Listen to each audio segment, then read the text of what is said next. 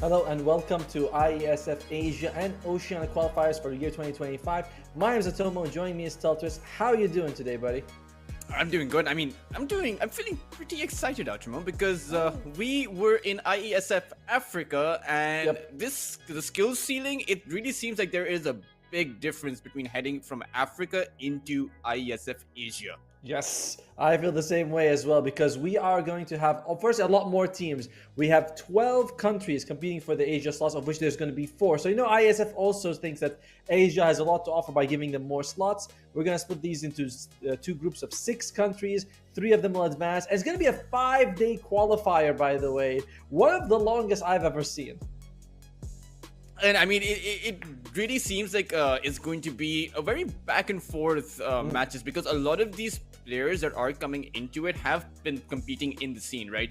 It's not just in IESF. Some of these players have gone towards those tier 1 tournaments. Some of these players have been competing in the tier 2 to tier 3 circuits. But again, this is the big stage, right? You get to represent your country, which is at the end of the day something that's very important. And I would say perhaps it's even more so for the Asian countries out there. We like to bring in the representation.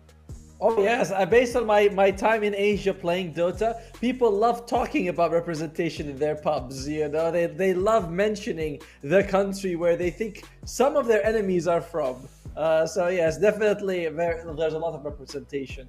One thing when we didn't talk about, but there's going to be a ton of strong countries. You already mentioned, I think you sort of hinted towards one of them, which is Philippines. They just came back from another major tournament. They're mostly the team of execration. And then we have like Malaysia, Mongolia. There's a lot of strong countries. Who is catching your eye at the moment, Telvers? Who are you thinking like this is a country that's gonna go far?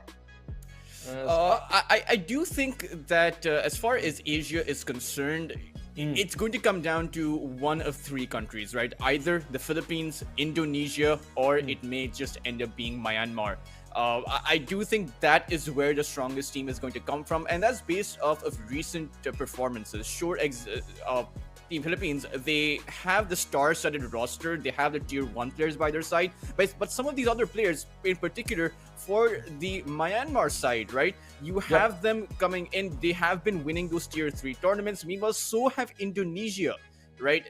They have the esports organizations backing. They like to perform as a group, and we're going to be seeing the same group come together to represent their country. So I do think it's going to be one out of those 3. Meanwhile, I'm actually also excited about the Oceania group, right? Australia versus New Zealand. We won't have that one today. We will have that one tomorrow.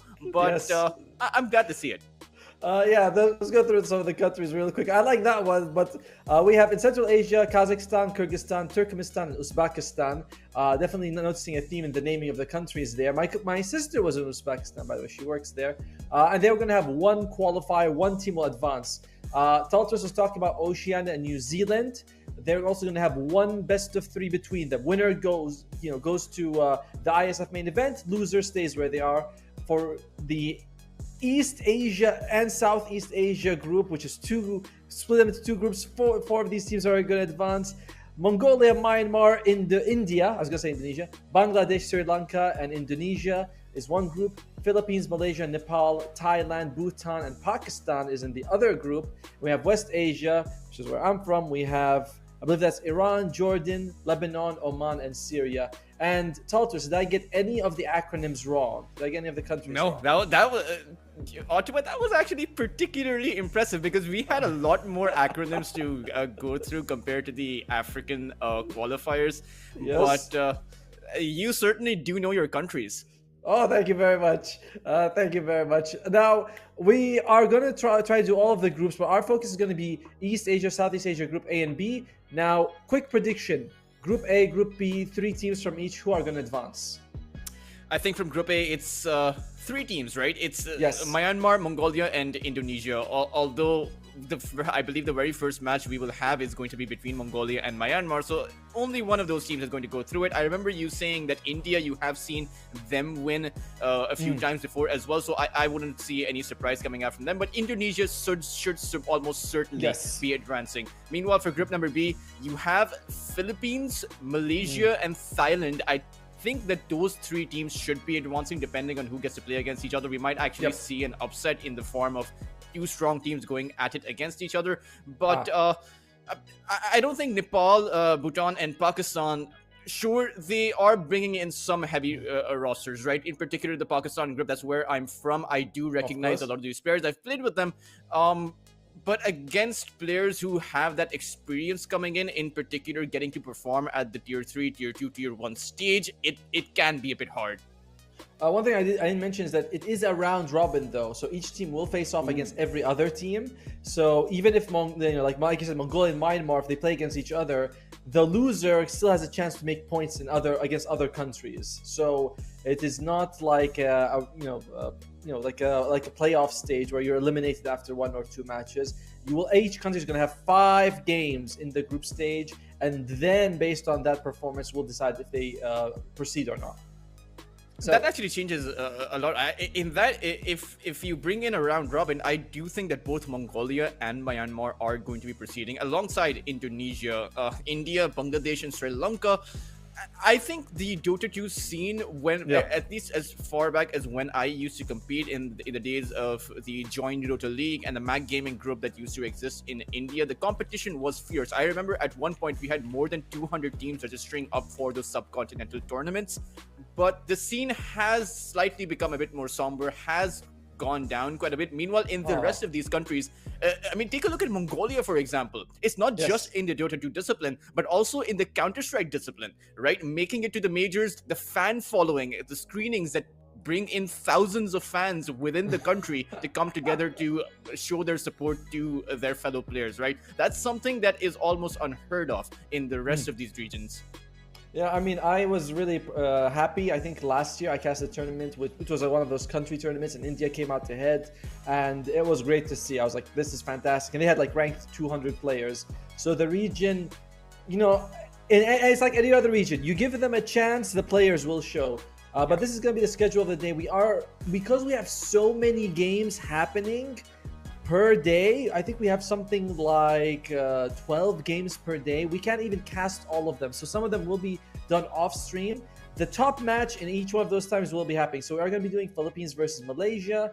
Once we get to the next one, I'll show you guys. But at the same time, Nepal and Pakistan will be happening, and so is Thailand and Bhutan. But you're Pakistan strong, right, Teltres? You believe in them. You said that you play with some of these players. I personally have no hope for them if they're your teammates, but you believe, right? Believe. I'll believe because you want me to, but that's not a lot of belief. I do hope, listen, upsets can happen, right? Because even though this is a round robin, a lot of these matches are going to be best of 1. So in a best of 1, it can go either way. A best of 1 isn't exactly a testament to the skill as much as a best of 3 or a best of 5 is. Best of 3s are all about stamina. Best of 1s are all about who can get out ahead in the early game. You find that cheesy pick perhaps, and then you can get the better of even a better team or a bigger team. I agree with you. You get last pick Meepo, Broodmother. Third match of the day for us is going to be Mongolia versus India. Then Myanmar versus Bangladesh, and Sri Lanka and Indonesia will not be casted. Sensitive question for you, Totter. Sensitive question. Are you sad that India and Pakistan are in different groups? Or are you like, thank God, tension? I wouldn't say it's tension. I would say it's the amount of competition and just the amount of natural interest that gets brought in when you have those two teams going at it. I mean, I remember when you have a cricket match, right, between India and Pakistan, that breaks viewership records all around the world. Despite of even someone like me who isn't exactly a cricket fan, still tunes in, right? So maybe I would have liked to see that. Maybe I should watch cricket more. Maybe I should be tuning in as well. Last 4 series of the day will be Philippines and Nepal, Malaysia versus Thailand, and Bhutan versus Pakistan. That is going to be I believe our last one for the day. I do think that Philippines will be taking the match against Nepal. Malaysia versus Thailand, that is going to be a very close matchup, right? Because you take a look at some of these players, they have been again in the tier 2 to tier 3 circuit, so can't exactly predict what's going to happen between those two. And Bhutan versus Pakistan, I'm going to be honest, I am not exactly sure what's going to happen there. I am not too familiar with the players from Bhutan. They don't have the verified Wikipedia page. Neither do the Pakistani players.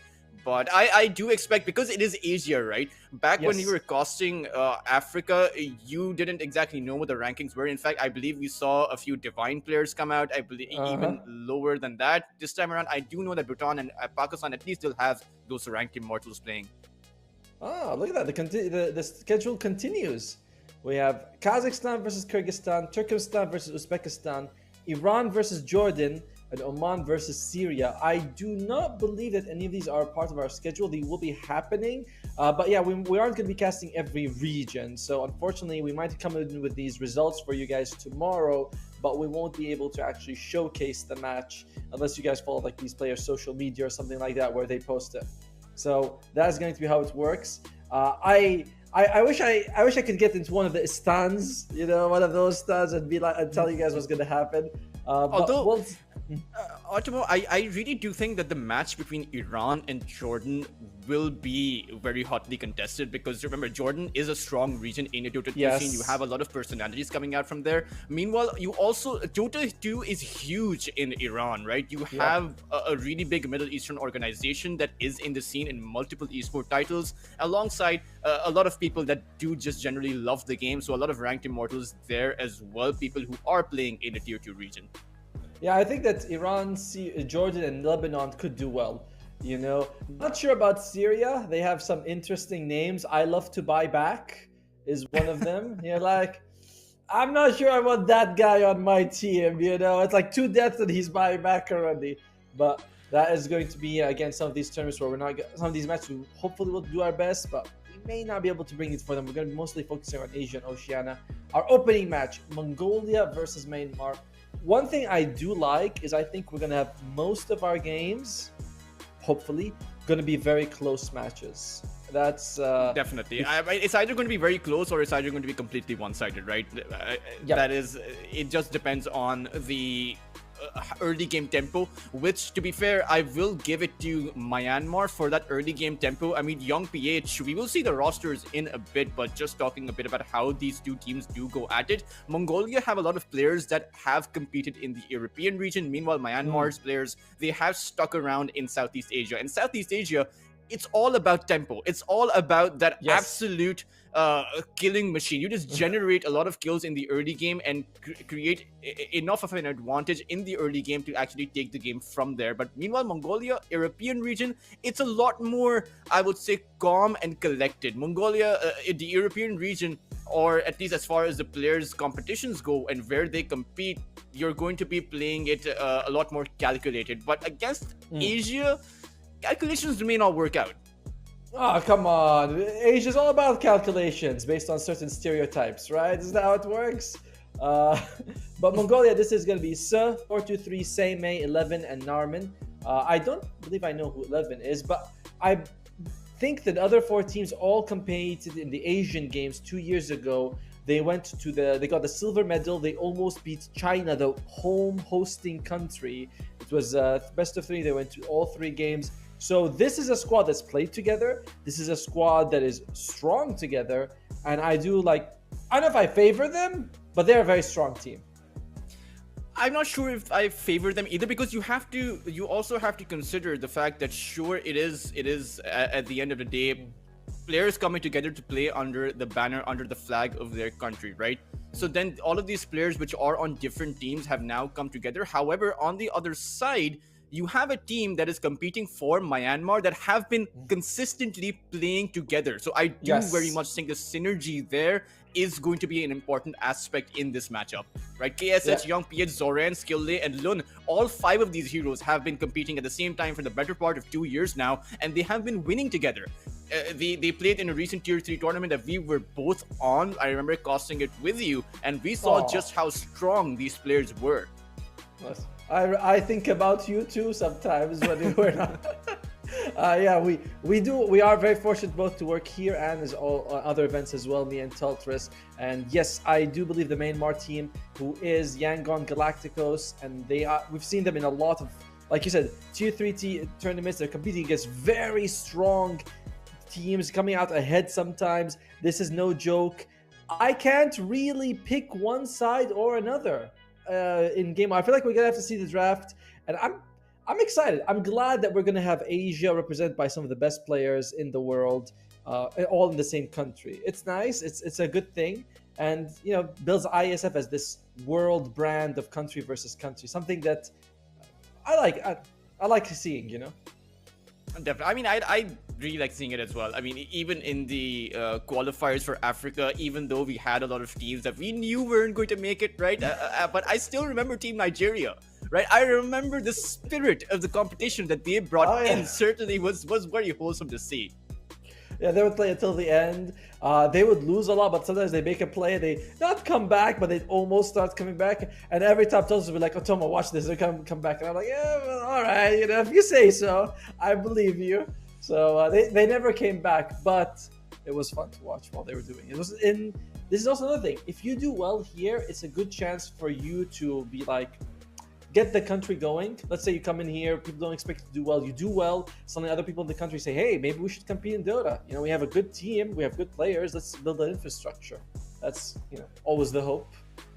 Let's see what both of these teams are going to be able to do. I mean, if I were to pick a winner, I mean, I do think that we will have a slight wager just between the two of us, of course, on who the team is. And I will start it off by saying that I believe personally that Myanmar is going to take it. Well, in that case, I believe in Mongolia. Just because you can't have two people with the same hairline picking one team. That's not right. We have to be on different teams for the two. Otherwise, people will think we're the same person. They'll be like, they look alike. What's the difference? They have the same the difference is Ottoman. You see. No. The difference is I'm married. See, that's another difference. Yeah, perhaps I should reconsider keeping the beard at this length. But still, taking a look at some of the drafting styles for the tournament, for both of these teams, Automo, it's a very different drafting style you're going to be bringing into it, right? I even though the meta in this patch it has been consistent, and I see a lot of I see a lot of conversation happening on the forums on Reddit, right, regarding there are two camps essentially. One camp is saying that, hey, we have the biggest tournament of the year coming about, and we want to see a patch come out. And then the other camp is, no, you can't have a patch before that tournament happens. So which side do you lie on?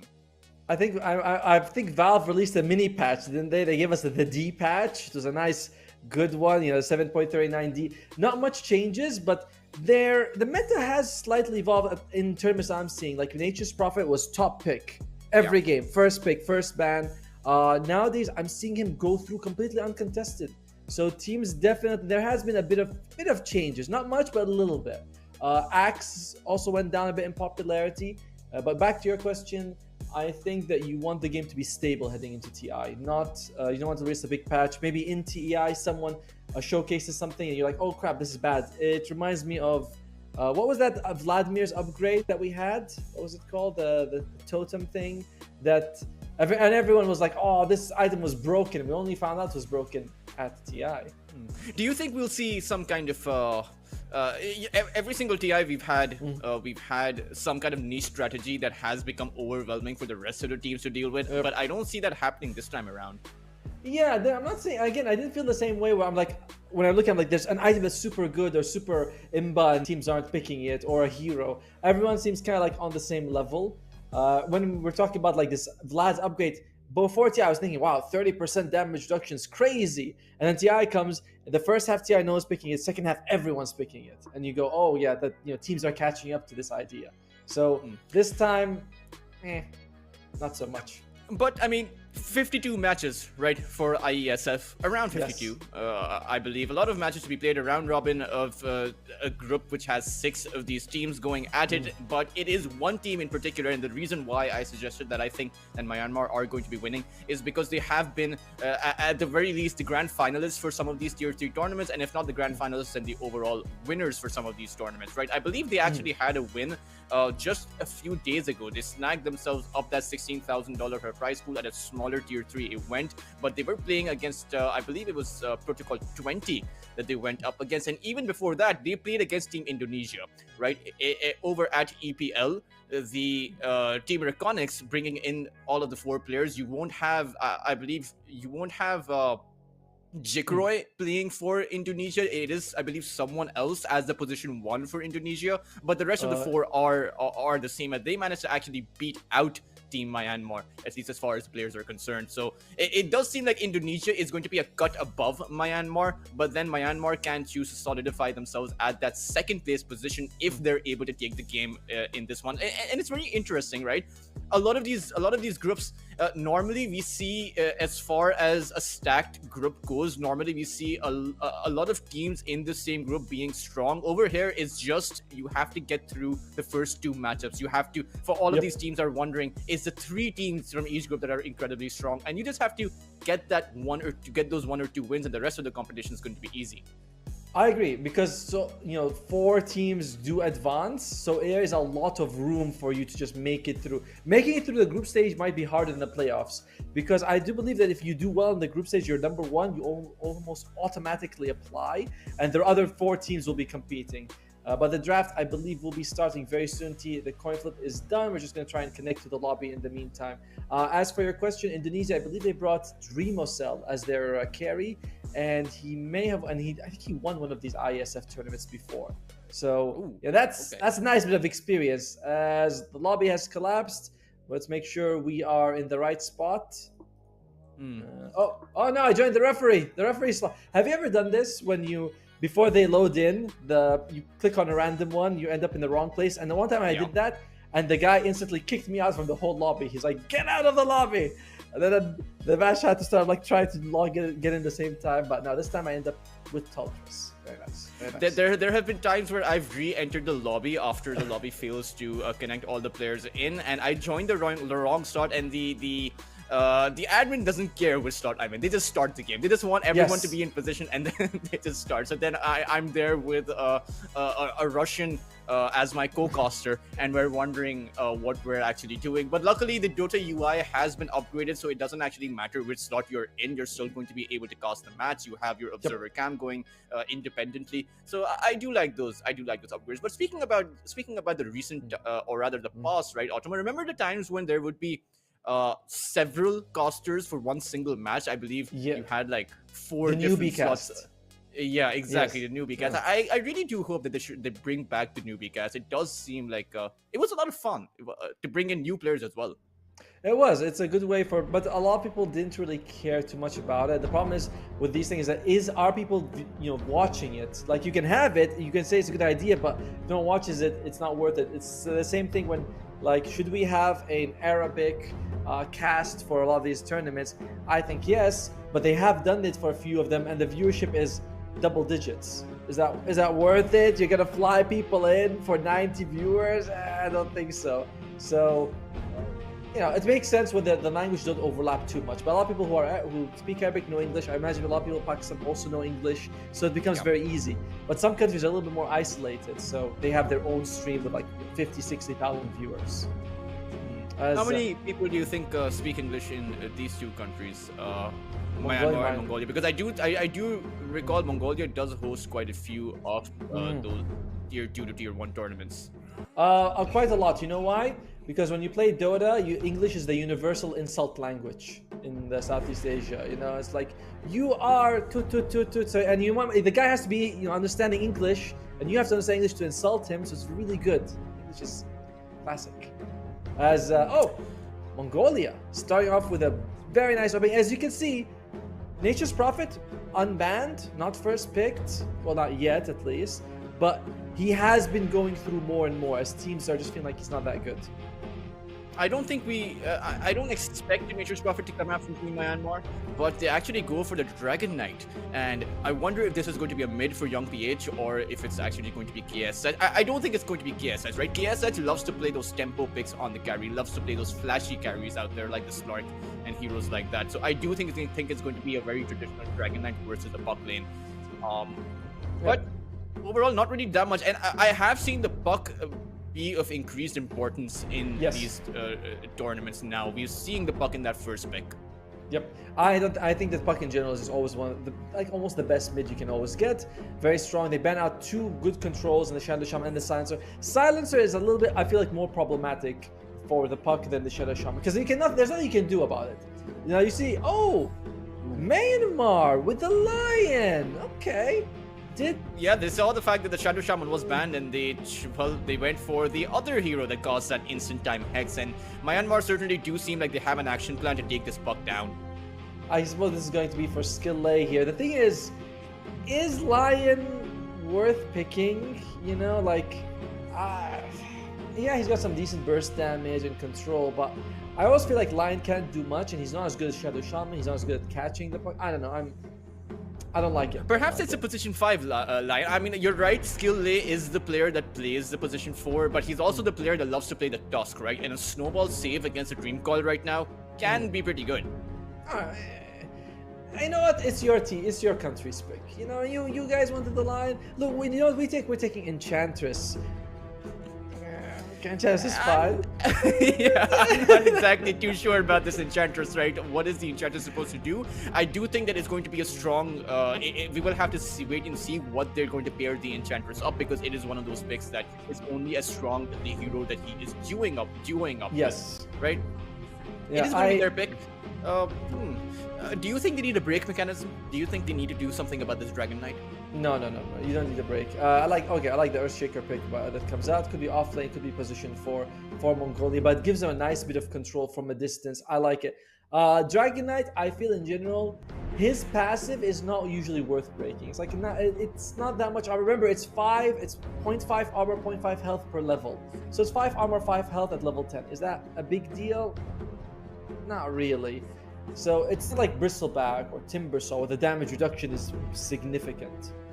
Also, an interesting point that it went past my head.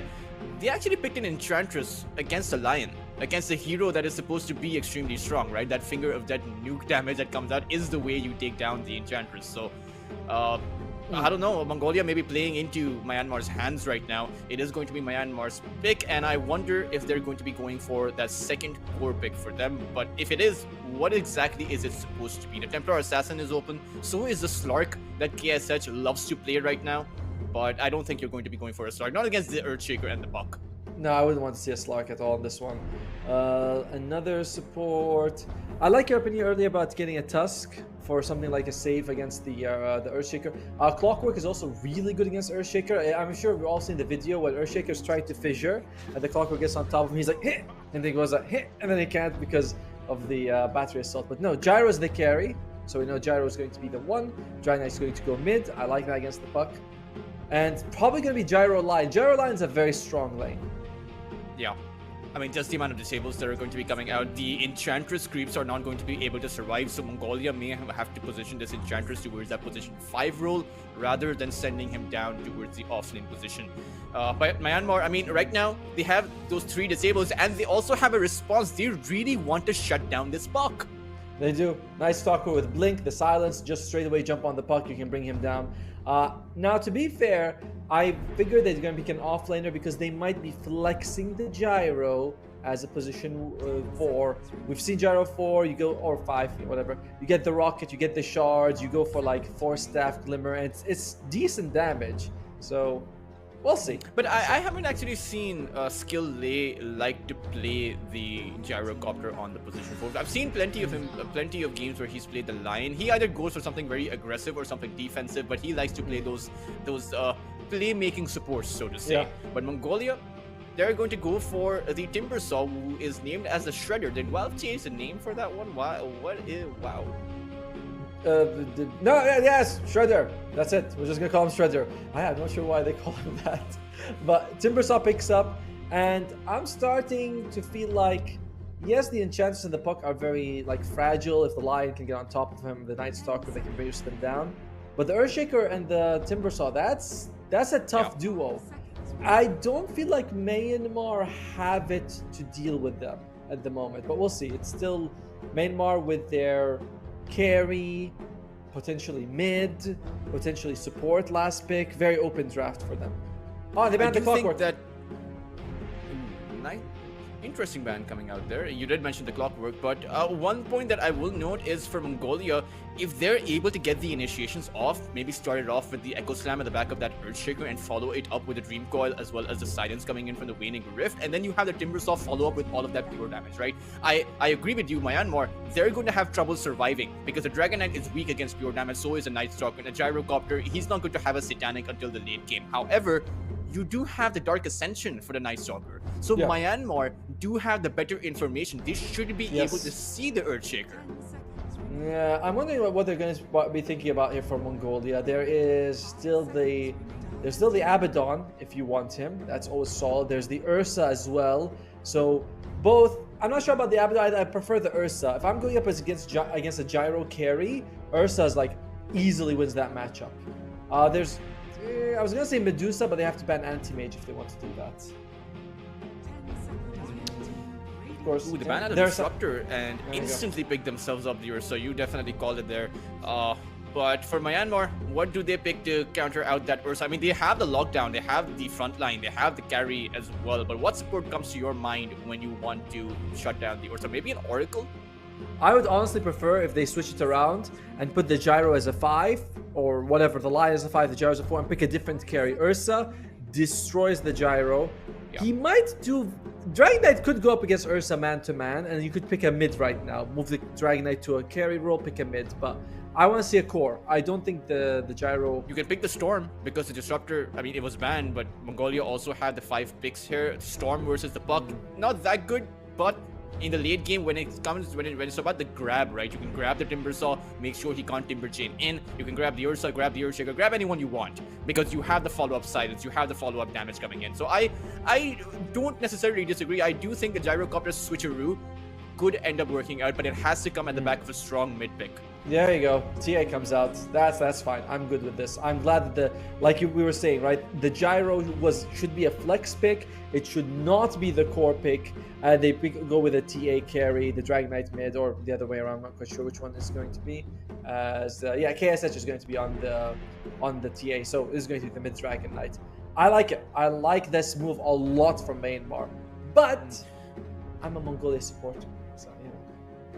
And also Mongolia only have one stun.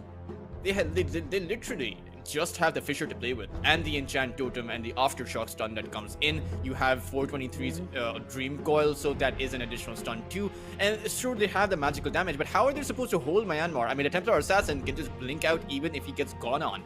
The Dragon Knight can be going in with those initiations, and sure enough, it is going to be a Dragon Knight on the mid, and it's going to be KSH who's going to be on the carry.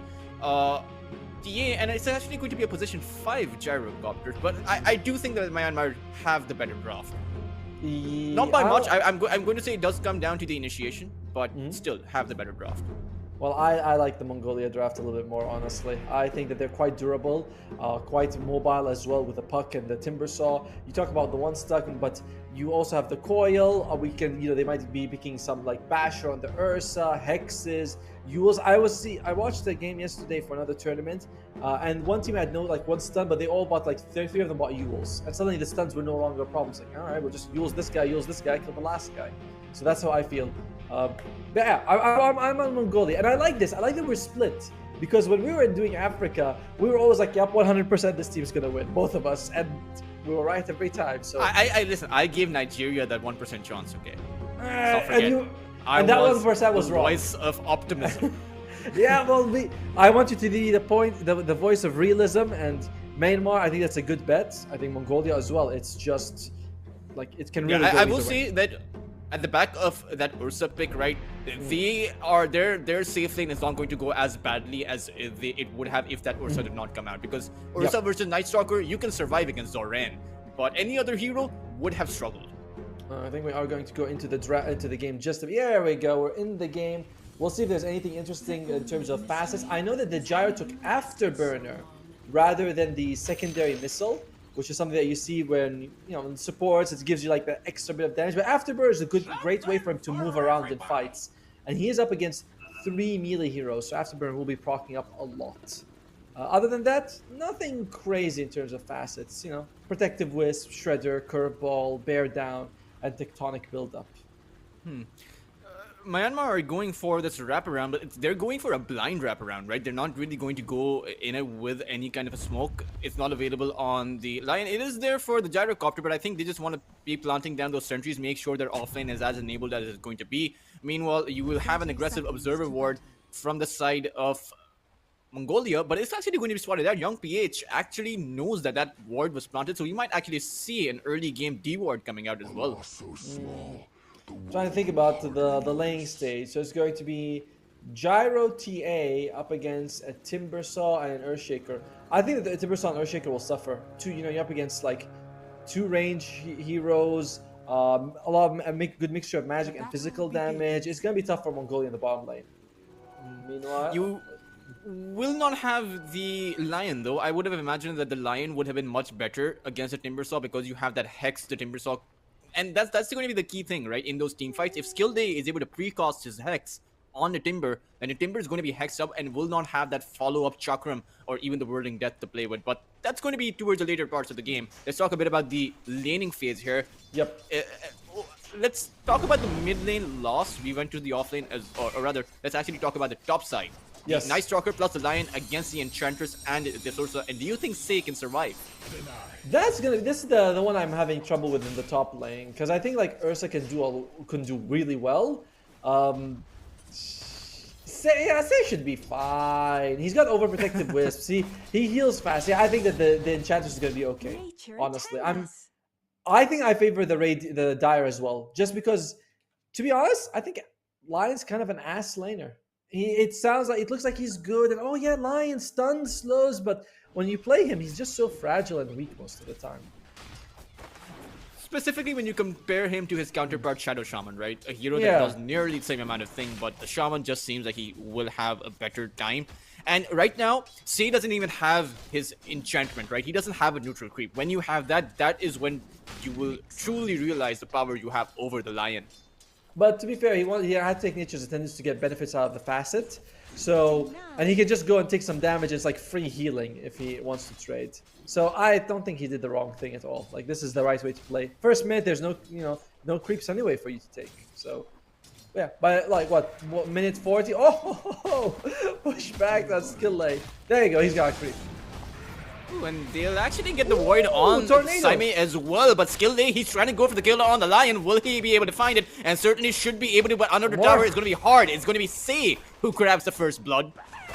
Did you see that? He instantly gets that Wild Wing, the small one, throws out the Tornado, is able to use it, or the Hurricane, whichever one it is, and it slows down the Lion with a Blood Grenade. Lion can't do anything. And this is what I mean.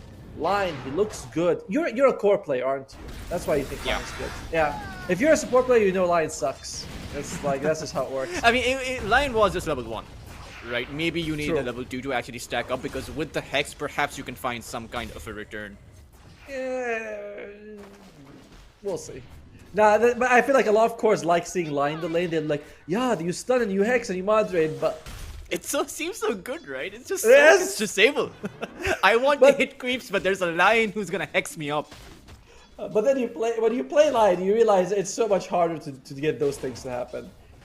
So far though, in terms of CS, fairly even across the board, from all the cores. 10 to 14, 10 to 15. Nothing. Mid lane is going particularly even too. You do have more denies on the Dragon Knight, but topside Zoran is going to be in a bit of trouble. He will still be able to just walk that one away because he has a 2 points in the Hunter of the Night, 22% movement speed, and has more movement speed than the Ursa, even if Saime were to get the boots of speed up. Yeah, isn't that balanced? That free, I like those passes though that give you a free skill point. You know, it's like you get free Hunter of the Night. I'm like, yeah, sure, that's he gets a free boot of speed plus a gloves of haste. Like, look at the level 1. It's 15 attack speed plus 10% movement speed. You know, that's insane. But over on the bot lane, yeah, Seth in a bit of trouble. He doesn't actually have the gyro beside him. Will throw out the refraction, but it has waned off, and now they are going to make their move in. He is stuck in between the Fissure, and a simple chain is going to be the end of the Templar. Myanmar playing a bit lackluster. I agree. Loon not being there to help him. He was pulling. Must be a bit of miscommunication, because he goes to pull and KSH is like, yeah, let me go farm. And 2 versus 2, I 100% favor Myanmar in the bottom. But when it's, you know, when they're separated like this, it's very easy for them to get a kill on the TA. She's not that durable. The reflection goes out. particularly quickly, right? Because you have the creep wave on the TA Yep. as well, because the gyrocopter was pulling. And you also have a shredder on the timber saw, so you get like double value from the not double value, but more value out of the timber chain each time you use it. Either way, Myanmar, look at that. All of a sudden though, the CS is really shooting up on their side, isn't it? Yeah, I mean, you even have the 8 denies on the Dragon, and he's denied 2 whole creep waves away from the puck. And we might see young PH, because he is a tempo-based player, right? We might even see him go for the early Blink Dagger and just abandon the early Mage Slayer. I prefer that as well. I think that you need it because you might see KH like need to farm. Oh, Narman's taking quite a bit of damage there for that rocket barrage. Well, what is Lun trying to do? Lun? He is going to go and plant a deep ward. Maybe scout out, see what they're doing. There you go, plants a deep ward. Just so that if the Ursa or the Earthshaker, I've seen some Earthshakers, they stack 4 or 5 stacks, Echo Slam it, and they just get like nearly all a Blink Dagger straight away. A Skillay! My God. He's gonna be fine. There's no disables on the top side. But every time he TPs out, that's going to be Saime who just ends up doing all the better for it, right? On this Ursa. Yes. Yeah, like you mentioned, he goes back home because, of course, he's a lion and he's useless. And then Zaure is by himself. He's like, well, what do I do now? It's not super easy. If I can't go one-on-one against an Ursa. The one lane that has been working out very well for Myanmar has been that mid lane, but Norman is going to come in, throws down that Fisher, but still 423 doesn't have the Dream Core, so he can't exactly capitalize at the back of it. Oh, okay, alright. Taltos, I have a question for you. Who is a scarier hero to fight, Ursa or Night Stalker? Like, let's say that there's a real-life Ursa or Night Stalker. Who would you be more scared of? Night Stalker. Because the Ursa's going to kill me quick. Night Stalker, you know, it's going to be fear. It's going to be, I'm going to be afraid of dying. I don't want to be afraid of dying. I'd just rather it be over. I agree the same. I feel like Ursa would do it quickly and you'd be like, thank you. But Night Stalker has also got that weird mouth thing. You're like, are you going to eat me? I don't know. So, definitely the Ursa seems like a safer pick. Second of Power really to go towards it. Actually went towards 423 and over on the top side. So Rain's going to end up getting solo killed by Saime. That kill should never have happened, Otomo. But we talked about it. We just said he's a quick killer. You know, Zhao Rain, he was thinking, nah, this is an Ursa, I can handle Otomo it. towards the mid side. They find the Impale on the puck, and alongside Lun, they'll be able to find 423. So it turns out, even though Myanmar may have lost their top lane and their bottom lane certainly did get off to a shaky start, the mid lane is going to be in their favor.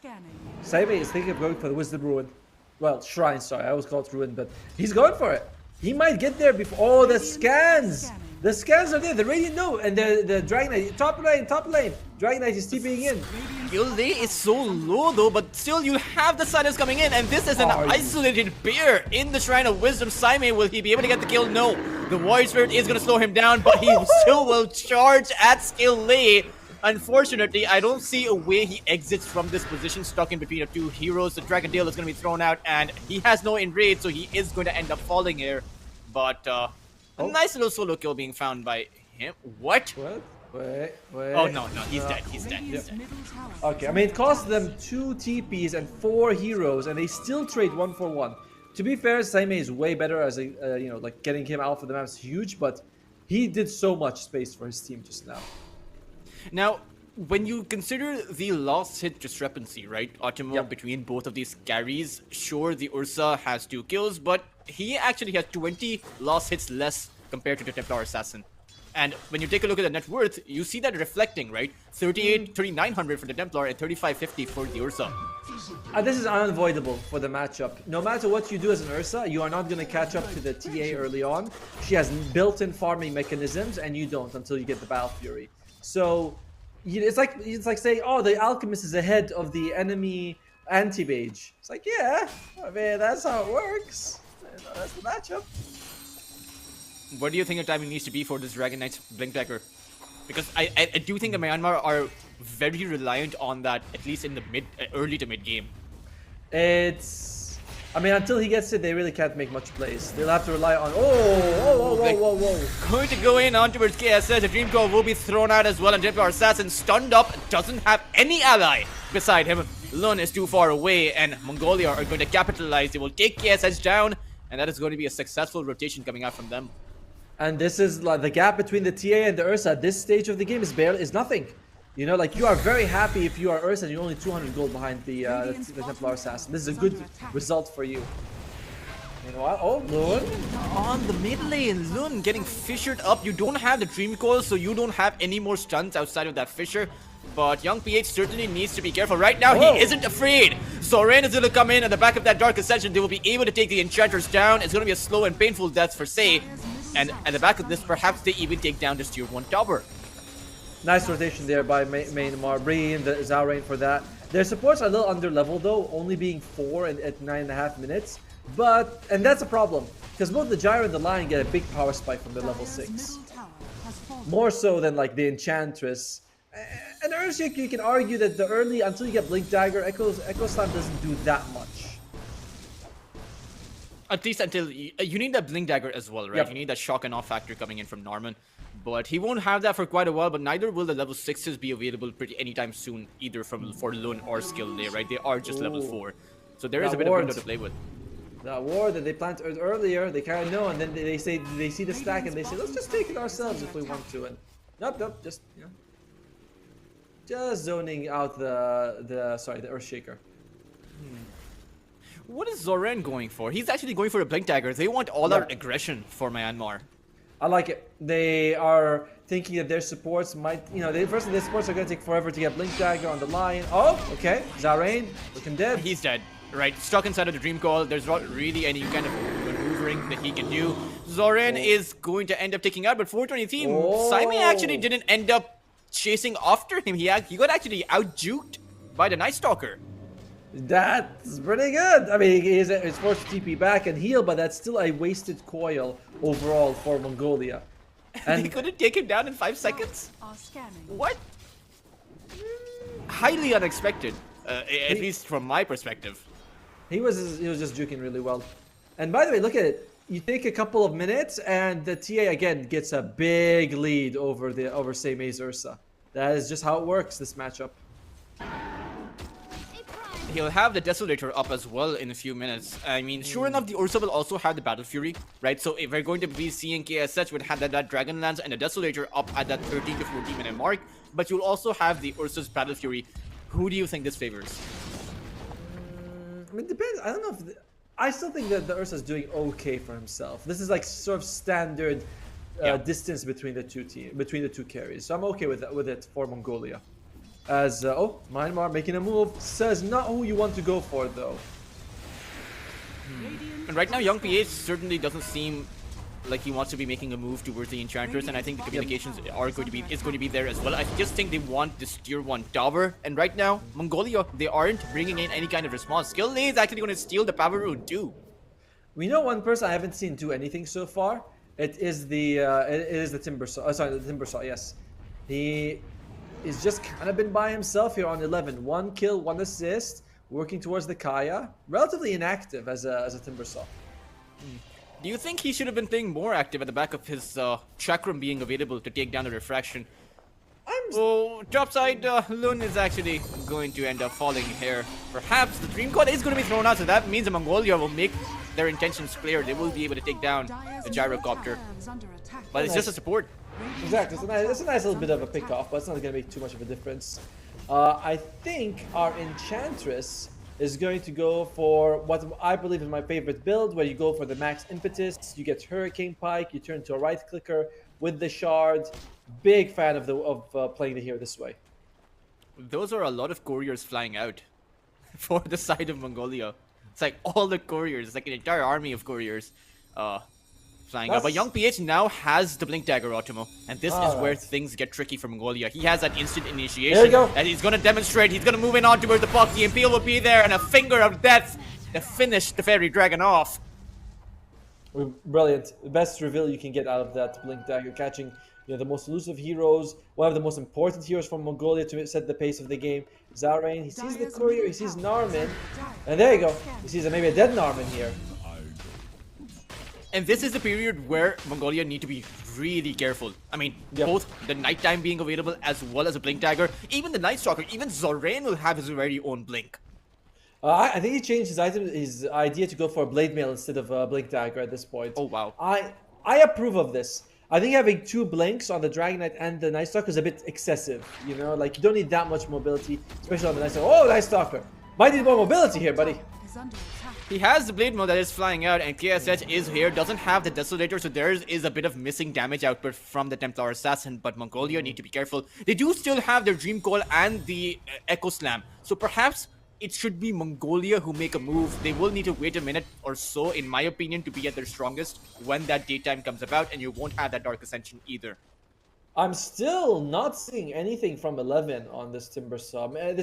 He's level 10. I think that's the highest level in the game right now. No, sorry, there's a 12 on the on KSH. But in general, he's really not involved with his team. He's Do you think he's going to come back to haunt them? Yes. I think that when you pick Timbersaw, you expect the hero to make more space for the team rather than AFK farming. Structures are fortified. But in this scenario, Automo, you have an Ursa who is still doing very well for himself. So is there an urgency to bring this Timbersaw in? Dire's middle tower yes.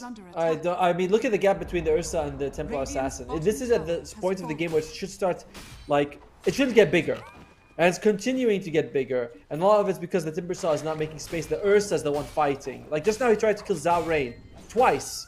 And he didn't get either of them. Those are pretty big punishments for Spawn. So, yeah, we need 11 to pick it up, bro. Pick it up. Come on. You'll have the Dark Ascension up as well. Dragon Knight to activate his dragon form, and I think Myanmar want to make a play. But so do Mongolia. They are going to bring in their puck as well as the Earthshaker. The rocket is going to land, and right now you don't have a Blink Dagger up for Norman. So Rain is going to activate his Dark Ascension. They have held Lun in place. However, this does not work out for Mongolia. They're going to lose 11, who finally joins the fight, and it's going to be an absolute disaster coming out from them, as Myanmar are just going to roll over 3 of Mongolia's heroes here. But Say does have the Unstoppable, and it's a bit difficult to find him, but they do have the damage in the end. This was... They don't have the way in, Automo. Yep, losing. They lost the Timbersaw instantly. You see that? He just shows up, dies within a second. What was it? Mostly magic damage that killed him? Because yeah, the finger was used. Yep, it was. Might have to consider getting for some sort of casual cloak or something. But because the Timbersaw took so long to get active, he's no longer the strongest hero on the map. And you can see the damage coming out from KSH, which was insane as well. Scary moment for Mongolia right now. And 3 instant Desolator stacks, right? That was Myanmar have had perfect starts to their power spikes, right? As soon as the Blink Dagger came online for Young PH, he got a kill on the puck. The Desolator online for KSH, he gets 3 stacks. So everything seems to be working out for them. I mean, you also have, the Lions got 2. You're like, oh, it's all really just looking very nicely right now for Myanmar. However, wait. Yeah. You do have the Roshan attempt right now because Mongolia saw the Dark Ascension come out, Finger of Death, Dragon form, everything being used on Myanmar. They have the opening to actually take this Roshan uncontested.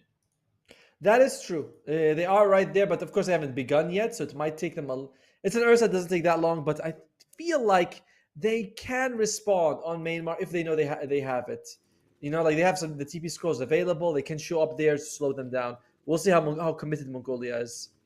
Let's take a look at some of the items. Blink Deso and Dragon Lance on the TA. Blink Mage Slayer on the Dragon. Mage Slayer is huge. It reduces everything the puck and the Timbersaw are going to do. So that's massive for them. You cannot reduce pure damage with magic resistance, but you can reduce it with Mage Slayer. I believe Lion also has a Blink Dagger coming out for him.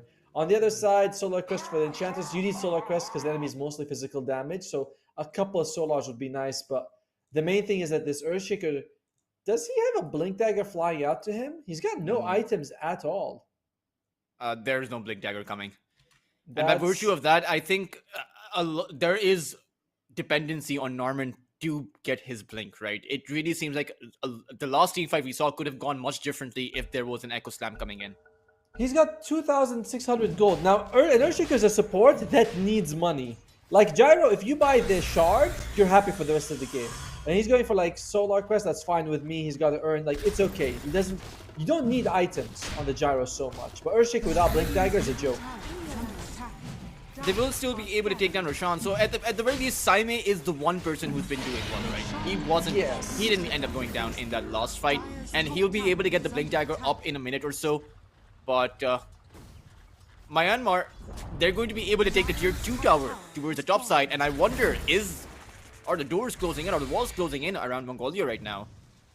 It's certainly getting harder and harder to breathe. You know, like there's just less space on the map, less things you can do, but the fat lady isn't singing yet. You know, there's still a good hope here for Mongolia. What does Gaben say? Gaben says 54% in favor of Mongolia. In favor of Mongolia. Not too sure what that prediction is all about. The Dota loss might be slightly twitching, but in goes Myanmar. Starting it off on towards say a Dragon Tail will be unleashed, and KSH may have the damage output. I mean, this Enchantress is lost in the woods right now, and this is a deer that will fall inevitably. Bambi's mom is very durable, you know.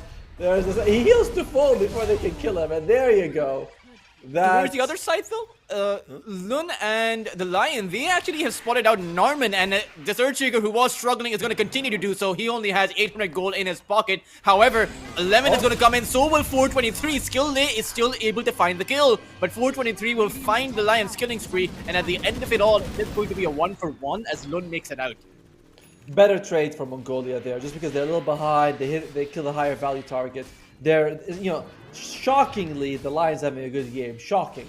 I can't believe that's actually happening. He has a Blink Dagger. I know. On the Lion. They have a Blink Dagger on KSS as well. They have 3 Blink Daggers to play with right now. And Otimo, the Night Stalker, has queued the Blink Dagger back up. So they'll have 4 Blinks. It's going to be particularly hard for Norman as well as 423 to play the game when those Blink Daggers are up. It's like these guys rely on going in at this very specific point in fights. Can they find the Dragonite? They do! Simon has the Blink Dagger, and you have the Earthshaker who's coming in as well. Young PH will fall, and that is a huge opening being found by Mongolia. Can they turn this into anything? They have everyone bottom, and I believe the coil should be up fairly soon, about 15 seconds. So that kill was without the coil, without any really big ability expanded. And I like what the person's going for. Myanmar, they want to go in for a fight. They find the Hex on the Ursa, and the rest of Mongolia, they weren't there to back him up. Zorando's find and capitalize on this. He will go in with the Dark Ascension, and Mongolia, they left their Ursa alone to fend for himself, and they are going to pay for it. The Timber Saw will be cut out as well, and the rest of Myanmar, they will just collapse upon that Timber and take him down.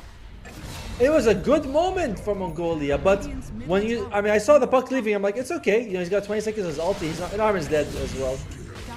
I don't understand why they did that the way they did.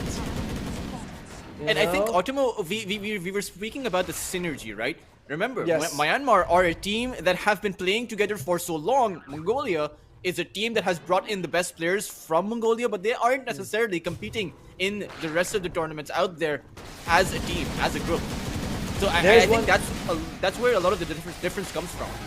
There's one team that has more synergy than Myanmar in this match. You know who it is? Who? Nigeria's not playing. What are you talking about, Otimo? Nah, me and you. I see. I see. Okay. Shaved our heads just for Iesf Asia, you know. Just to look alike. By the way, the gyro has finished the Aghanim's shard.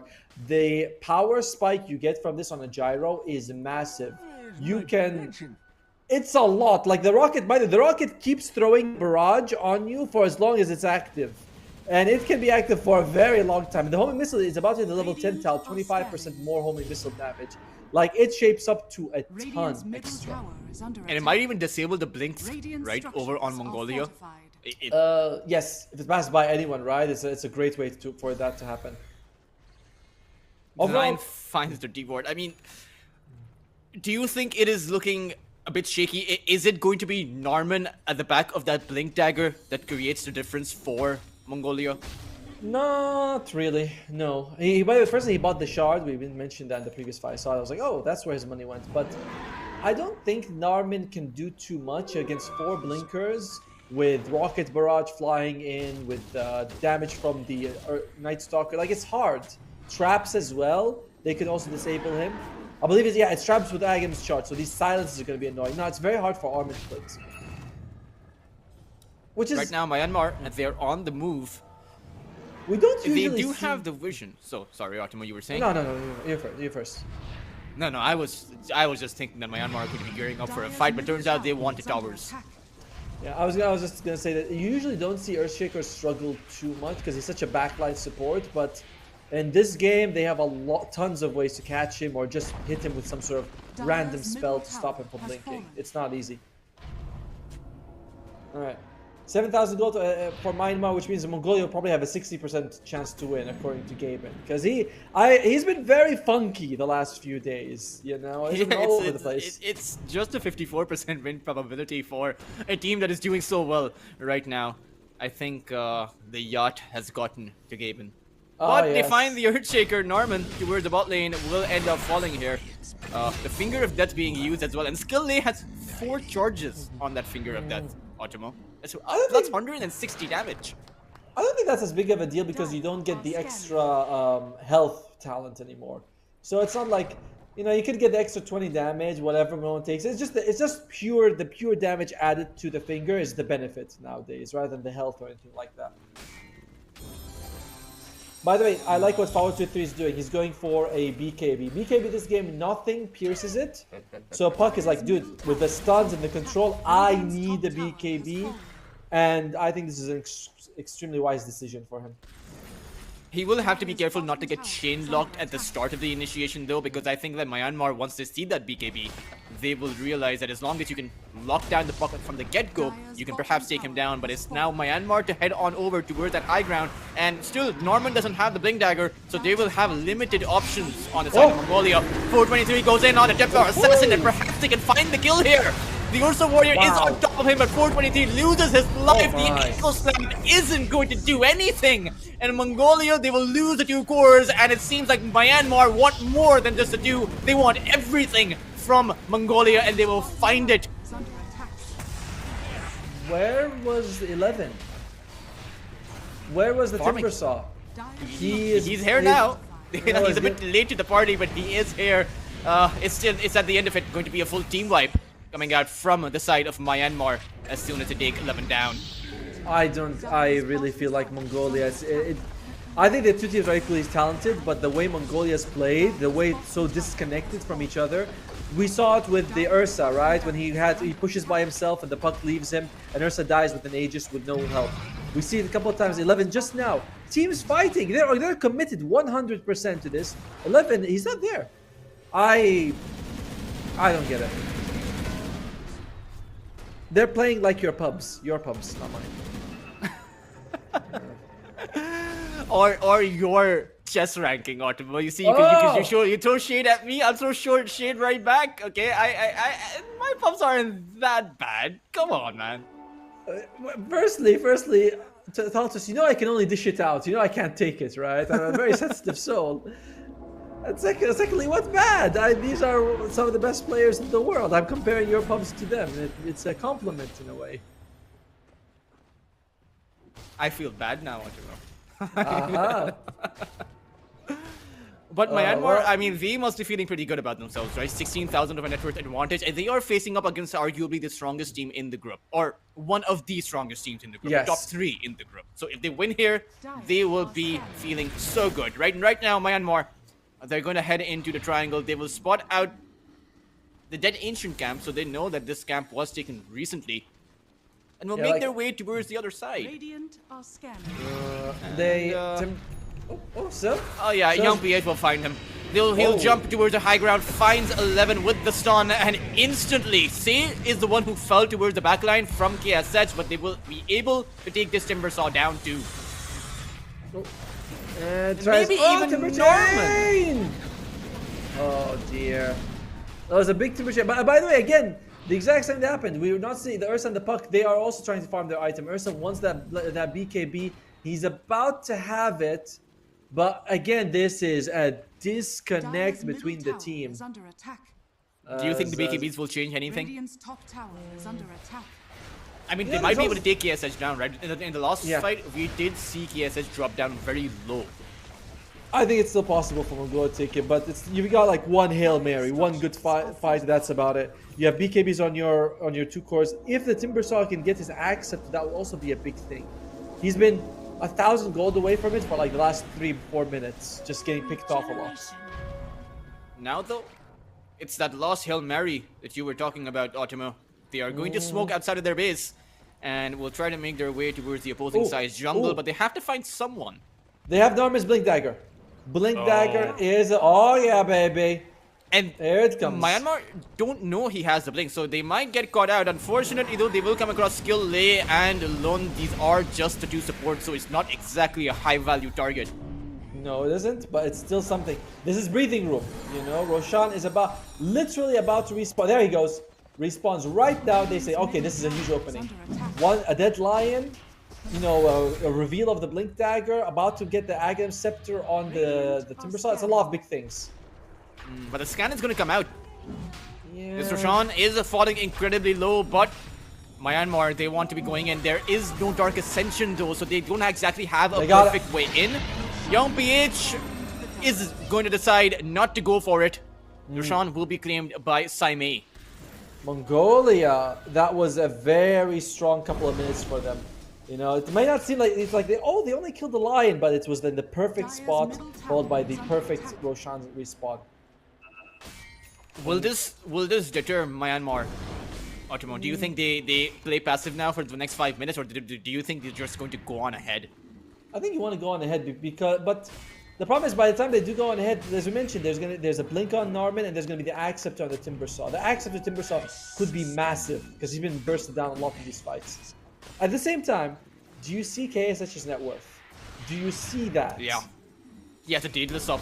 His Desolator is almost maxed out, and he has a BKB. It's a full 9-second duration. So he's not going to actually get stuck by the Puck's Dream Call. He can just walk on out of that one. By the way, he's also got Gunpowder Gauntlet as well, which is a really good item for the TA. You tend to, jump in through a big hit. Now that hit's going to be even bigger.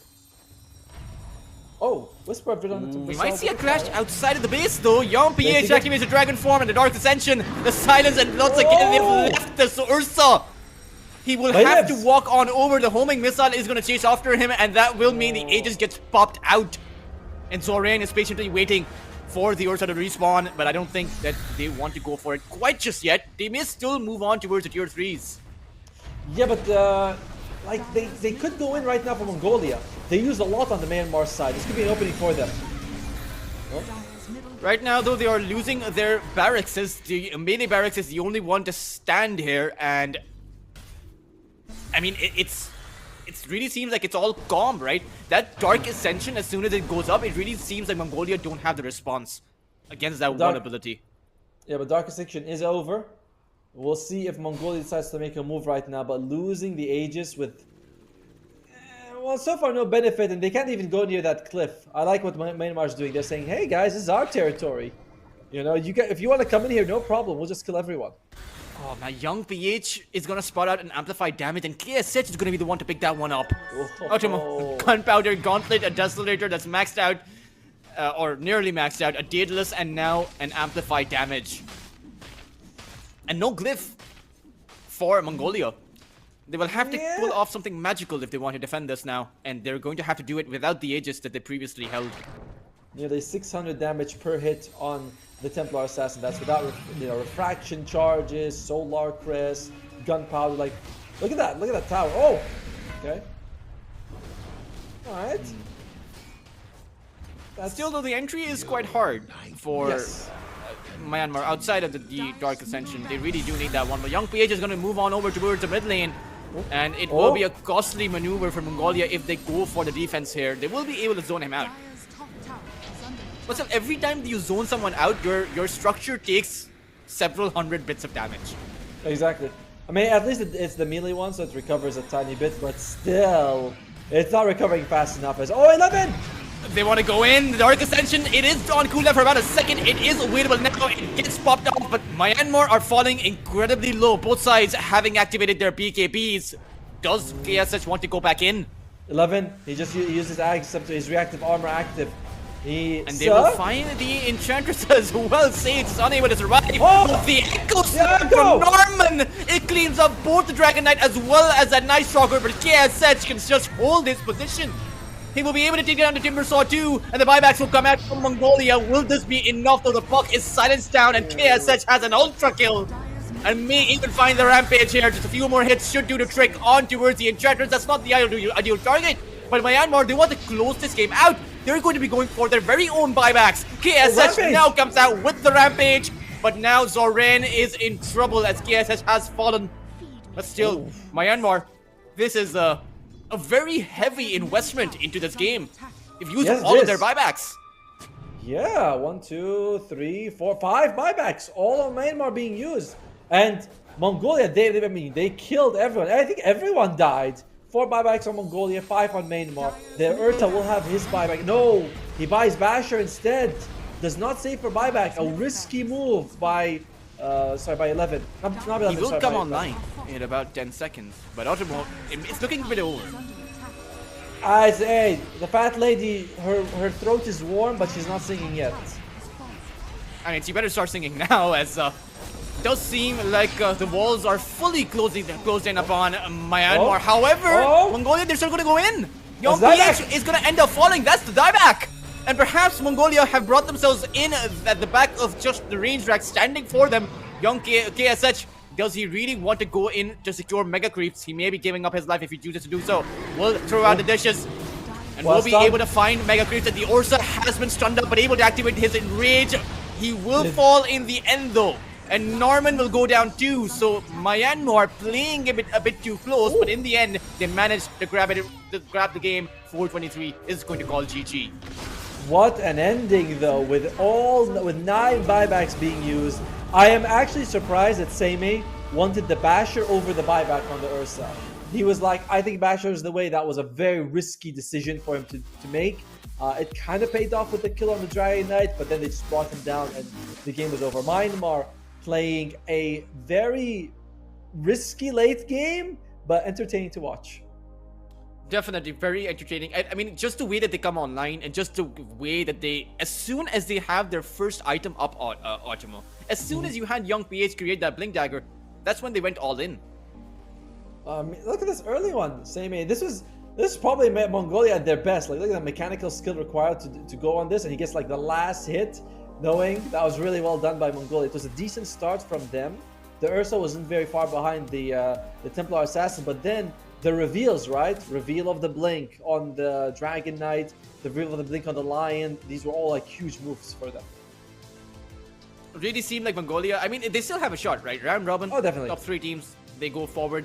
And for Myanmar, they should be feeling pretty confident because the last time they went up against the players from Team Indonesia, they ended up losing.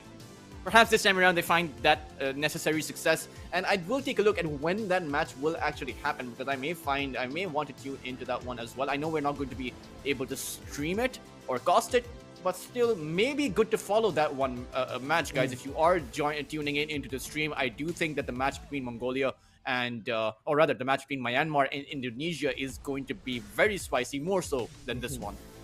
Oh, well, we're here for all the spice. And in general, it came down to teamwork between the two teams. You can see Mongolia 11 was not involved. You know, I'm not saying this to like flame the guy and say he's a bad player, but clearly there's a disconnect between him and some of the team. Seimei as well, he got the Aegis, pushes by himself, team's not there. When it's Myanmar, every time I look at the screen, I see 5, blue, green bars all together holding hands, like a real family. Like 11, because he wasn't there on the Timber, that really did hurt Mongolia, and not just the team, right? Norman wasn't able to find the resources and the space to farm up his Blink Dagger, which could have changed the course of the game. The puck was constantly had to protect the Ursa warrior. Ursa had to be positioned towards the front line rather than the Timber. And you can't make those kinds of mistakes. No, not at this level. Not with the players you're going up against. Like, it would have been better if he was playing like an Enigma or a Magnus, where you show up, you throw a big ultimate. If you die after, it's okay. But we expect Timbersaw to be in the thick of battle, you know? And he wasn't. KSH got a rampage, by the way, which was wild to see. I think that when he kills that. No, what was it? One more, he gets the kill. Was it on Se? Yeah, I think it was on Se. Yep. Say, Se. Gets the kill on him. it did get a bit. Oh no, rather it was on the Timbersaw where he ended up getting the rampage. That was the Timbersaw's dieback actually. But it was a bit surprising. Were you surprised when Myanmar bought back on all of their heroes? That was they were feeling like we gotta end this right now. That was a risky move, honestly, because if they had lost this fight, like when they killed the DK, I thought Mongolia was in a really good spot right now. I was like, just back out, let them, like wait for your Timbersaw. Do not fight, just try to delay. But they weren't going in, and I think Norman had his Echo Slam available like in a few seconds after this. He wasn't quite ready just yet, so I don't know why they forced the fight so much in this situation. And yeah, I guess GG's call. Timbersaw a few seconds away. I don't know why Mongolia felt the need to like make this fight happen. Oh, it was at the end of it. I suppose the more cohesive team won, right? I wouldn't say that the skill coming out from Mongolia was any less than Myanmar, but I will say that Myanmar played like the more unified team. Yeah. Yes, definitely. I mean, looking at the stats here, trying to see if anything stands out. KSH with 15 kills. Very nice for him. 900 GPM. You look at Seimei is almost half of that, which is rough. And yeah, they're not calling him Timbersaw. They're calling him Shredder. They're sticking to the Shredder name on the Timbersaw. But at the end of it, I mean, I would say it was a decent performance by Mongolia. In my opinion, they should be the top 3 still, right? They may lose against Myanmar. They may even lose against Indonesia. But I think, in my prediction at least, they will be able to win against the rest of the teams in this group. Agreed.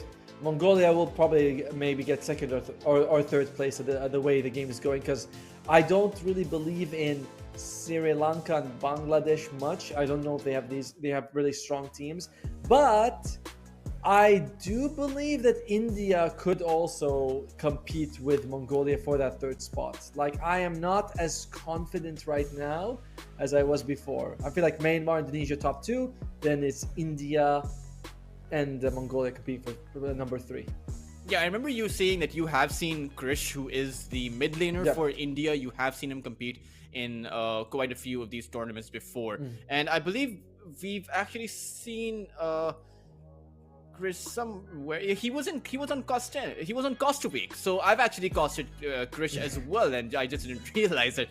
But yeah, I mean, all of the teams over on Costa Week were pretty good, right? And so by virtue of that, I do think that India has a shot. Whether or not my home country Pakistan has a shot, I would think that I don't want to have the folks with pitchforks outside, but I will say that India does seem like much better than Pakistan, at least in this tournament. In Dota, yes. Be careful, because you're like, you had to get the sentence just right. In Dota. Yes, in Dota, right now, the tension. But that's going to be our first match of the day, done and dusted. We're going to go for about a half an hour break before we come back for the second game of the day. I want to make sure I give you guys the in between Philippines and Malaysia. So, who do you think, Ottomo? Who do you think is going to be coming out ahead between Philippines and Malaysia? I mean, both of these two countries, and when we talk about these two countries, they have brought out some of the best Dota players in the world, right? 10 years ago, you had Team Malaysia in the international, right? And that was actually they were the only team to actually compete at the tier 1 level under the flag of their country. Right? No other team has done that in the history of Dota so far. But then again, you have Philippines, who went to the biggest tier 1, one of the biggest tier 1 tournaments as well. Yeah. So who do you think takes it from there?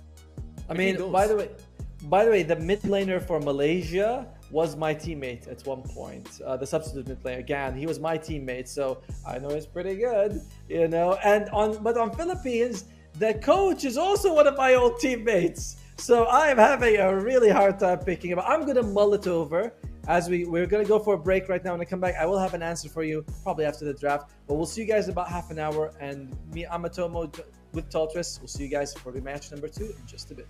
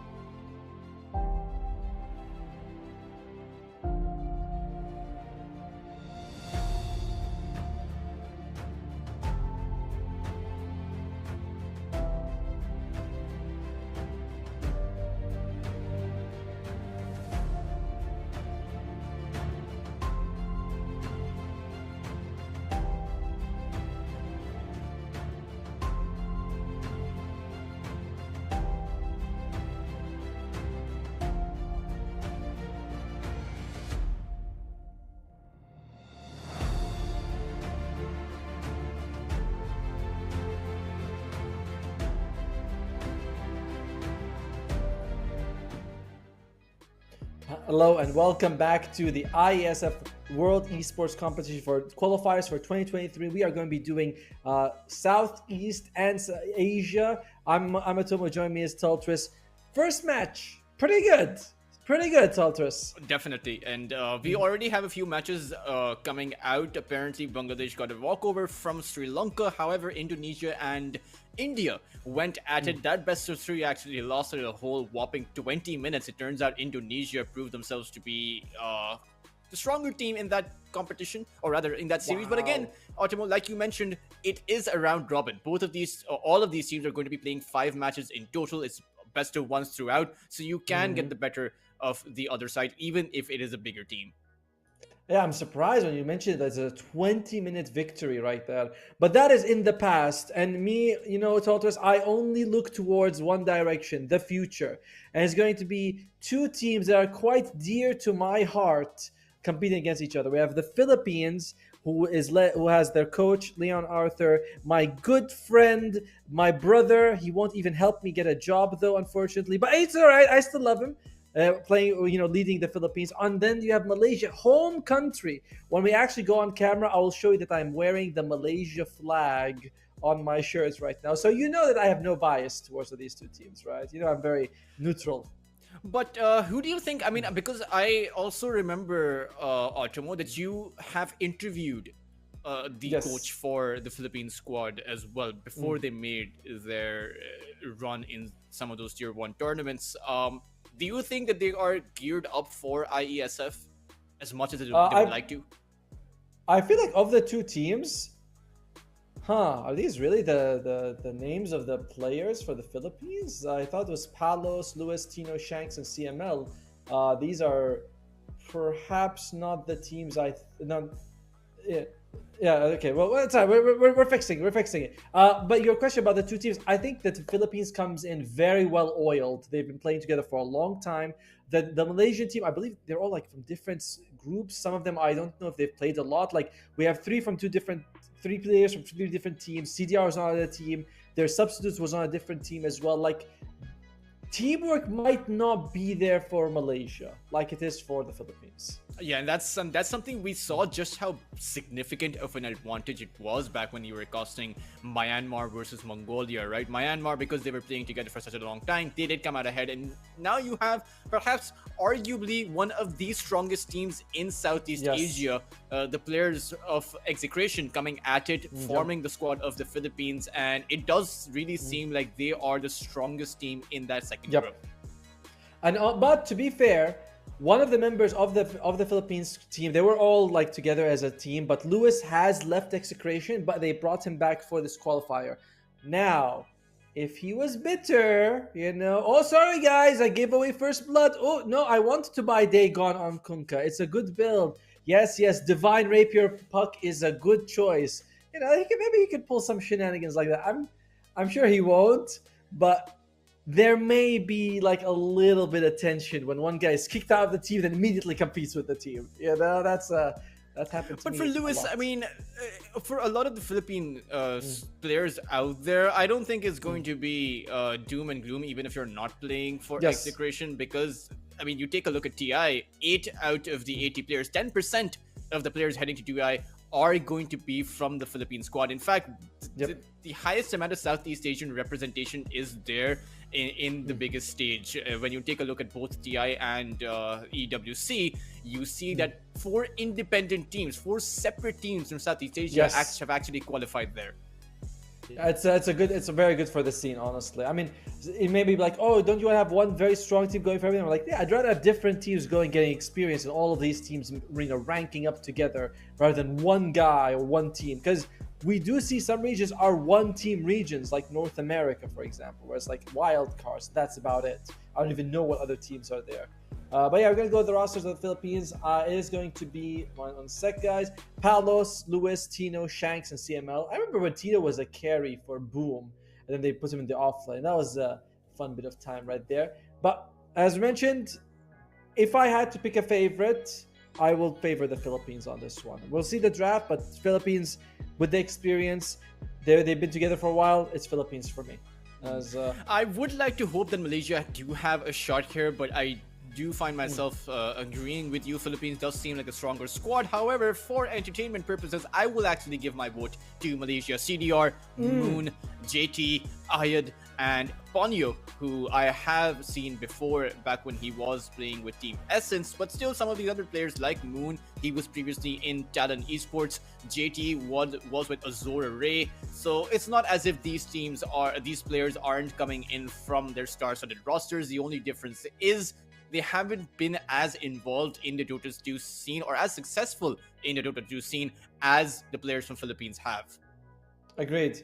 I just feel, yeah, it's like you mentioned, like some of these players, they've sort of taken a step back and they're coming back in. Some of them have been in a bit of a slump for a while. It's like they're not coming in at what I feel like right now is best form. You know, they haven't worked together. They're currently in some of them are here and there in their career. Like I remember when JT was part of IG, you know, and I think they got like 4th or 5th place in the TI, and that was a very strong JT. Right now, I haven't seen his name for a while. I'm not even sure what team he is outside of this. He's with Azure. Cool, good for him. Oh, inactive. See, so I was saying, like, I've seen Azure, I haven't seen JT play for a while, but that's why Philippines gets my vote. We did flip the coin. It looks like Malaysia won. They get first priority. We'll see what they're going to be picking, whether it's going to be side or first pick, second pick. I think they should be going for the first pick, particularly because in a best of one, you want to come out with the stronger picks, right? In a best of one, I think the draft matters a lot more than it does in a best of three. Yes. Well, that's some people always say like it's a very different beast, but the best of one, best of three, and best of five. Like sometimes you go in the best of five, game one, you have between game one and game five, the meta shifts completely. You know, where they're like, oh, this hero is strong, but one of our guys, sucks with it apparently today. When that we can't pick it, it's kind of crazy to see that. You know, do you think that we should have a crossover? Not for this tournament, of course, because the groups have already been set and the format has already been set. But with a best of one round robin, you have the potential of actually having crossovers where perhaps all the teams from Group A also get to play against Group B, and through a best of one, you can have just many more matches coming out. I think if you do that though, like whoever gets first should automatically go to Iesf. It's like, but you play 11 matches. Our schedule won't be able to handle it. So as much as I would love that idea to give us a good ranking, it's not going to work out. By the way, Malaysia did pick second pick, which is I know what you're talking about. Like when you draft. I personally feel like having the last pick is always the best thing. It's like I get the last pick. Like I decide what's the last year. There's no way they can counter it. It's my favorite. As we are in the lobby, we're connecting. But I do think that with the bans, right, it does just seem like in the meta, most of the bans are centered over one role, right? You just ban out the position one carry role, or you ban out the mid lane role. So going for that last pick, at times you don't actually have the best option available. You kind of have to go for a kind of a lackluster option. The lobby, lobby exploded. I don't feel like the same. I feel that when we've been in the meta for this long, there's many strong picks that you can open up with. We're seeing Puck, very strong, lost in the previous game, but you can open up with an Aegis Prophet or a Dawnbreaker, and not all of them are going to get banned. There's still plenty of options. And by the way, here's my shirt. I don't know if you can see it. It's the tiger. It's actually very cool. The Malaysian tiger there. There you go. Definitely not biased to one team or another. But your shirt also does kind of look like the logo from the execution squad. So it's Does it? The shape of the logo, not the actual design. Yeah, not the actual design. I love that the team was so bold. They were like, let's call ourselves Execration. And you're like, well played, sir.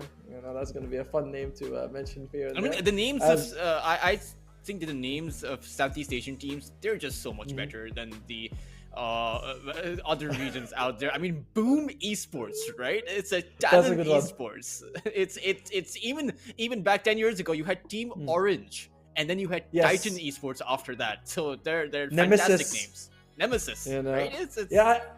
And it's like there's like Spirit's a good name, but some of them are sort of just like a couple of letters. IG, OG, VG, EG. I'm like, that's a lot of G's, like what does it mean? But yeah, we have the better names for sure. As all right, Falcons. Oh, interesting. That's not. This is a hero. Yeah, I'm seeing this hero just shooting up in popularity in every level of play. I don't think he's like I've seen him actually picked, but everyone's banning Disruptor. Do you think it's because the mid lane is now featuring tempo picks like the Spirit heroes, the Puck, the Queen of Pain, right? Because you have those heroes that don't do well against the Disruptor, you may want to take the Disruptor out, and perhaps Philippines will look to pick themselves up the Puck or even the Storm Spirit. I don't really get it. I mean, like I have seen picked, but you mentioned a good point. Like Spirits, Puck, Quap, Shadow Fiend, all these heroes are garbage against Disruptor. He's also very much I consider him the bounty hunter of position 5, you know. Whereas if you're winning, oh, beautiful, +1 kill all the time. If you're losing, very useless hero. Okay, they banned Nature's Prophet, so we still have the Shadow Fiend, the Puck, the TA in the pool as well. A lot of good heroes, and right now no Silencer banned out, so if Philippines want to go for the Storm, then Malaysia can just pick that one up, but Malaysia go for the ban on a Darkseer, so it does seem like they are perhaps planning on a melee composition. TA? Alright, they just go straight up TA. What we mentioned it's not banned, it's there. Now Malaysia, do you want... I feel like in a tournament like this, when you are in a team of individuals rather than a real team, like for the Malaysia side, you want more independent heroes, so Puck would be great. Puck, I forgot who I was talking to. It was like Defy Llama or something. He said, if you lose with Puck, it's your fault. Puck is like, you can 1v5 with a Puck. Same thing with the Morphling. So, Terrorblade. I was actually thinking about this that one. You talk about independent heroes. Terrorblade is as independent of a carry as it gets, right? You can split push, you can farm up, you can join team fights, all on your own rhythm. Yes. But right now, I mean, Philippines can look to punish this Terrorblade. I believe it's a lot harder to punish a Templar Assassin than it is to punish a Terrorblade. But I could be wrong about that. No, it's true, right? Like if he goes low health, we're not gonna see like a Necrophos, but there are heroes that can play against that. And the Philippines are getting rid of a lot of supports. I know Undying Bat are flexible, but they're, let's call them half supports, half cores. But Bane and Disruptor very much supports. There you go, the first core ban. It's going to be on the Queen of Pain. And ideally, Malaysia ban on the Puck. Because, sure, we don't know where the Templar Assassin is going to be, but I do think it's going to be a carry TA. But a Templar Assassin plus the Puck, I don't think that you can face up against that. The Puck is a natural counter to Terrorblade with that Waning Rift. So... However, I will say that TA isn't that amazing as a Terrorblade, right? Once you get the Manta, her Axe Shard's kind of useless. You're not going to get any sort of disables. He has... Terrorblade, if I'm not mistaken, and I could be, probably has the highest natural armor in the game. So he doesn't, the right click is... If any hero can shrug it off, it's going to be the TP. So, we'll see. They have next pick, though, from Malaysia. Again, I believe... We've talked about the Puck. I still stand by that. And right now, I mean, Philippines can also look towards picking up the Silencer, right? If Malaysia don't ban that one out, just make sure that you can't get your Sunder off, yeah? I think Philippines might consider, I hope they see the Venomancer. I remember I was talking to their coach. He was talking about the Veno 4 with Orchid would be really good tempo against the Terrorblade before he gets the Manta. You put the Orchid off, you have that huge damage over time. I'd like to see it. We'll see.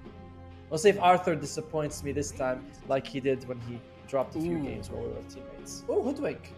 That is a hero that I haven't actually seen in the meta all that much. I actually haven't seen the Hoodwink in the past few months now, Ajuma.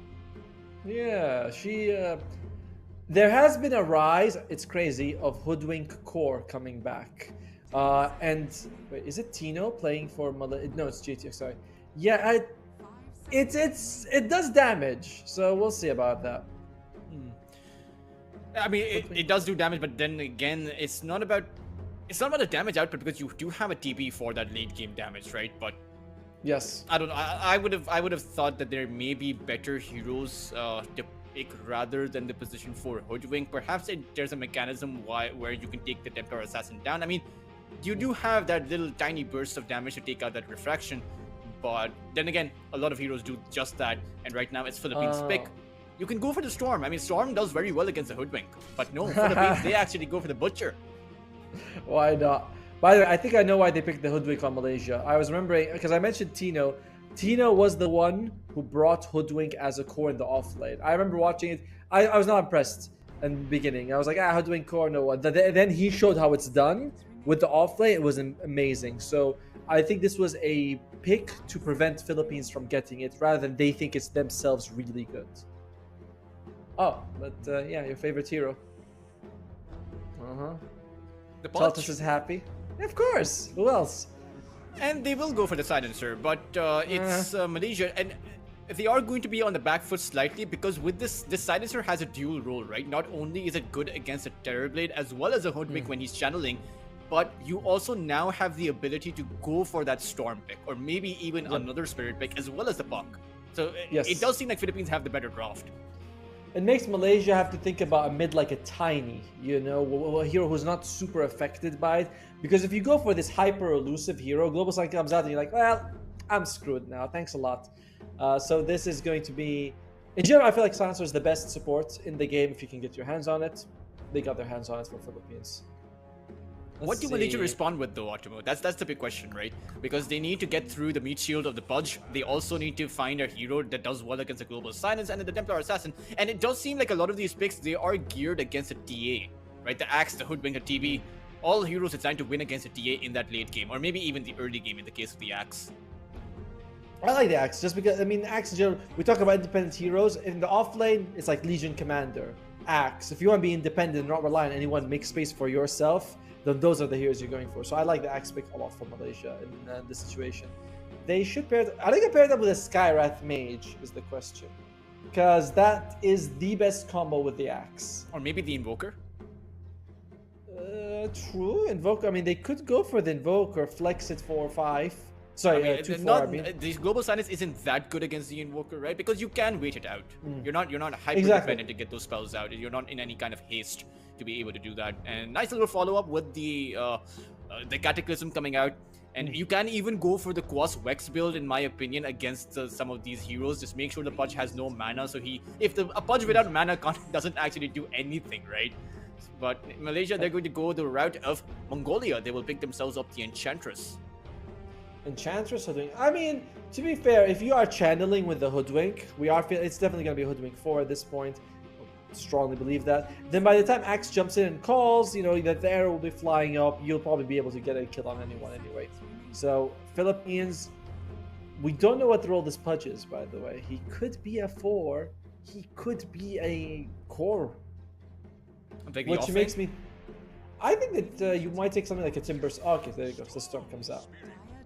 Alright, so they're going to be keeping the Pudge flexible, and then they're going to be picking either an offlaner or position 4 at the end for Philippines. I think you go for a Tusk on Philippines. I think you place the Pudge on the position 3, you go for the Tusk, a lot of damage, a strong laning potential, as well as being able to save your heroes not only from the Axe's Berserker Skull, but also from the Hoodwink.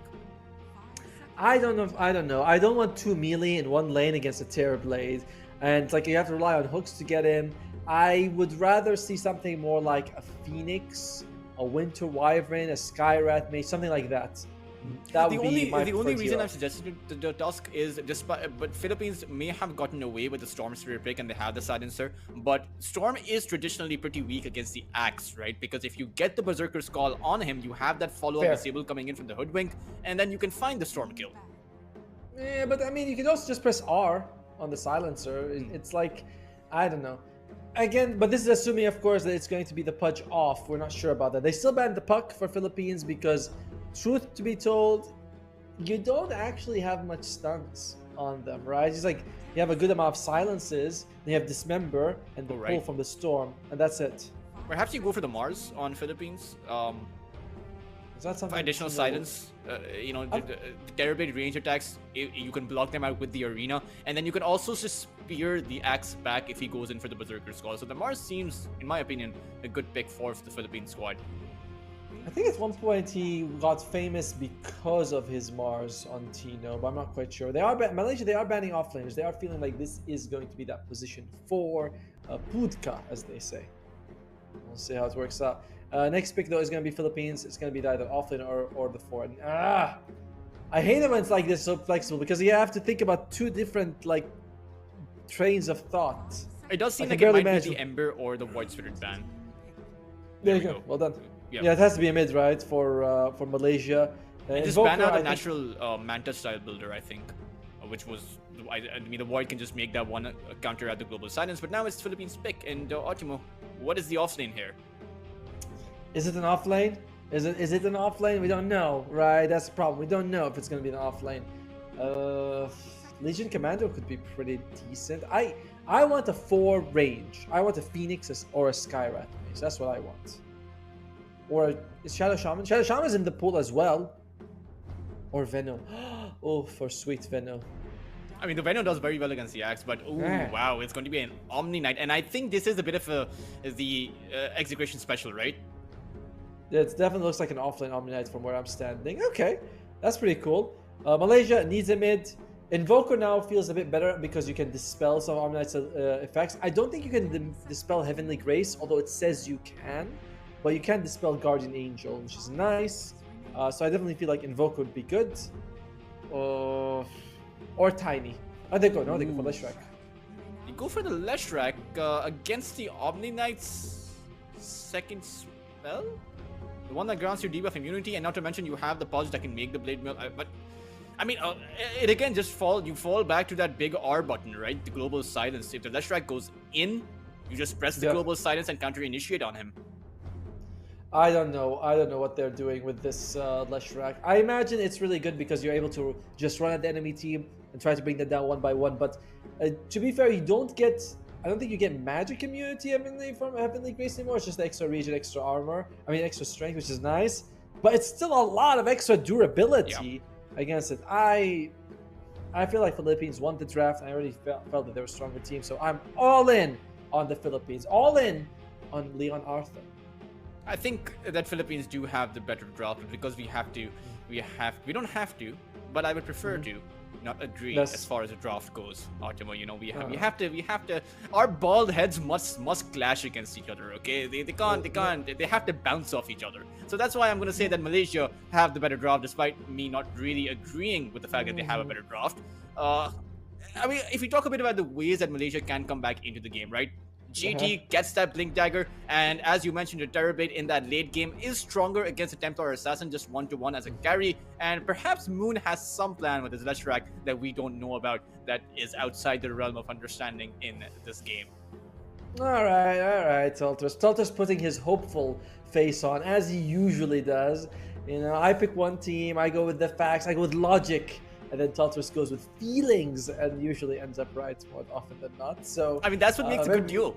I mean, one side brings in logic, the other side brings in the emotion. You can't have, when two faces, or rather, when two heads with just logic clash against each other, that's not a good combo.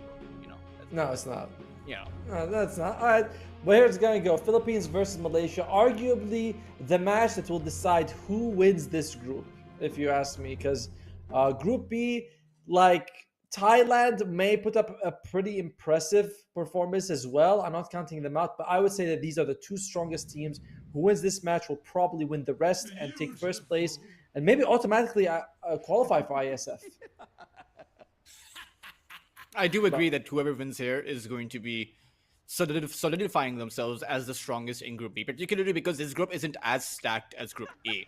Over here, you just have Malaysia and Philippines, and maybe even Thailand, although I will say that Thailand isn't as strong as some of the rest of these teams. Thailand is coming in with players from a team called C911 with, I think, Boombui, and I believe, if I take a look, Fearless, Boombui, Tigger, Fearless, Jengi, 9NZ, all players from C911 and Karstens. But I do think Philippines will be the strongest. Yeah, that's Joe's shaping up to be right now.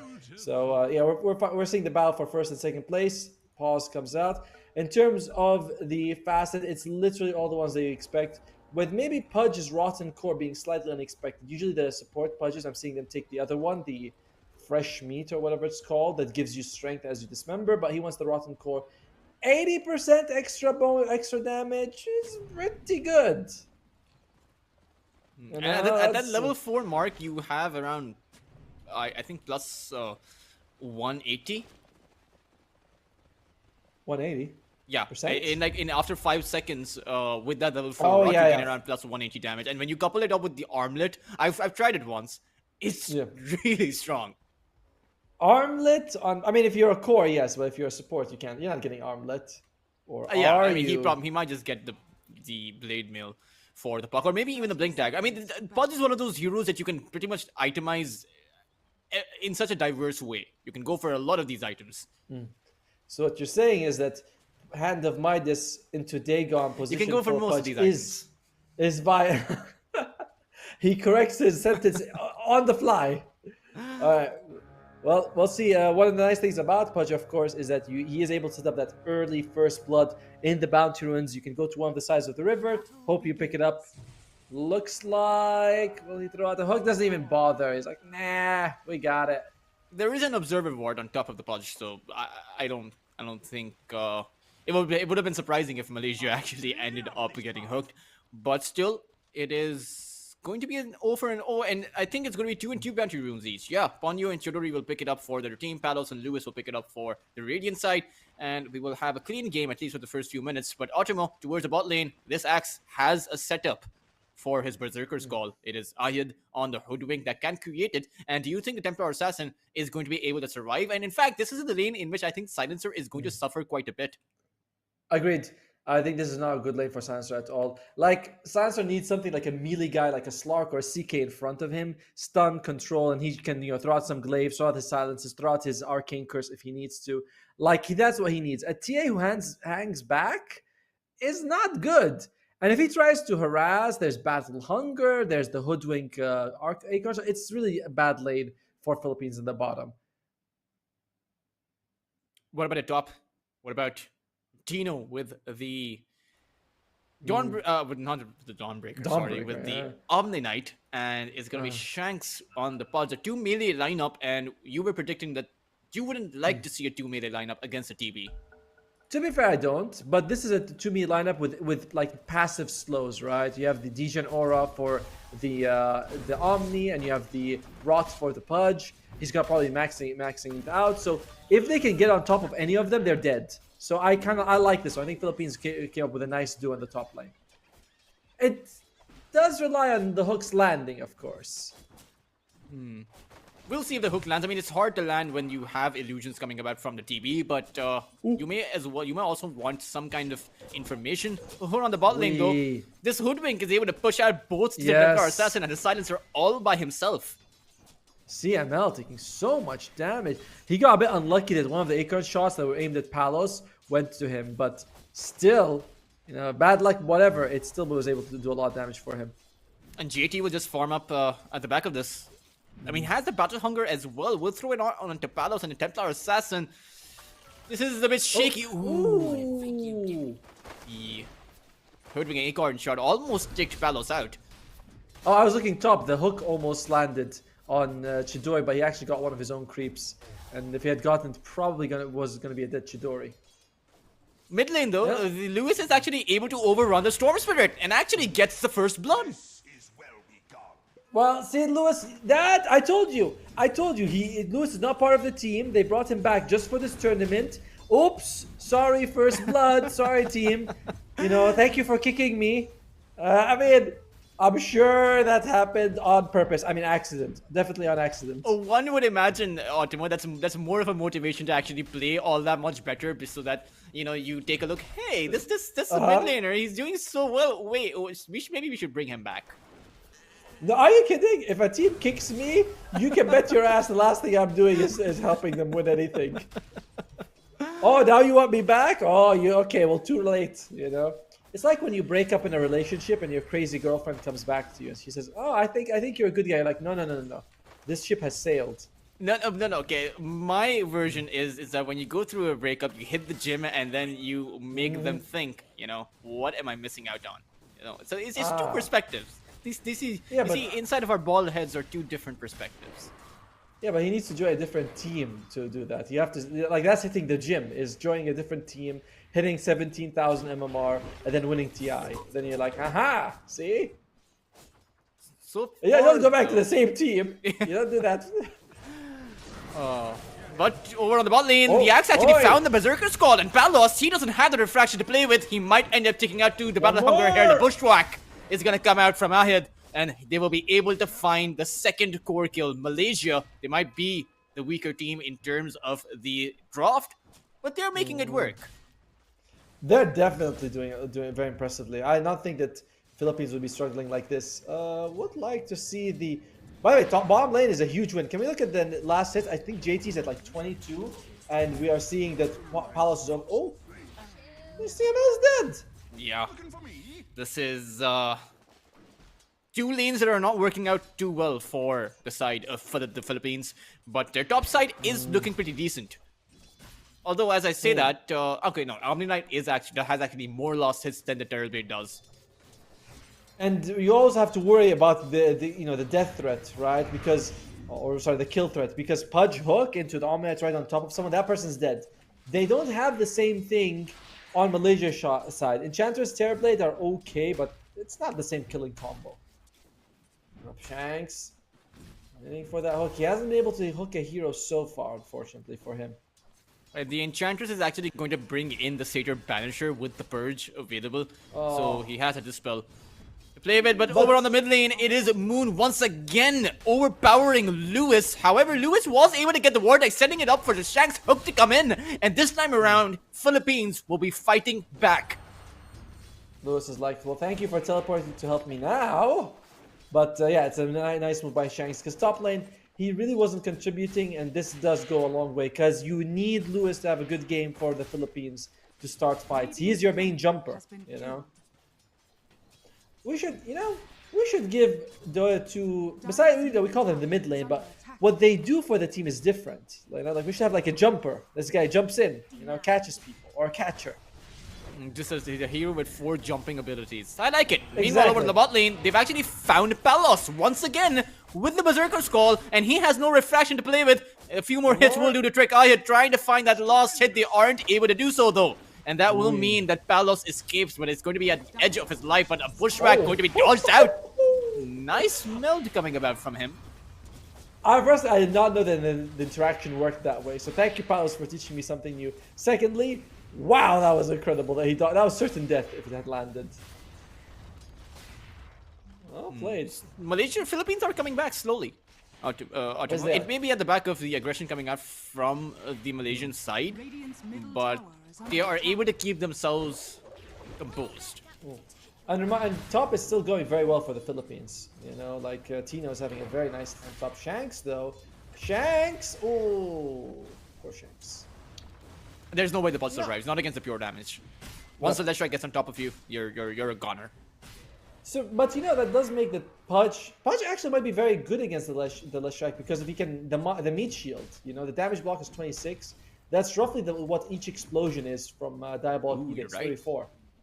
So I would think that Pudge has a lot of health. Oh, yes, it was that.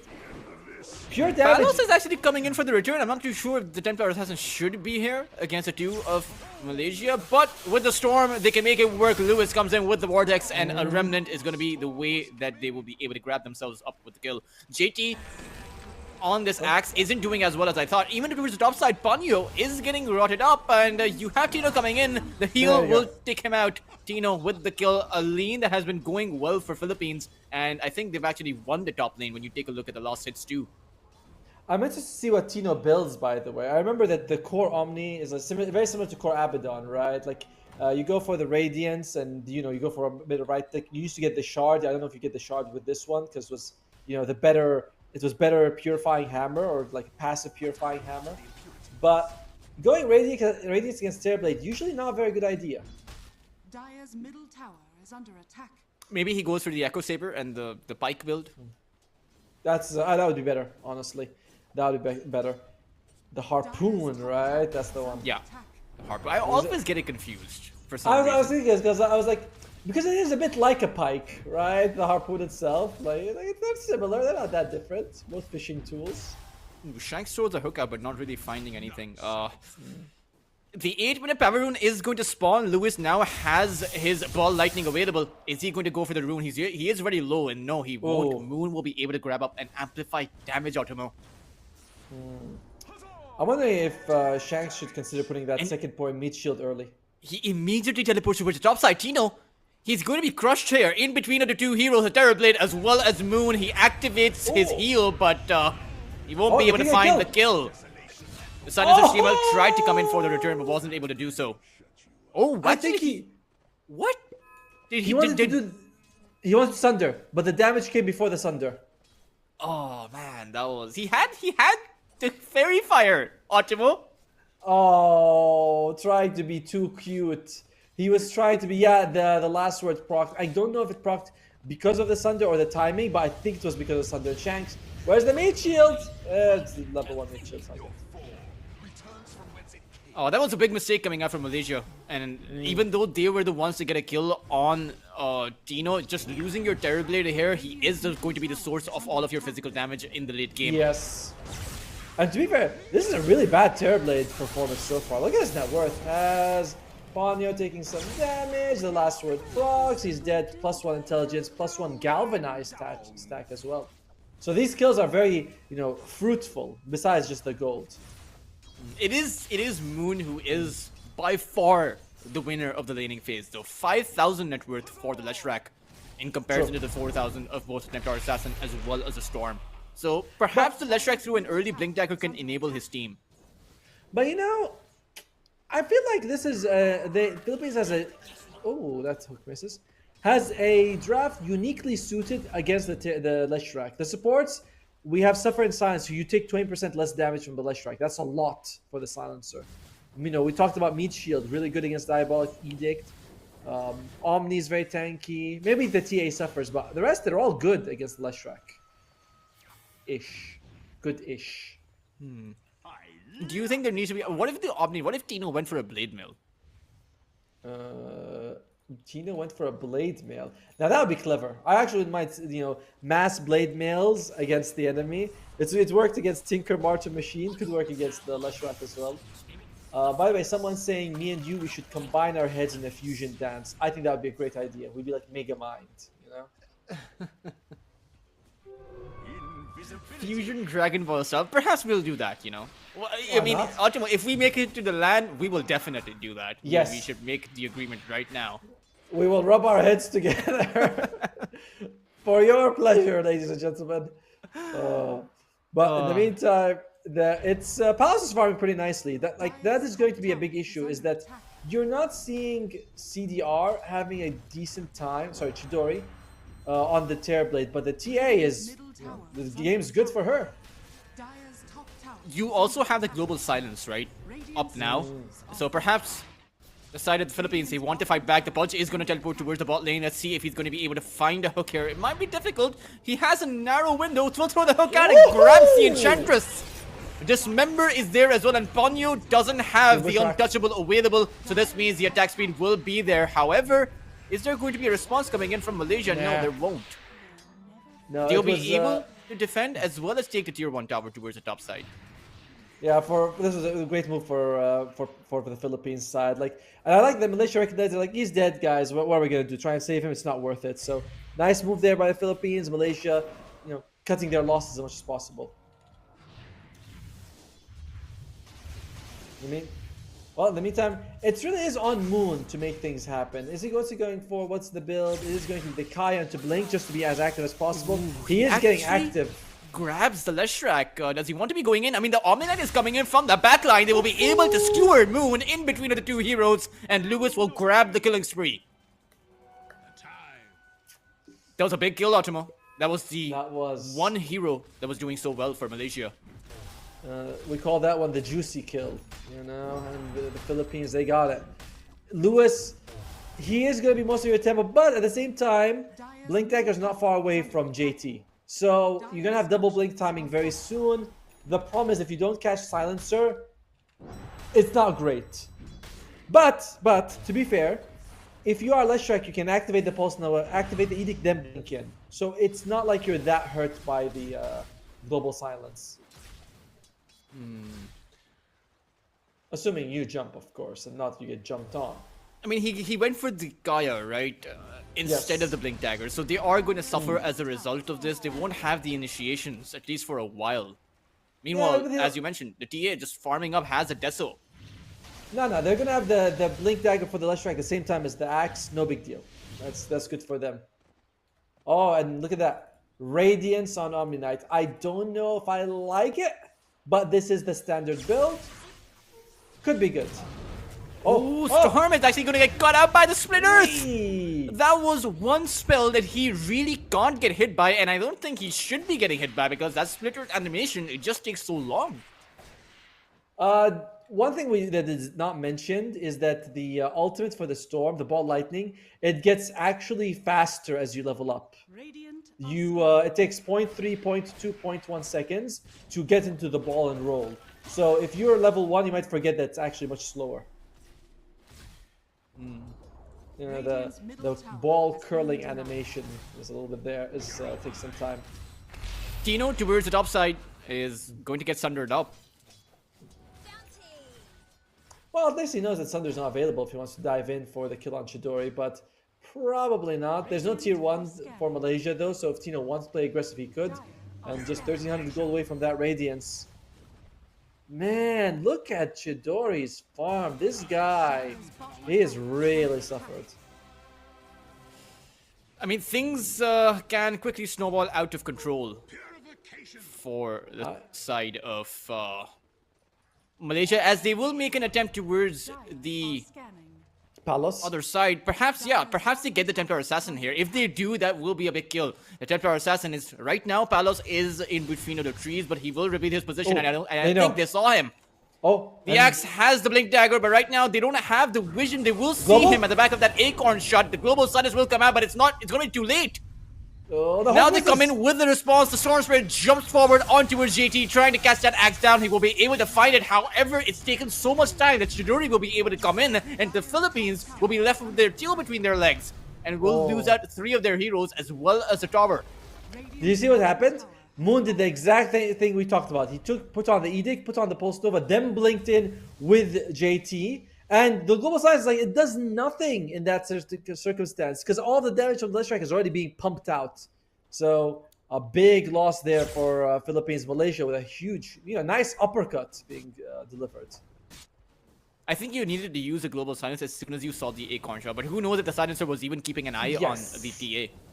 I mean, I imagine, to be fair, you might have Global too early. Imagine if the Acorn shot comes out, he doesn't blink in time. Then you would have, wasted it. So they're like, all right, we'll just wait out. There's no global for the next 2 minutes. It's a tough situation. I don't blame CML at all for that. Because you know why? Because he's a support player, and I got his back. Middle tower is under attack. What do you think that Philippines will need to do? I mean, I guess the 2 Blink Daggers, like you mentioned, no problem at all for Malaysia. They can play with increased tempo. They can even play aggressive if they want to. That Observer Ward is going to be cleared up, but Moonin will decide not to go in for it. He wants to be waiting in for the Axe to come in. What is the game plan, Otimo, for Philippines? I feel like Tino has to be the center of their attention for Philippines right now. Oh, look at that. Chidori's dead. You have this Radiance Omni Knight. He's very tanky. Yeah, you put the Silencer behind him. He should be okay. Like, that would work for me. Almost It Radiance. really feels like Omni Knight. There are so many good items here. You could have even gone for the pipe. Yes. The Radiance, you don't need damage. You don't need that blind against a TB either. I disagree. I think the damage is good. Like, firstly, it works on all his illusions. TB doesn't like building MKB. No, I don't like the illusions from the TB are good against Omni Knight. But other than that, as an item, it's pretty solid. What it gives you. Now that TA has a Blink Dagger, sorry, the BKB will be quite far off. But maybe they make some moves now. Lewis, they see him under the ward, but he is, spider sense is tingling. If he went down for the last, for the jungle camp that Leshrak was right on top of, they would have gone in for him, but I think Philippines are going to be playing a bit more careful. They will see and grab the Enchantress though, and with 3 heroes on top of him, I think this is going to be a dead deer. I love that Shags wanted to hit him, and he starts the animation. He's like, "This is not happening today. I'm just gonna dismember so I can be useful." Do you ever get emotional when there's an Enchantress being taken down by 4 heroes? Why? That was good for Philippines. A bit too good for the Otimo. I don't think that the Terrorblade should have died there. He didn't have the Sunder. Was still choosing to play this aggressive. It's wild that he actually died there. Palos insane to bring it down. We didn't see exactly the series of events that led to that. But I want to go back. Why is it sad when Enchantress gets ganked by 4? I don't know. It feels like the Enchantress is so helpless. against all of that. Lewis, though, he's gonna end up eating the ATOS. The global silence will be there in time this time around. It will allow Lewis to just zap away. Good use of the global. I mean, Lewis kind of forced CML to do that because he's like, ah, sorry, dude, but still, that's the best way. Oh, they will still find the Omni Knight. Ultimo, he isn't going to be able to get away. That is as good as of a kill as it would have been to catch the Storm. Because again, I still think Tino should be the focus of your draft right now. Oh, going for BKB, by the way, on the Omni Knight. I like it. You know, you can't really rely on repel as much as, you know, you could be silenced. You want maybe repel someone else and BKB yourself, so I like it. Yeah, the repel on the Templar Assassin or the Storm certainly seems like it will be much better on those two heroes because they are going to be the ones in much more danger. Exactly. Oh no, Palos, how is he getting these kills? I don't know. It's not like, I mean, he has Blink, Deso, Dragonlance. It's not like you've never seen this before. You know how this plays. Oh, Wanyo. Okay. Oh, he's gonna get grabbed up. See, I'm already sad. It's an Enchantress. Let her go. There. Yes, he finds a TP. You know, like it feels like a bully picking on someone. It's hardly a bully. Every time Enchantress dies, I am very happy myself. You know, this is a very annoying hero to see. Oh, that's a stack. There's a juicy amount there. Chidori slowly climbing up in that net worth department, but still quite a bit behind. Yeah, it's been at the back of all of those off-screen deaths that have occurred at the back of Palos just being able to get so many kills. Has the Blink Dagger, has 8 charges with the Desolator, and right now it might be a full-on clash between these two sides. You have Chidori with the Metamorphosis. It is running out, but they find the Storm! They got Lewis. They will be able to take Lewis down, and with this early of a kill, but they have global. They have global. Philippines going to fight. They're going to wait for the Terrorblade to walk up. In fact, they're actually going to start the fight even without the rest of Malaysia to walk up. They will be able to find the Terrorblade, and the Templar Assassin has enough room to play with. One. The Dash Strike is going to go in though. Has the Edict to play with as well as the Pulse Nova, and they will be able to find all of these kills. And now Palos is all alone, the only one in this position, and he is going to die here. Perhaps not, as Tino comes in. They will be able to reverse it on top of Malaysia. They will be able to find 4 kills, and Ultimo. This is 5. These are some insane plays coming out from this Templar Assassin. Yeah, Palos is putting on a masterclass. Like, I always thought that Parker and TA 2000 are like some of the best TAs, but wow, Palos is really up there in this game at least. And it all comes out. CML, they were waiting the high ground. They're like, let them come to us. We're not going to global to save Lewis. We already kicked him out of the team. We don't care what happens to him. But the moment the Malaysia comes close to the high ground, they had a perfect position to bring him down. Very nicely done. You bring that up, right? Lewis was the only one who wasn't with the rest of his team. It's like, no, the Storm. You walk up here, right? We're a team, right? It's us. It's us against them, you know? That's how it works. Poor Lewis. But right now, Palos, he can't face up against the Delusions or the Enchantress, right? So, I mean, who knows? Perhaps he can, right? This is a Templar Assassin that has really surprised me with its performance. Overall, yeah, the TA, I mean, the Enchantress is not very farmed, so I do feel like he's not, you know, the Overprotected Wisp aren't going to be enough to keep him alive anymore. I do like they went for the Solar Crest. You're up against a lot of physical damage, but it's a lot of mixed damage. There's pure from the Omni, magic from him and the Storm. It's very hard to itemize in a game like this. But Palos is king. Yeah, I mean, he's 5,000 net worth ahead of the Terrorblade, or rather, actually 4,000 ahead of the Terrorblade. But it's still significant. 4,000 is an entire tier 3 item. Do you think Shanks is really going for an Aghanim Scepter? He's going for an Ag Scepter on the Pudge. Okay. Is it in anticipation of a potential Bloodstone from the Leshrac, or maybe a Satanic from the Terrorblade? Why is he going for a Scepter?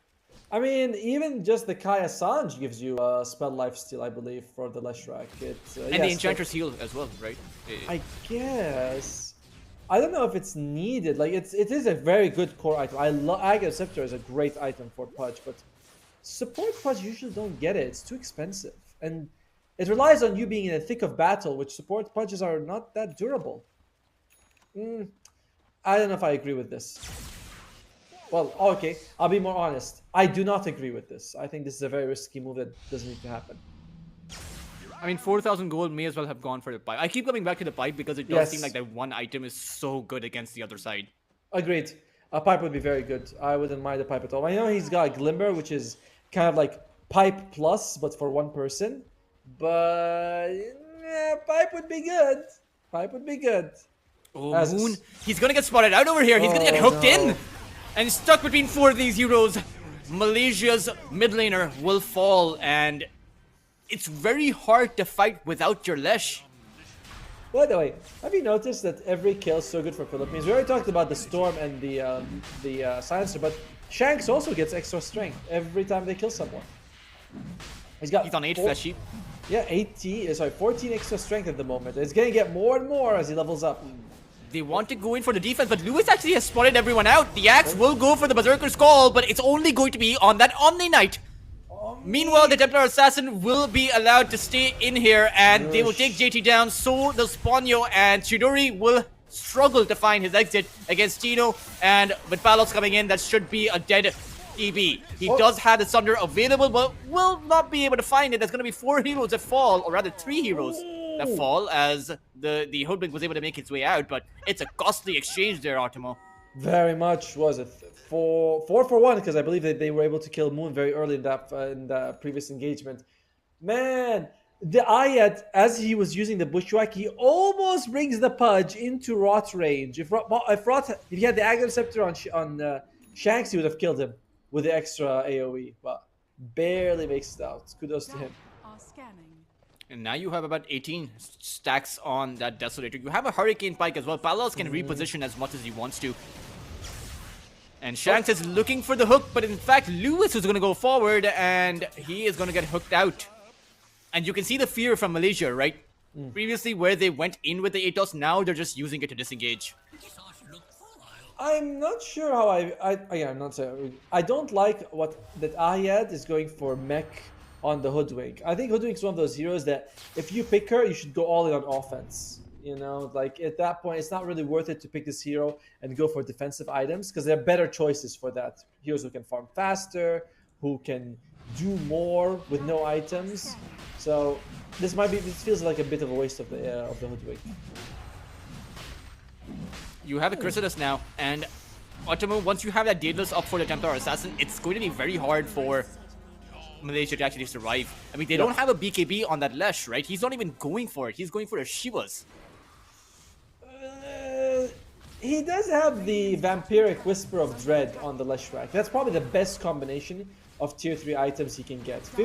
10% magic amp and huge amounts of lifesteal with the Kai Assange. This is very nice. He's gonna feel a lot more durable. What do you think the TB needs? I mean, to match the damage output, it just seems like the TB is so far away from it. Meanwhile, Philippines, they're actually going to go in for the defense. They will see Ayad. I don't think Shanks, he's in range for the hook right now. Lewis is going to zap forward. He's used all of his mana and hasn't been able to find anyone with the Vortex.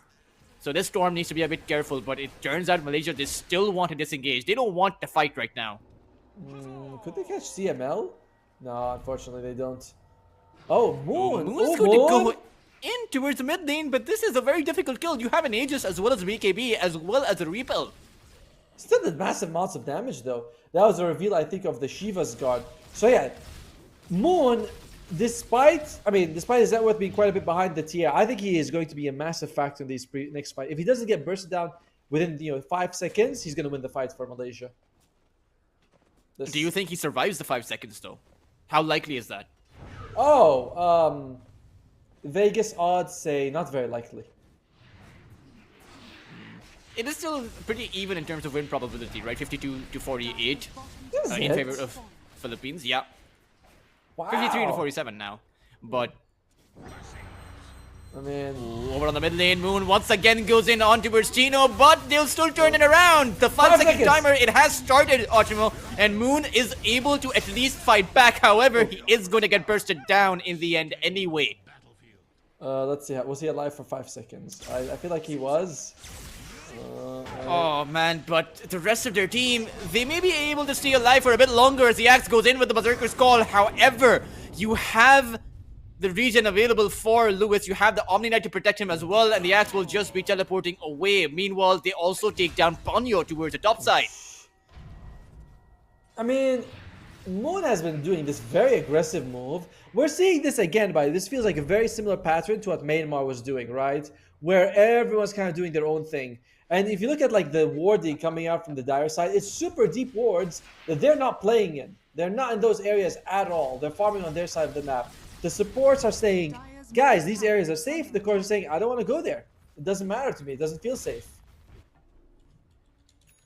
So definitely, I don't know, Malaysia, they ain't clicking, you know. As JT gets blinked on, takes a lot of lots of Palos damage. is gonna come in too, but he's instantly gonna eat the bushwhack. Okay. The rest of Malaysia, they are on top of that. Templar Big Assassin call. JT even goes in with the Berserker's Call. However, the Axe is gonna get bursted down, and Moon's gonna come in. He 5 will seconds. be able to take the Aegis down, and right now, Good stun. this Omni Knight can't survive. Well, Malaysia Bole indeed. All right. I mean, JT throwing his life for the team like that was a brilliant thing. But this was also Philippines kind of, again, not being fully together, which I'm not sure what that was about. They also didn't have global science for that fight. As CML. Ooh, they want to go in. Lewis, with the she was able to instantly Yes. burst Aya down. Attempted to Terrorblade is being dismembered, but Moon's gonna come in with that split earth. Good stun And there. these two can't fight right now. They have to get back on Philippines. But Lewis, or rather Chidori, he may not allow CML to escape. They will be able to find this fourth kill. And Philippines, I have to say, they are bungling this at the back of those overextensions. Oh, that's a good one, bungling. I'll use that myself and, you know, pretend I thought of it. And yeah, it's like you're saying, they didn't really need to. They didn't have global silence.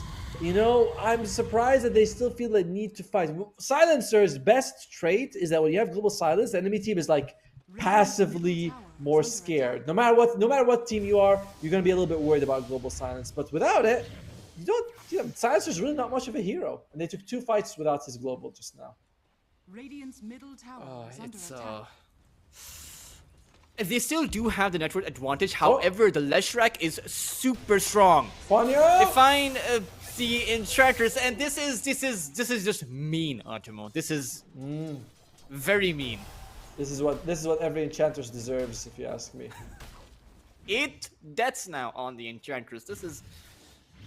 He's an endangered species right now. I'd be happier if it was 18. You know. I don't think he's getting to 18. Okay, I don't think. I think the game's going to be over one way or the other. I just realized today that you can have 3 scurry charges. I remember this was used to be 2 only at one point. Now it's 3 charges of scurry. That's interesting. It was 2 at one point, wasn't it? Yeah. Yeah. Okay. All right. That's Oh, a they call. find the Leshrac. Tino is going to come in as well, but the Split Earth is going to go out, and the Leshrac's trying to go for the TP out. Moon, that was a TP you were never going to get. Oh, and it's not. And I don't think that getting the mech or the Greaves is gonna help him much. But imagine if they had like a Glimmer Cape on the hood. Yeah. Thing. I'd have preferred that a lot more. This is why I just don't like the way he's. If he was gonna go this, she could have gone more aggressive with the Hoodwink instead. Either way. Maybe even a pipe. I mean, both sides would do pretty well with the pipe, but neither side actually choosing to commit towards it. I think Malaysia. Do they need the pipe more? I mean, you're up against Radiance, right? Like pipe is really good against that. Shanks And the rod, you know. and the it's- rot. How big is the rot when? Oh, it's actually look at the AOE when they have the ag. It's pretty solid. That's the rot that I put out after I've had a big meal. Lewis is level 21 right now, Artemo. And the Storm Spirit, in my opinion, is one of the strongest heroes in that late game when you have that level 25 Overload bounce coupled up with the Aghanim Scepter. And it might come to a situation where Malaysia can't survive because remember, you have a Terrorblade Illusion. So the Overload bounce is actually going to create AoE damage from Philippines once that Storm hits the 25. I agree, and he's already got the shard on the storm, so he's getting there. It is very scary right now. Dire's middle tower has fallen. Well, we'll see how it's gonna work out for the 2 teams. Again, I believe in Philippines. I said that from the start, not because of the players, but because of their very handsome and nice coach. who I'm sure is tuning in and will message me about this later. He'll be like, dude, can you not be weird? You know, Dire's bottom can you be tower normal for has once? But Chidori needs to be Ooh. careful. BKB on the TA. Nothing really goes through that apart from the pure damage from the edict. Oh, they of course no, they have the wall. Sorry. He stood on top of the spy of the trap, and they're gonna see him. Sourceman is gonna instantly zap towards his position. The global side is gonna come out there too, and that is a dead TB. And right now, Malaysia, they are on the back foot. They will have to confine themselves to that high ground. Global was used, the silences were there, they used everything, but they get Chidori. Oh, it's not been Chidori's game, you know? He's more in the Sasuke phase when Sasuke didn't have his Sharingans. That was a very you seen short Naruto? phase. Yeah, but I'm pretty sure he had it from like episode 12, you know? No, but there was I mean- one phase where he was blind in those eyes, right? Oh yeah, that's true. That was also a very short phase. It was literally like a quarter of a battle that he gets his brother's eyes, and then he's like stronger than ever. Ooh, Storm Spirit zaps over towards the high ground. He grabs the hoodwink, but there's no follow-up. And right now it's just a bit of posturing, but there is a bit of counter initiation coming in from Malaysia. They go in towards Lewis, but the saves are going to come in, allowing the Storm to go back in, and Moon is a gunner. JT And as with well. the Leshrac unavailable, with the TB down as well, it doesn't seem like this axe is going to have the follow-up that he needs. Your high ground is now extremely vulnerable from the side of the Malaysia, and Philippines are going to be happy with this, with Palos having most of his HP. Oh man, they're gonna have to channel not just one tiger, but like the whole zoo for Malaysia if they want to be able to fend this off. Without Moon, it's a tough one. And they always get a kill on Lewis, but you know, jumps in, does that repel. And here comes the Aghanim Scepter on Lewis. Just gonna be dragging He has everyone. most of his mana up now as well. 18 galvanized charges means that he regenerates his mana so quickly, Optimo. 25 mana a second. So that's 250 mana every 10 seconds, people. That is a lot of mana. In a minute, he should regenerate almost his entire mana pool. are scanning. And he can't even use his remnants fast enough, right? Yes. He has more regeneration at the cooldown on his static remnants. I've seen that too. I'm like, oh, that's fun. That is very fun. He has gone for the worst facet, I will say that. The minus 1.25 second cooldown on the remnants. If he went for the vortex, he has a scepter, so that was a natural bounce. But I do think it's because the level 20 facet was nerfed. It was 0.4 seconds previously. Yes. I mean, to be fair, 0.2 extra stun is very little. You know, like I don't really fault the guy. You know, you go. It's really nothing as of an increase. The other one, Sacrament, it's what does the cooldown go from? It goes down by quite a lot, actually. We might see a fight though. That's what we want to see. There's no Templar trap over on the high ground. Shanks? Ooh, but the hook Here's comes fishing. out. And it's actually the side of Malaysia who want to go forward. JT will find the Berserker's Call on the two, but Lewis is there waiting. Goes towards the back line to find Global. that Vortex on the two heroes as well. The global silence is going to be used as well. And right Oi. now, this is a dead Leshrac. Moon has fallen, and they only have Shidori Palos. to bring themselves into the fight. Palos incredibly low. He's Won't gone. take out too. And the Sorcerer's got caught out. Malaysia find the better of this exchange. Well, I told you, they're the tiger. It's right there. Are they gonna be able to chase for more? Looks like they're trying to on Chidori. Oh, they might catch him. They catch him. Tino. The Battle Hunger. JT? He'll have the Berserker's Call to hold the Omni Knight in place. The hook isn't going to be there. Oh, it's Sasuke at the end of the show, man. He is, you know, he's taking on tailed beasts and everything. The man summoning planets. It's Sasuke who's come in and he goes like, I want to be Hokage. Yes. And everyone's just staring at him. But It's, he's managing to, he's proving it right now that Roshan is up as well. And Philippines, they are behind. This 8,000 net worth advantage that they currently possess is not going to mean much against that third Roshan. By It's the the way, third Roshan, right? No, it's the second Roshan. the Omni Knight, he had a great use of Guardian Angel. Really did nothing. You know, like TB was hitting everyone, but he couldn't get any damage off. But after that, Chidori, that rated Shiv is doing a lot of work for him this game. I always think that once the TB gets the Eye of Skadi, Templar Assassin's no match. You might be right. I mean, we're seeing that right now happening in front of our eyes. Because the slow is just too difficult to deal with. It's just, you have more attack range in the Templar, you have the slow coming in, so the Templar Assassin can't actually escape, and with the Montessori you have 4 illusions, so the refraction actually burns out within a second. Yes, it does. What is Axe going for?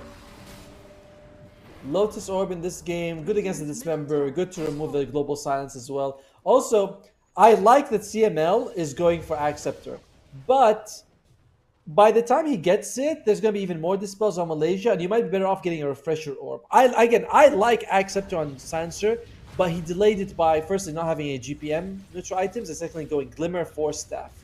That is the price of the Ags right there. So it's a late Ags. It's going to be a very ineffective Ags as well. Yeah, there's going to be. Actually, when did he make his Mage Slayer? Has he had it since the start, or did he make it right now? I feel like it's very recent. The last big item I saw I finished was the Axe Scepter. But it is needed. Reminder, this works on Edict. It's a great way to reduce the damage that the Leshrac can do. However, Leshrac is about to get BKB. So you're going to have 4 sources of Dispel on Malaysia. Lotus, BKBs, and Manta Style. And Guardian Greaves. You even will have the Butterfly up for the Terrorblade. And Palos can't go for the MKB right now. I mean, he just has 500 gold. Even if he has the gold, I think he would want to prioritize sustain over damage. Yes. And this Terrorblade could potentially be unkillable soon. Well. Oh, by the way, Enchantress is queuing up a mech as well. I wonder if he's going to do that. Ayad already has it. I don't know if Ponyo is really going for a mech. I hope he doesn't. You know, double mech is... There's no real excuse for it, basically. But it's a Guardian Grief plus a mech, so don't do those 2 stack? No, they don't. It says so on the item itself. Does not affect units that have been affected by Guardian Greaves Mend. Oh, okay. Yeah. Or Mechanism Restore. Okay, okay. You learn something new every day. I feel like this is something. Yes, you do. Yes, you do. I'm gonna. I'm fairly sure that people have known this for a while. By the way, guys, Immortal Caster with Tultrus. Immortal. Top 200 when at my peak, but you know, it's Top 200. Oh my. Well, Malaysia smoked up. They want to go for it. Anyone who steps out of line. Could be Palos here. Palos, they see where he is, but it's a bit of a jump to get there. They smoke up on Philippines as well. Oh, Sarsford zaps in. He grabs the Terrorblade up, but the Dismember didn't lost enough time. They'll be able to turn it around, and that's going to be a dead Shanks as soon as Moon goes in with the Edict, with the Shiva's Guard. Has my and back. Philippines, they are on the back foot right now. Lewis goes again for another Vortex, but there's just no follow-up coming about. The actual Berserker's Call, he'll just clean up CML. He goes with the buyback. The Swordsman falls too. He doesn't have the buyback, and that means that Malaysia will be able to overrun this lane of barracks. Dude, Lewis is doing a good job sort of going in, trying to get the catch, but they're not able to connect completely. Do the bushwhack from a mile away. Ooh, nice dodge by Palos. The outroll staff coming in as soon as the axe with Berserker's Call. And now they go in on towards that Enchantress, but this time around, that deer isn't alone. They have the rest of their team beside him, and Palos activates his BKB, but just nothing to offer. The Templar Assassin is gonna die without buyback, and they are gonna throw it because they recognize that they are no force. They don't have enough against the Malaysian squad to find the comeback here. It's all thanks to the shirt I wore. I'm telling you, man. You know, you wear. Well, I never stopped believing. I never stopped believing. Congratulations to Malaysia.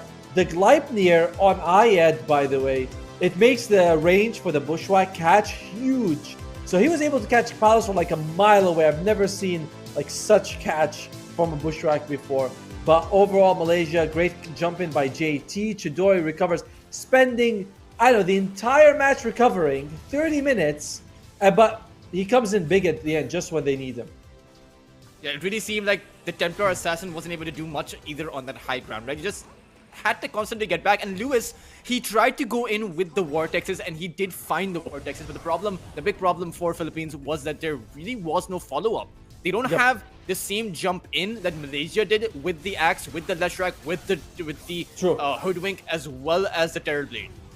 Yeah, it's like when one guy jumps in on from Malaysia, you know, JT and Moon are both going in together. You also have like the Hoodwink with this massive Bushmack Gleipnir was really good. And Chidori, you said it yourself, he's got more range than the TA.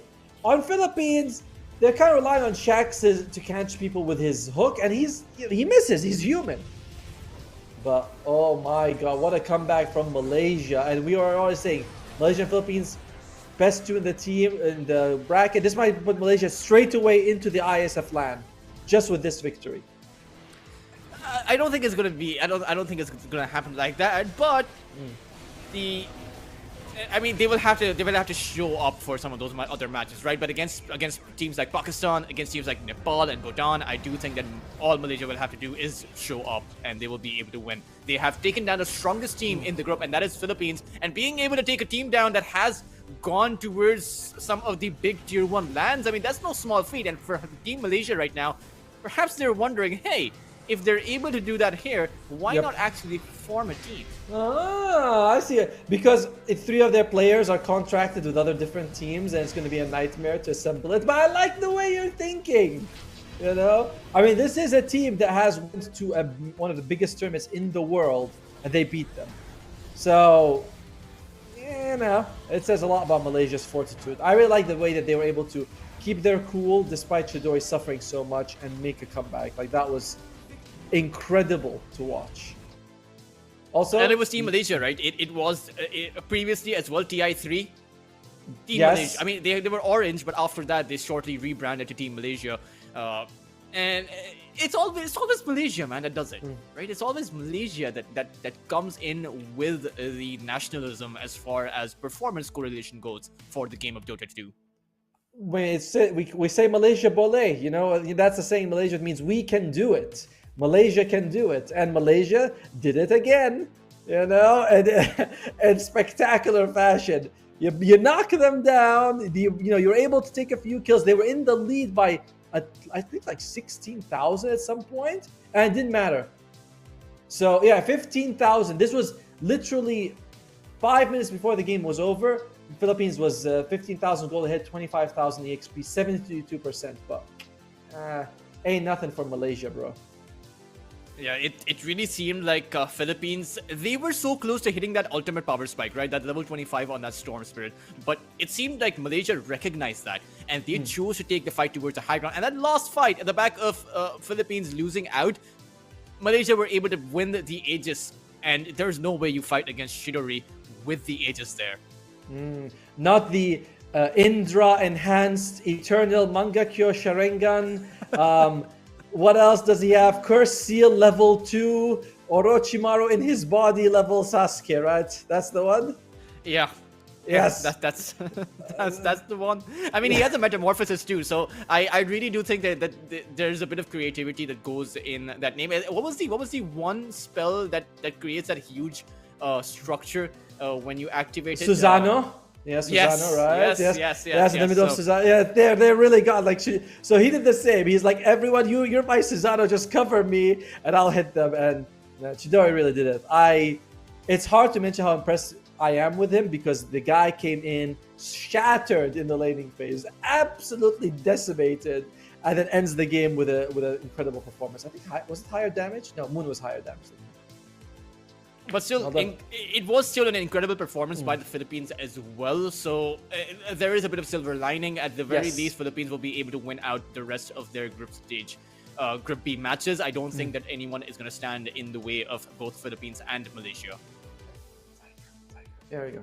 All right, there we go. Just gotta show that out. But we are done with game 2. That one took quite a while. We've been going for longer games as today, but I'm glad for it. So it's going to be a shorter break because we had longer games. We're going to go to a bit of one. What is the next match coming out for us? Give me just a second. I'll find it. It's going to be Mongolia versus India. We'll see how that one goes. India suffered in the first match, but hopefully they'll come back in game 2. But yeah, we'll be back in about 20 minutes. We'll see you guys then.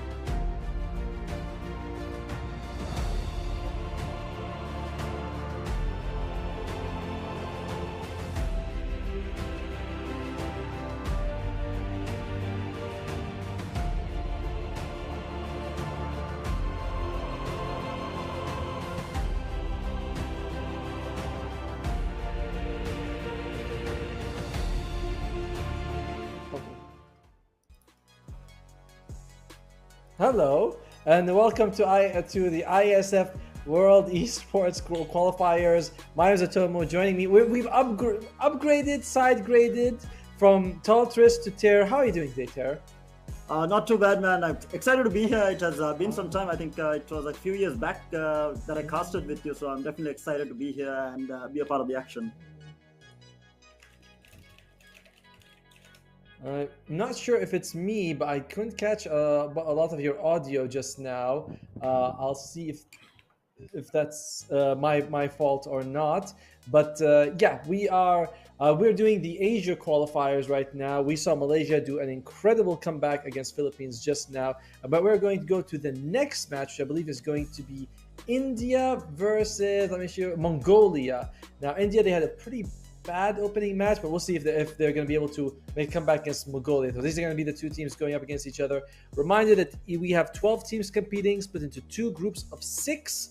Top 3 from each group will make it to the playoffs of the qualifier. Top 4 from the playoffs will be competing. So if you can do really well, if you can just make it past the group stage, you're like one win away from making it to the main event. So hopefully, I hope mostly for a good match. I'm hoping kind of to see India do well, because in the past I've seen them perform really good in some tournaments, but they seem to be struggling in this one, at least right now. Hi, Otomo. Can you hear me now? I want to hear you all the time, and so yes, but I'm glad to hear you right now. All right. Going back, I really want to see India perform as well. I mean, they have had a team that kind of has their ups and downs, I feel like, but they do have that talent to go forward. But we haven't seen that standout performance from them throughout. It has not been a consistent performance, I would say. Yes, that's a fair word to use. As also we do have the lobby ready as well. I'm glad to see it up, because this lobby was taking just a little bit of time to set up. So I'm going to be using the. I'm trying to go into it. So I'll wait for the password. I'll wait for the production to give me the password. Make sure that I'm pointing the right one. But yes, this is going to be the Mongolia squad. 423, Seimei, 11, and Narman. They, I believe, lost their first match against Myanmar. The reason I thought was because they didn't seem to be very well connected. Like we saw, was able to get like an Aegis, and he pushes by himself. 11, he played Timbersaw, was completely uninvolved with his team, just AFK farming. So Mongolia definitely not on the same page today. And I hope they fix that in this one. Oh yeah. All right. Lobby info. It's capital letters. That's my fault. I didn't put capital letters. There we go. Now I'm in the lobby. And what? Yep. All right. You'll be in the lobby. I won't be in the lobby. I'll join hopefully for the next game. But that's fine. You're not missing anything. The teams are just sharing super secret strategies with each other.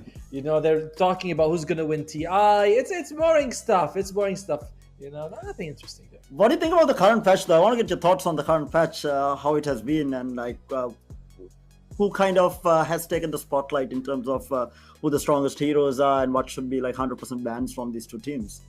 One thing that we'll go in that just a second as we introduce the India team. It's Abi, MNZ, Pampu, HBK, and Krish. I've seen Krish in a bunch of tournaments. The rest I think I've seen MNZ as well. I know that there's an actual player from South America called MNZ, so maybe I'm confusing those two together. But this is going to be the India's lineup. Your question back to the patch. I thought that Nature's Prophet, he lost a lot because of the heal, the agility gain, a bunch of other things. I'm hoping Skywrath Mage becomes more popular, just because I like the hero. So that would be the one I'm looking forward to. What about you? Any patch highlights that you're looking forward to? There's been different things from the last couple of games that I've been playing as well. People are, I feel like, still kind of experimenting around a little bit. Yep. I don't think the patch has been kind of set in rock right now, but it is too early, I feel like, in the patch to figure out who the strongest heroes are. I think a lot of these teams are going to be experimenting as well, and especially when it comes to these qualifiers, you tend to see teams playing with what they're comfortable with rather than what is per se the best in the patch as well. So we might see something different coming out from one of these teams as well. It is not but I mean, when you go to the international stage, you know these particular heroes are going to be 100% banned or picked rather. But when it comes to these matches, there's always surprises in the mix. I agree, and I like what you're saying because we're also seeing a mixture of teams. Like some of these countries have teams as well. Like like Execration for Philippines. It is Execration, which is 5 Filipino players, and they are playing as the Filipino representative. But other teams like Malaysia have 3 different teams competing in that, and the other 2 players, they are not even associated with a team. So you are seeing some countries enter as a team, and some countries are like, we're like 5 individuals. We're gonna try our best and see how it goes. Yeah, I think I feel like especially these kind of tournaments also like really help them to kind of gel as well, because when it comes to representing the country rather than representing representing a team, I feel like there's a lot more pride involved as well. So they tend to work harder, and hopefully these will bring about new formations of team. Maybe who knows, they might actually work really well together. We'll have to wait and see. I've always also enjoyed the patriotism in the fan base, right? Let's call it that, where when the fans of 2 countries come in and they share beautiful words with each other. I'm a big fan of that. I like to see more of that as well. So luckily we haven't had that just yet, but I imagine once we get to the main stage, people will be a bit more vocal with their vocal about it. Oh yeah, for sure. It always gets intense when countries are involved, for sure. Even with teams, right? We do see it, but when countries are involved, it's a little bit more. You have that pride that goes along with it, especially from the support. Not from the players, but it is mostly from the supporters. Players still play their game, they're up for it, and they go along, they're doing their daily job. But for the supporters, it becomes a little bit more intense when the countries are involved, for sure. I'm looking forward for it when Australia competes. People will shout USA. They'll be like, they're kind of, they'll be like, USA will be like, we have to have a team, USA. Like, it's not USA, it's Australia. They're like, white, doesn't matter, same thing, but we are going to have 4 representatives. We're actually going to have Australia and New Zealand tomorrow in the best of 3. That region is locked to 2 teams. They're going to have a best of 3. We're going to skip straight to the grand finals. Whoever wins it is going to be representing Oceania. But Asia is split into like the Middle East. We have Southeast Asia, which is split into 2 groups, and then we have like the Istans. I'm not quite sure where they are. Uzbekistan, Kyrgyzstan, Kazakhstan, another country as well. We're going to be competing, these 4 countries. As the lobby is set up, so far today, every single first lobby fails. Second lobby, it works instantly. So always fun for that to see in Dota. I mean, Dota, it is actually strange, right? Because Dota has been around for such a long time, and we still run into these once in a while. It is a given. I don't know whether this is true for you. Have you, when you do tournaments, are you guaranteed like a pause in the middle, like a long pause? Of course. Guaranteed, right? It's like, that's another thing also I find very strange. I'm like, these are players in state-of-the-art facilities usually, best computer, best internet, coming in and the beginning of the game, pause. I'm like, don't you play with each other all day? You just today, now you have to pause. So that's also something I very much enjoy to see. I thought it was just in Sri Lanka where we have guaranteed pauses right in the middle. Minimum 1. I mean, it does become a couple at some point. I think the longest pause I have gone through was like, I don't know, 45 minutes or something during a match, and that match itself went on for like 1 hour 40 minutes or something. Nice. That's what we want to see. No, for me, the longest pause was in a LAN event, which is more fun. They were setting up a LAN in a hotel, and the hotel was not built to do a LAN. Like, they couldn't get the wires and stuff. So the game started, and we had like a 2-hour pause while they were fixing things, and it was miserable. Oh yeah. The pay was good though, so what matters. All right. That's all that matters. Exactly. All right, batting phase. We are going to have Silencer versus Undying, so India getting rid of a bit of those heroes, strong laners basically. I don't know if Silencer counts as a strong lane, but with a good front line, he's pretty decent. And then Shadow Fiend, who I think he's a bit of an S tier pick right now. Oh yeah, for sure. All my normal rank games, Shadow Fiends have been very destructive. It's you know, you get a little bit of mana regen, one stun in the lane like to help you out, and you kind of tend to dominate that lane completely. It's possible to play into the triple erasers. What do we have here? Very important message to production, which you can check out in the Discord, making sure that we have.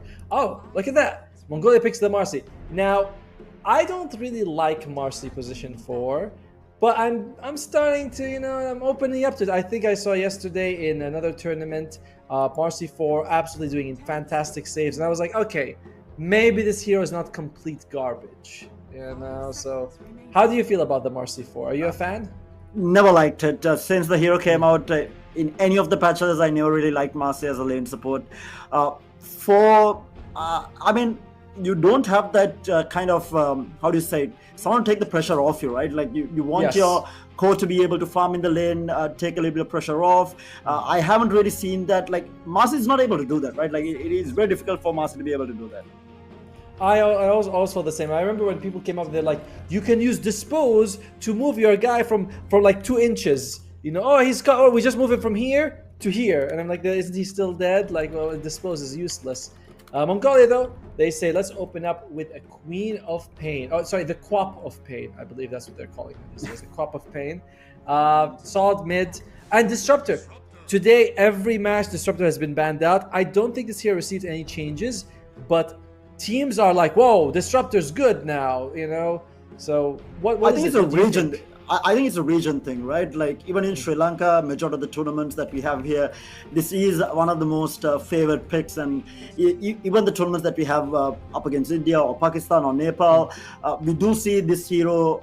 Even though I feel like the hero really has not been changed for like ever, it's still one of the most favored picks in the region for whatever reason.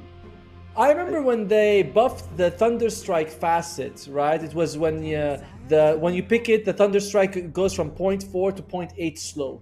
And I was like, wow, that was insane. Like every time it's a 1 second slow, basically. But then they're like, oh, we'll just nerf it. We'll nerf it again from 0.8 to 0.6, and you're like, sure, whatever. I don't know. Sorry. Sorry, yeah, Invoker was banned as well, right? How strong do you think this hero is? I played it a bit in this patch. I feel like the laning stage is pretty weak, but later on, I think the mid game is where Invoker really shines.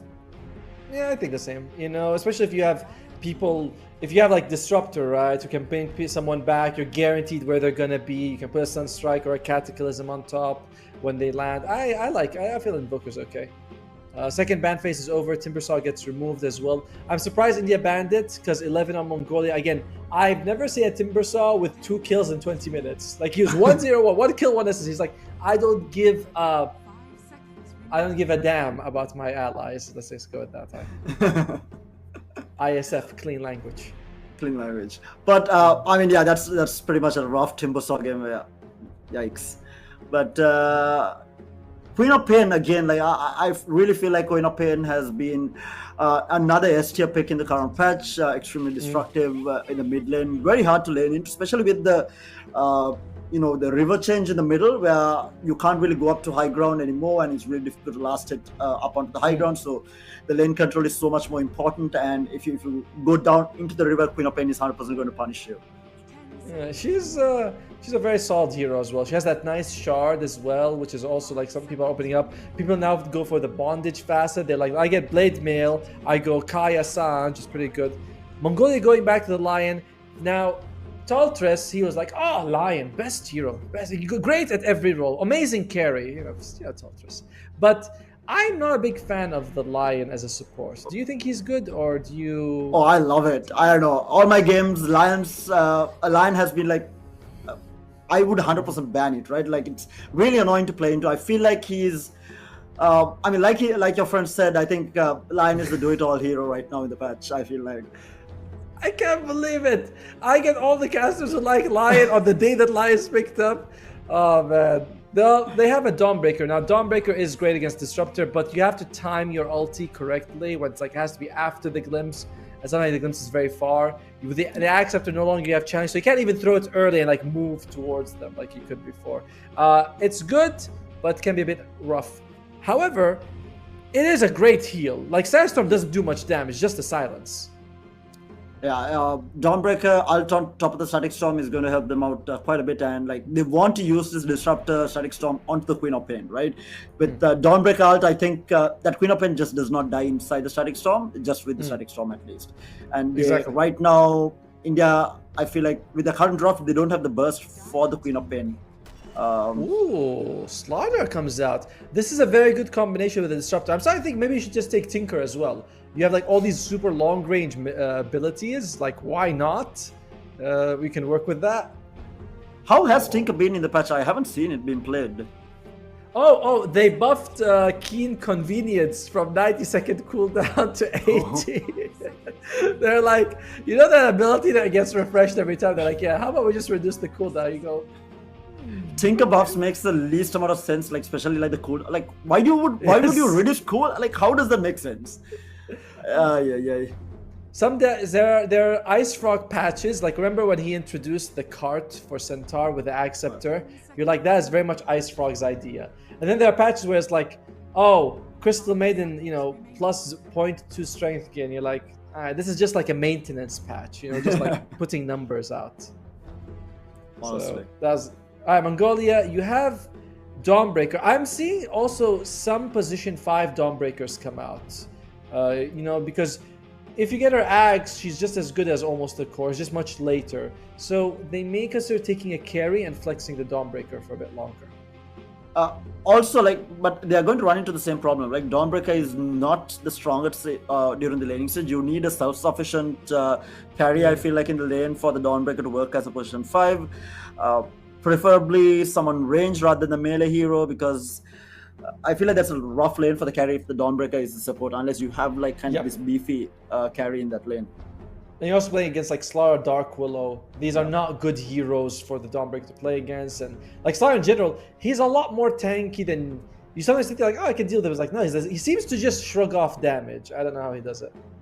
But I would like to see Mongolia pick a carry. I don't know if I want to see a Drow, but maybe Drow is okay. I'll go for the TB. All right, so they are picking a carry. They are flexing the Dawn as we thought. Yeah. So TB comes in. That's good. What do you think about like TA? I feel like it's a hero that I really loved, but I feel like it's in a weird spot. To be fair though, like if that TA is mid against the Queen of Pain, it becomes essentially about dodging the Shadow Strike, right? Because your refraction is not going to do anything for you in that lane. TA versus Quap mid. I don't know. I feel TA functions better as a carry. She's gonna AFK farm. I don't want her to be a mid taking up that early farm and then just going off to the jungle, and then I can't see her. Especially because Darkwill Disruptor are very set up supports. They can't really get kills by themselves. Slaughter might need a blink. I need a mid that's like Storm, Ember, or something like that to just go. But the problem is with the TA carry is that it's not going to be able to go up against Terrible later on in the game, I feel like. Yes, that's also another good... because I just saw that in the previous game, like Philippines was crushing Malaysia. Palos was having one of the best TA performances ever. And then 35 minutes in, Chidori, who was bottom net worth of all cores for the entire game on Terrorblade, he gets a couple items and he beats the TA. And you're like, wow, that's unusual. She falls off a cliff, I feel, especially against heroes like the Terrorblade.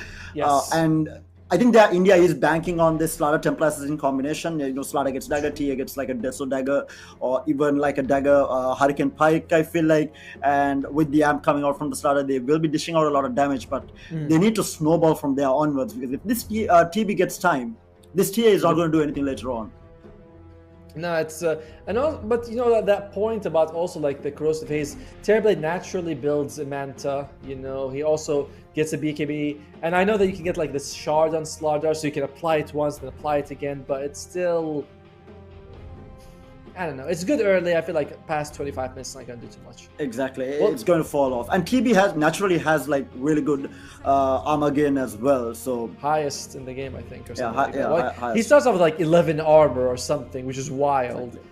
But Mongolia, they need to ban out a mid laner. I think that Ember would be the best ban. I do not want them to go very quick. Ember feels like he brings you the most tempo in the mid lane after the Puck, which is already banned out anyway. if they do ban the Ember, I think the only option that they'll be left with is Storm, which is not great into a Lion. It's not bad, but like, Lion, man, I'm telling you, Lion, this hero. It's garbage. It's just no, it's not good. Especially like I wouldn't want to play Storm into a Lion. Like you're forced to go very early BKB into that. But to be fair, Mongolia only has Lion as a disable right now. True. So. Yeah, like Starbreaker is really, it's like, someone else sets it up. You don't just go up to a storm and be like, I'll get him with a Starbreaker. Like, yeah, sure, it's okay, buddy. They go for the Pugna, so it's going to be the Dawnbreaker off lane. The Pugna or the Lion, 4-5. I think Lion was played 4 in the previous game. And India, they need a mid laner here. This Pugna prevents Skywrath Mage from coming out. And I have seen mid Skywrath in some of, like high-level pubs. Yeah, and I feel like it is going to be the line for the Pugna support. The Pugna is going to be able to help the TB out with the Slada as well. That Slada lane not going to be that easy for them to actually dive on the Terrorblade and maybe get a kill even. I think that lane is going to be fairly even for them. All right. If it's not Storm, Coddle. All right, give us the Coddle? Yes. Okay. I'm gonna go crazy here. It's really one of the fastest tempo mids as well. They only have a few seconds of reserve time, so let's see. Is it Storm or Coddle? It's Storm. There you go. The safe option. Okay. Yeah, I think. Yeah, I don't think they would be I don't think they would have played it before. I feel like for them to try it out. Maybe they have, but yeah, Storm Spirit is definitely the safer pick into this. Who do you like one-on-one? Like the two drafts? Which draft are you favoring right now? Oh, I mean, I look at the cosmetics on Mongolia. They got some Arcanas there, so that's something. I don't like the lack of control from Mongolia. Like, if the Storm does not get hexed, he's fine. Whereas India, they've got 4 controls. Some of them, a bit iffy, like Pampu and HBK not gonna have, but it's still pretty good. I might like the India draft, but then you have Solar Guardian and Mongolia. I'm gonna go with Mongolia because I know that they're a really strong team, so I'm gonna go with them. Just for that, not a draft thing, but they're the better team on paper. All right, for me, I think, like you said, I don't know enough about the Mongolian team, so I wouldn't comment on that. But draft-wise, I think India does have a little bit of a better draft. I think if played correctly, the Storm is going to run circles around them. They don't have enough control for the Storm. But yeah, like you said, if Mongolia is the stronger team on paper, yeah, it will come down to how well they execute on the side of India. Because India is going to have this problem past 25-30 minutes that they're going to fall off. By the way, 4-2-3 is their mid laner, and he's on the Terrorblade. 11 is their 11 is their off laner, and he's on the Quap. I mean, is this a mistake or something? Are they switching? I mean, I think they're switching roles, by the way. Like, yeah, because this is very different compared to game 1. 11 played off on the Timbersaw, now he's playing the mid Queen of Pain. 4-2-3 was playing was he playing mid, and now he's playing the carry TB. So they're just switching all the roles. And are they switching roles? Are they switching the roles, or are they like switching out completely the lanes? Will we see like a Terrorblade mid? Unlikely, right? Oh, no way. I mean, I want to say that, but who knows what they're cooking on Mongolia's side, But this is definitely a big change. And I believe Sammy was switching roles in the middle of playing off. Switching roles in the middle of a tournament, it's crazy, for sure. It's always a good sign, right? But yeah, we have Team India playing it extremely safe, all huddled up near that mid tier 1 tower, whereas Mongolia is just running across the enemy jungle, looking for anything that they can find. Might run until smoke gets broken on Dawnbreaker only. Looks like the runes will get traded. And 4-3, he's just going to take the twin gate bottom. It looks like it's a role swap. It's not. Oh, but three bounties for India. Oh, that's rough. Yeah, and I think I really thought that they might actually only get one there, just because of how deep Mongolia was in the enemy jungle, and they really didn't have any idea that this was happening. And I think they could have contested the one in the river as well. I don't know why Mongolia did not contest it. Agreed. It doesn't. Yeah, well, they were very disconnected in game one. Hopefully, they fix this out because I don't want to see a repeat of that performance. I want to see Mongolia do well, represent themselves well. I do not want them to miss out just because not because they got beaten, but because they themselves aren't working together well. That's gonna be a courier kill. Nicely done for Yikes. Sir. Already a rough start for India getting the courier kill. That Slada not going to be having any items for some time. At least. I think he Yeah, got sorry, his go ahead. item delivered anyway. Yeah, it's. I think it was just like the magic wand completed, and also, I mean, they did get more bounty runes, so they're okay with this overall. I mean, I feel they'd be okay with this overall. In the meantime, Queen of Pain taking a lot of damage in that mid lane as well, down to extremely low HP. But that will be like another action-packed lane, I feel like. But unless Storm Strait makes a misstep in the river, I think both should be okay unless ganked upon. Yeah, I agree with Little bit you. Queen I of think Pain mid too? might be more aggressive than the usual farming that you expect from these two. It's a national pride thing, you know. Our mid is better than their mid. There you go. Mid has always been that ego role, huh? Yes. And everyone's like, well, I want to show that I can. I love when they buy back to get to mid faster and then they end up feeding. And you're like, why do you buy back, dude? Like, good job. He completely obliterated you at this point. As Narman HBK just trading hits, you know, having fun. As expected. Disruptor is going to be a little bit annoying towards the early part, but this lane should be again like another even lane. I don't think either team has kill potential. Yeah, I don't see them either one unless the disruptor gets out of position. I don't see either one of them dying. Like, You know what bugs me when I play Disruptor? what? I want to max Glimpse. Glimpse by 7 is so good. Like Glimpse is bomb lane. Do the thing. Bomb lane, Terror. yeah, and we do have some action. Slada running into the Terrorblade, but Terrorblade with the Metamorphosis is going to force the Slada away. Slada going down low on HP, but again, like, it's very difficult to get a kill in this lane for either team, right? Because Yes. Slada, you start hitting the Terrorblade, Decryptify. What are you going to do now? Like, it takes so much damage trying to get a kill. I don't think either team will be trying for that anytime soon. Again. Yeah, by the way, he's got 11 armor on Terrorblade. I know we said he starts with 11, but he's got 11 by level 3. So, you know, I guess he starts with only 10 armor. Oh, poor guy. Only 10 armor. But yeah, one of the problems with the Disruptor is that level 2 Thunderstrike is so much better than level 1. It only costs 5 more mana, and it's like more than double the damage and everything. But you don't want to take level 2. Oh, top lane, Slaughter! I mean, Disruptor's dead! Oh, no, he's Disruptor alive. going He's down alive. extremely low on HP. No, 10 HP. Okay, he's okay. Radiant survives. structures are fortified. Actually, rough. There you But go. first blood. In the meantime, we do have the Storm Spirit falling in the mid lane, but we'll get that return kill thanks to the tower onto the Queen of Pain. So 1-for-1 trade in the mid lane. In the top lane, we do have a little bit of action. We have the glimpse back onto the Dawnbreaker, bringing him back. Is there enough damage? Yes, they do have enough damage, and they will grab that kill. That's not something that I expected to happen. I felt like it would be the other way around onto the Disruptor.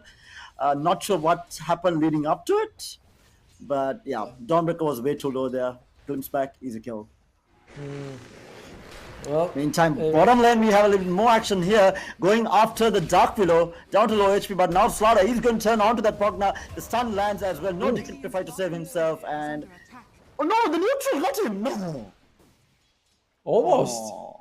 Slaughter, so sad. Man. Slaughter, so sad.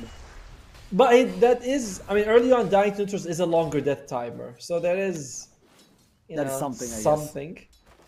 Something. This is what you tell yourself to be happy about it. Well, But yeah, with the Pugna gone, a lot of pressure being put onto the Terrorblade, onto just a little bit of damage, trying to keep him off the last hits. But overall, Terrorblade is doing well, considering everything. he's nearly top of the CS here. The only other person who's topping him up is Abi, who actually died mid. I hope I'm pronouncing him right. You know, that's one of the scary things. Is like I don't mean to say the names wrong. You know, I'm just not used to that. Or don't worry, I'm going to butcher the names at some point as well. So There you go. You can always do the classic, right? That you could call the Storm Spirit. Ah, that's a good Storm Spirit right there. Nice jump by Storm Spirit. Hence why I was keeping away from names all this time as well. Like, Well, in the meantime, CS is not too far apart. Like, the offlaners are the same, the carries are the same, the mids are the same. Like, there's not a big difference between the two teams so far. Oh, I hear a Sonic Wave. Storm! oh yeah, mid lane, that's yikes. Storm did not have 6, Queen of Pain got 6 with the line rotating in. Yeah, that's a dead Storm Spirit for sure. Dyer's If middle Queen of This Pain gets comes level back- 6 before you. This comes back to the fact that 11 killed Abi. They did trade kills, but 11 killed him first. So he got the XP Abi didn't get. He only got the gold from it. So that really accelerated his level 6 on the co-op, and he gets a second kill on the Storm Spirit early on. Huge move for him.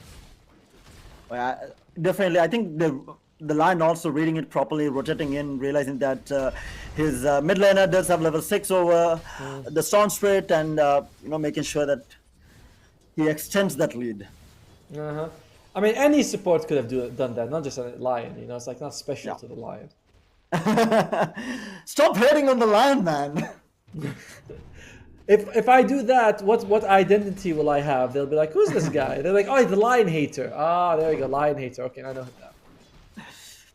that. Top lane also, I mean, obviously top lane, India did get ahead with that kill onto the Dawnbreaker, but Dawnbreaker at least keeping up with the last sets, doing okay. Leading in last sets compared to the Slada on that off lane, so definitely doing okay for himself. And also, it's kind of easier to be active as a Dawnbreaker than a Slardar. You have to get like the blink tag on a Slardar. Dawnbreaker anywhere you could show up as, oh, it's trying to get MNZ, but just not in time. Yeah, and in the meantime, we don't see any of the teams. I feel like Mongolia will try to, get some wards inside the jungle just to see, all right, in the mid lane, we do have the Disruptor just walking in. I thought there might be a glimpse back, but I think just too far off, and Storm still... yeah. I was like, So they're going to go for Sir, but Sir is like, are you going to jump on me? Oh, 4-3 gets Bottom lane. Krish on the other side. 1 second. Oh, MNZ being dove in, the Sonic Wave. Can they get a kill on him? Oh, barely making it out here, but he is poisoned. Turning it around, this might be Seimei who loses his life. MNZ still a bit low, but gets the refraction off. They kill HBK. Seimei, 1 hit away from him. Is anyone going to get it? Abi is here, shows up, jumps straight on him. They might get the He's got popular as mana well. now. And he's going to have to be careful. Okay, he's trying to go for MNZ. Oh, he gets him. But it's going to cost him his life. It's going to be, in the end, possibly a 2-for-2 trade. Unless they're massive jukes. Abi actually doesn't have mana. And I think 11 can blink away in just a little bit here. And there you go. He's out. He's fine. A 2-for-1 trade. They only lose their offlaner. You're very happy for that for Mongolia. Yeah, for sure. And again, doesn't the Storm have a bottle? I felt like he had a bottle. Or was it empty? He used all his mana because he had to jump one side of the map to kill the Dawnbreaker. Then he had to jump all the way back to the tower to catch the co-op. So he just used up all his mana in a few seconds. But yeah, very well played by the tier, right? Like he played around with his one charges, played around with the cooldown on the refraction as well to get that to ensure that they got that kill onto the Dawnbreaker. It would have been really nice if they got the cop as well, but so is life, I guess. Endless sea of suffering. Yes, that's life. I mean, popcorn and donuts every day. Krish. Bottom lane, we do have the Slaughter getting gone on, but there is no support for the Dawnbreaker. Dawnbreaker might be in a little bit of trouble here, trying to run away. There is another stun follow-up from the Slaughter, and the finger comes out. Just not enough damage onto Krish. He survives on a sliver of HP, but they might get the kill onto the Willow. Pampu is the one to go down, but they're going to be happy with that. A support for the offlaner, it's always a good trade. Yeah, but the thing is, at least Dawnbreaker, when you respawn, you can teleport anywhere if anyone's in trouble for your ultimate. But it's a good trade for India overall. What's the win percentage telling us? The win percentage is saying that it's favoring Mongolia slightly. I'm gonna go with that at the moment. This Terrorblade is extremely farmed. Yeah, that's the scary part, right? India needs to start shutting down this turret, but the problem is they can't do this without the Slaughter Dagger because Storm didn't have the greatest of lanes as well. It was fairly even until he got killed twice. So he's not like really ahead to try and do that. In the meantime, we might Oh. have the Disruptor just getting deleted with the Queen of Pain ultimate being committed as well. The Sonic Wave being committed to grab that kill. I like that he glimpsed him away, like it's going to make a difference. And then, 11 like shout. He was screaming as he was getting glimpsed. I'm like, yeah, well, he's dead anyway. Oh, well, that's going to be a tower there for Mongolia. Overall, slightly better map movements from them. And you talked about the Starter Blink, but they also really need to see Abi on the Storm Spirit start having an impact. He's going for Kaya, so that he doesn't run out of mana. He's more active. But it's not like Kaya gives you as much damage as a Witchblade. Yeah. Honestly, I feel like he should have gone for the Witchblade early because he's the one who needs to be dishing out the damage this early on in the game. We won't see the TA get active for some time. It is going to be during the mid-game. And in the meantime, we do have a stack getting stolen. That's a TA stack completely gone by the looks of it. Disruptor is around the area, does not have Static Storm. Do they have anything to stop this? I don't think they do. Oh, Pampu's Walking in. Pampu needs to be careful though. Does take quite a bit of damage. And the Queen of Pain. 11 blinks in, going on to the Willow. In the meantime, we have the Dawnbreaker ult coming through as well to keep the Queen of Pain alive. A lot of spell used, but nothing happening. But they will find the Willow as well as the Disruptor in the end with the Terrorblade and the Lion coming in from that right side. I did not catch it. It was off screen, but it did happen. They actually denied the Dark Willow, so at least that's that. But it's still not positive for India. They also get that Observer Wards removed.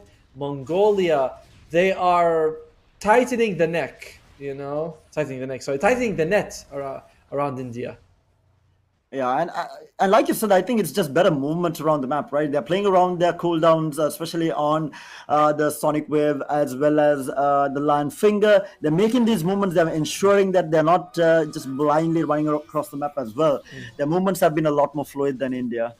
Another thing was that they didn't have level 6 on their supports. They get on the Disruptor, but you still want the one on the Lion might be in a little bit of trouble. They are going to commit Static Storm as well, and they might not even get it, or they do get it in the end. But Storm Spirit is going to be out of mana. Thank God they had the glimpse on the Queen of Pain. Otherwise, that Storm would have ended up dying as well. That's you see that? Her Scream of Pain is traveling across the map. Slada might get gone on here as the Queen of Pain blinks in as well, but yeah, there wasn't a disable. Krish went for a Hand of Midas on the Slardar. He's looking at the state of the game and he's thinking, you know what, guys? It's farming time.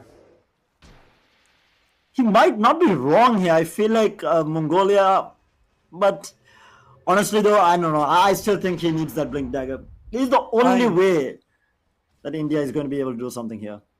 I'm surprised that he went for it. And oh no, we might be running in with the smoke of this set here. Pampu is going to be the first one to fall, and Abi has to get out of dodge here. The Lion, the partner, everyone's in that jungle, and he runs away. So at least it was just the support going down for that smoke. I think like Krish is hamstringing his team with this Hand of Midas. Maybe he'll be able to get a fast Blink Dagger after, but it does mean that for like the next, let's say, 4 minutes, this slaughter is going to continue to be basically a non-factor. And it's not like India is having a good time that they can afford to have one of their playmaking cores, be AFK. Yeah, and it's not a lineup that they can go late game into this Terrorblade as well, and they haven't shut down the Terrorblade. He is essentially free farming. You're going for a Midas, which is going to take a really long time to give you back that ROI. And in a lineup that you need to be aggressive in the early game, I don't think it was the right option. In the meantime, we have a blink in or by the Queen of Pain onto Pampu as well. Pampu is going to be able to Shadow Realm out for the time being. And the Lion missed out on the Impel, but they're still going to be chasing this. The Finger of Death and the Queen of Pain with the Stream will finish it up. And again, just, Mongolia, they're bringing more numbers. I like the way they're using Finger, by the way. He doesn't care. It's like, I don't care if it's a support or someone. I just want that person dead as fast as I can. So he just throws a Finger, even if it's a Dark Willow. India, they're trying to get some farm up. Oh, Krish. That's a Sonic Wave. Oh, yikes, I did not even catch it. It was, but this is rough. I feel like, do you even see a comeback? I feel like they are not going to be able to do anything because, especially due to this Terrorblade, right? It's a hero that goes ultra late and even the mid game is so strong. And once, the Terrorblade gets like Manta, BKB, Skadi, Butterfly, he scales so much better than this TA. And this TA has not had the greatest of games either. Exactly. It's a rough one. You know, the enemy team has the better late game, and you're behind early on. Of course, there is the secret weapon. You know, are you ready for it? I'll tell you. It's called the Ag Scepter Disruptor. I don't know, man. Even with Ags, like, yikes. The spinner plane is so far ahead of the Storm as well. Storm is not going to be able to do anything. Meanwhile, we have MNZ getting chased down in his own jungle. He's going to go down, and that's going to be the Terrible Head on a mega kill. 4-3, picking that up as well. Just yikes. Rough, very rough for India. It's very tough to cast a one-sided game, you know, because it's hard to be like, yep, that's another win for Mongolia. That's another win for Mongolia. Oh, and guess what? It's another good fight for Mongolia. One thing Same is doing that's very unique, I've never seen this, Vlad's first on Dawnbreaker. Oh, bottom lane. Bottom lane, we have the Storm Spirit going in on the Dawnbreaker, but that's not the kill to go on as the Pugna comes in with the Decryptify to save him as well. They aren't going to be able to punish this at all, and they are going to be able to get away. But again, not picking the fights, I guess, and Slaughter without a Blink Dagger. I mean, he will have it in a bit. Like, this camp is gone. I think we only like one more, a creep or so from another camp, but he's getting there, all right? The question is, how much difference is this Blink Dagger even going to make at this point? Yeah, because Turbulent does have his Manta as well. In the meantime, Willow might be in a little bit of trouble. The Finger of Death goes out, and he goes down immediately to the Pugna, who stole the kill. I feel like they should have given him to Lion. Poor man. She was Shadow Realmed. There was really, like, it had to go to the Decrypt, not Decrypt fight, the Nether Blast. Nether Blast, yeah. And to be honest, Lion doesn't deserve kills anyway. So Manta done on Terrorblade. He's looking for the Dragon Lance as well. And they are already going high ground. 17 minutes in. Mongolia knows how far ahead they are. And they know that Slada with the Blink Dagger even is not going to be able to do anything. Especially with this Pugna in the backline. If they don't jump the Pugna, they're not killing anything. India is definitely not killing anyone if they don't jump on the Pugna. They at least have a static storm. All right, here we go. Just a bit of a bait. Again, like, they can't stop this from happening. There's no way. That's one set of racks gone for India. There is really no way that they can fight into this. And rightly so, they do concede. At least they don't give away a kill trying to defend it, which is a good thing. I mean, I can't blame them on India's side because you don't want to go in against a Solar Guardian, against the Decryptify, against the heal. But at the same time, things do not get much better, you know, like in the defense department. So the smoke is a good move. See if they can find anyone. Yeah, they need to try something, especially if they can find someone like the Turbo. They do. Did they spot him out? Oh no, they just cross path. They spot him out now. In the meantime, Storm Spirit is going to be in a world of hurt as this Sonic Wave goes through to clean him up, and they might actually look for a turnaround here. Not going to find it, as the Queen of Pain is going to get healed up by the Solar Guardian coming in, and now the TAMNZ running for his dear life as the Silent blinks in. A good stun, but not going to get anything, and it is going to be a full 5-man team wipe as Lelam picks up an ultra kill, and that might be it. That's going to be a tier 2 top falling in the mid lane. I feel like they can go for the tier 3 as well. Yep. It's feeling very Jaja at this moment, isn't it? Yep, For the India side. As that was, man, the Stag Storm was so on the edge of the Quay. I think the Quay was able to walk out of the kinetic field somehow. I don't know how, but... And then they just were able to get a kill. Solar Guardian, of course, keeping everyone alive. Very tough game for India. As okay. Storm Spirit jumps in onto the Dawnbreaker. Again, not the target that they want to try and kill, and he's out of mana. Gets fingered up as well. Might end up going down. Yes, see, he is the one to pick it up, and now the buybacks are going to come through as well. TA trying to fight up against everyone. Turbo does have the Sunder available. He is going to go in back and out, and now Storm Spirit jumping onto the back line, but... yeah, he's going to be not going to be getting anything, but he wants to go back in again. We do have the Vortex coming out. They will find 2 kills here onto the line as well as the Dawnbreaker looking for more onto the Pugna. Pugna gets stunned up as well by the Slada. They will find the Pugna. They are going to be finding more if they can chase it down, but they have to run away because Turbo is so strong. Picks up a double. They are looking for the Slada as well. Standing strong on top of the Queen of Pain, but the Blade Mail keeping him alive, and they will find 4, and it is GG. Well played call from India and Mongolia. makes it a very easy game in the end. Yep, didn't look like they even broke a sweat on this one. I had really high hopes for India coming into this tournament, but again, another very one-sided affair for them. Mongolia with a clean victory. I believe India's first match, where are they? The first match was also very one-sided. What was it? Yeah, it was against Indonesia. It was in 20 minutes. This one also another 20-minute match. India, I was thinking it's either going to be them or Mongolia for the top three, but doesn't look like it in this one. I feel like you might have been right. Maybe last year or the year before, India did have a couple of players that were very well known to be some of the best players in the region, but I don't see them in this roster as well. So, I mean, so probably a new roster for India. Maybe. And yeah, maybe it will take some time for them to gel together. This was, again, a bit of a... I don't understand why they felt like they need the Hand of Mice on the Slardar early. I know it's actually a good item because you want attack speed and he's a hero who actually does right-click a bit. But they were so far behind that getting a Blink Dagger getting a Blink Dagger early would have been a big win for them. But India, they didn't feel the same way for Krish at least. Yeah, and we saw the impact that the Slardar did have, right? We thought he won't have any impact after the Blink Dagger because it was so late. But there were certain things done with that. I mean, we did see really nice stuns coming out, and really nice setups coming out from him as well. But it was just around 4 to 5 minutes too late in the game for him to be doing it. So, yikes. I feel like that Blink Dagger early, we thought the Midas might have... I feel like Mongolia still would have won, but it would have been, it wouldn't have been just this one-sided, I feel like. It's everyone's kind of individualistic in the way they're approaching the game, right? Like, oh, this one. You see that he walks out of Static Storm. Yeah. I mean, the kinetic field just walked out of it. Like we see him with the blink. He jumps and gets a 3-man stun.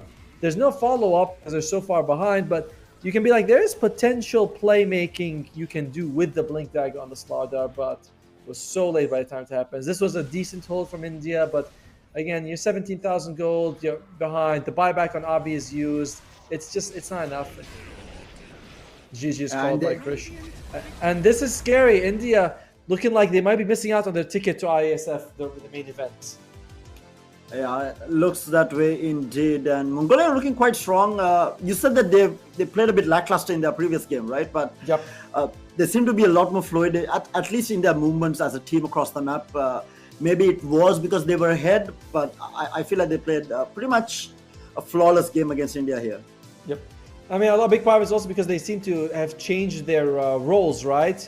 All three core roles were swapped around. You know, 4-2-3 was their offlaner. Sorry, was their mid. 11 was their offlaner, and Seimei was their carry. And everyone was like, "All right, let's swap around." Seemed like it really helped them in this game. But India, the road to ISF now is through Myanmar, and Myanmar beat Mongolia. If India can beat Myanmar and take on the, I'm not going to call them the free teams, but I don't feel like Bangladesh and Sri Lanka, present company, excluded of course, will be the hardest opponents to beat. True. Yeah, Aren't it's definitely to be like Sri Lanka pride and defend your country. No, I'm a realist, right? I mean, the Sri Lanka team has also gone through quite a bit of changes over the last couple of years, and we did have a really strong team a few years back, but I don't see them playing right now. So maybe if they were there, I feel like they would have given a really good fight. But you know, this current team, they really do have potential. But in this current context, looking at the teams that are taking part, and now what was on display, especially from the likes of Mongolia here, they're going to have a tough time for sure. Yeah, well, we're done with this match. We have one last match to give you guys in this stream, and it's going to be the Tigers. Do you see that? This is my shirt, the Tigers, Malaysian Tiger. There you go. So I'm having this one, and they're going up against Thailand. Now, this is also going to be an important match for Group B because we generally feel like Malaysia and Philippines are the strongest in that group, and Thailand is like that third place. But how they perform against Malaysia could tell us a lot about whether these two teams, like how close the the three countries are to each other. And have you seen the rosters of the three teams? And do you have a favorite between Malaysia, Philippines, and Thailand? Not yet. I just got in, so I haven't had time to go through any of it. Like, hopefully by the next match, you know. We're gonna have a bit of a longer break when we get there. But we're gonna keep you guys on air just a little bit here, as since production they're cooking up a surprise for us. I'm not sure what it is, but it's gonna come soon. I hope it's not just a break screen. But overall, is there any country that you think that could surprise us in Asia? Any country that you're like, this is people are sleeping on, like Nepal or something. Over the years, I feel like Pakistan, Nepal really did have really good teams. I haven't seen them in recent time, but if they do have, if their rosters haven't changed too much, I feel like Pakistan, I really like them. Nepal, for sure, they have been the strongest side in the region, at least when it comes to Sri Lanka, India, Nepal, and Pakistan. I think Pakistan and Nepal has been the two strongest sides comparatively. Okay. So maybe, I don't know. I'm leaning maybe Nepal. Let's see. Pakistan forfeited against Nepal. They didn't even show. Yes. I was looking at it because it's like Pakistan. Pakistan, they're a strong team. They're doing. I'm like, okay, let me look at the score right now. They're like, we're not even showing up for our match. Oh, that's sad. Yikes. But you know what, guys? As sad as we are for Pakistan, we are also going to have to forfeit for now.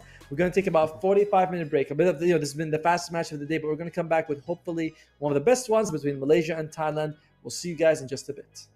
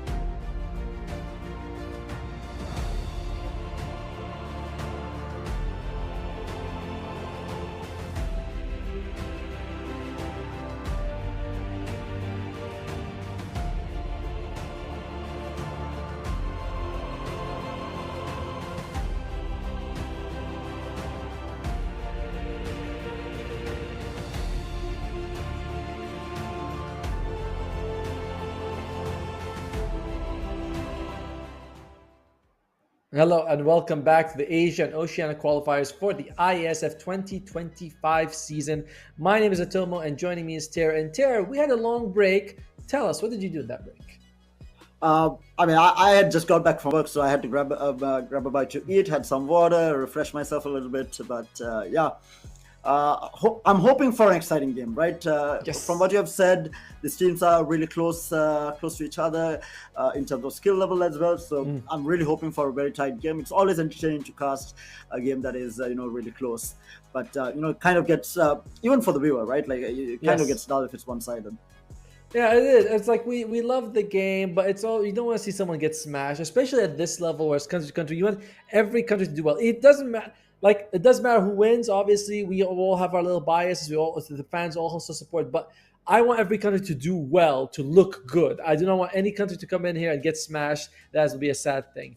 Now, despite saying that, of the two matches between Malaysia and Thailand, now I live in Malaysia, and I've been here 30 years, and my son is a Malaysian citizen, and Thailand is our neighbor. So that's my connection. I can't deny that there's going to be some slight bias to the to the Star and Stripes there. I can try to balance it out since I have no allegiance to either country. I can maybe try and balance it out. Hopefully, I'll do my best to balance it out. But yeah, obviously, as when you're casting a team that you like, or when you're casting, especially when it comes to country rather than a team, you do tend to be biased. It happens to the best of us. Oh well, and we are far from the best, So it's all right. So this is gonna be Malaysia. CDR, Moon, JT, Ahiyad, and Ponyo. Personally, I think I was most impressed with CDR in Game 2 against the Philippines. Again, he had a very, very, very tough game as a tier played versus a TA. TA was like massively ahead for most entire game. He got ganked a few times. By the way, CDR stands for Chidori. So if you're wondering about the anime references, but comes back late game, does an amazing performance.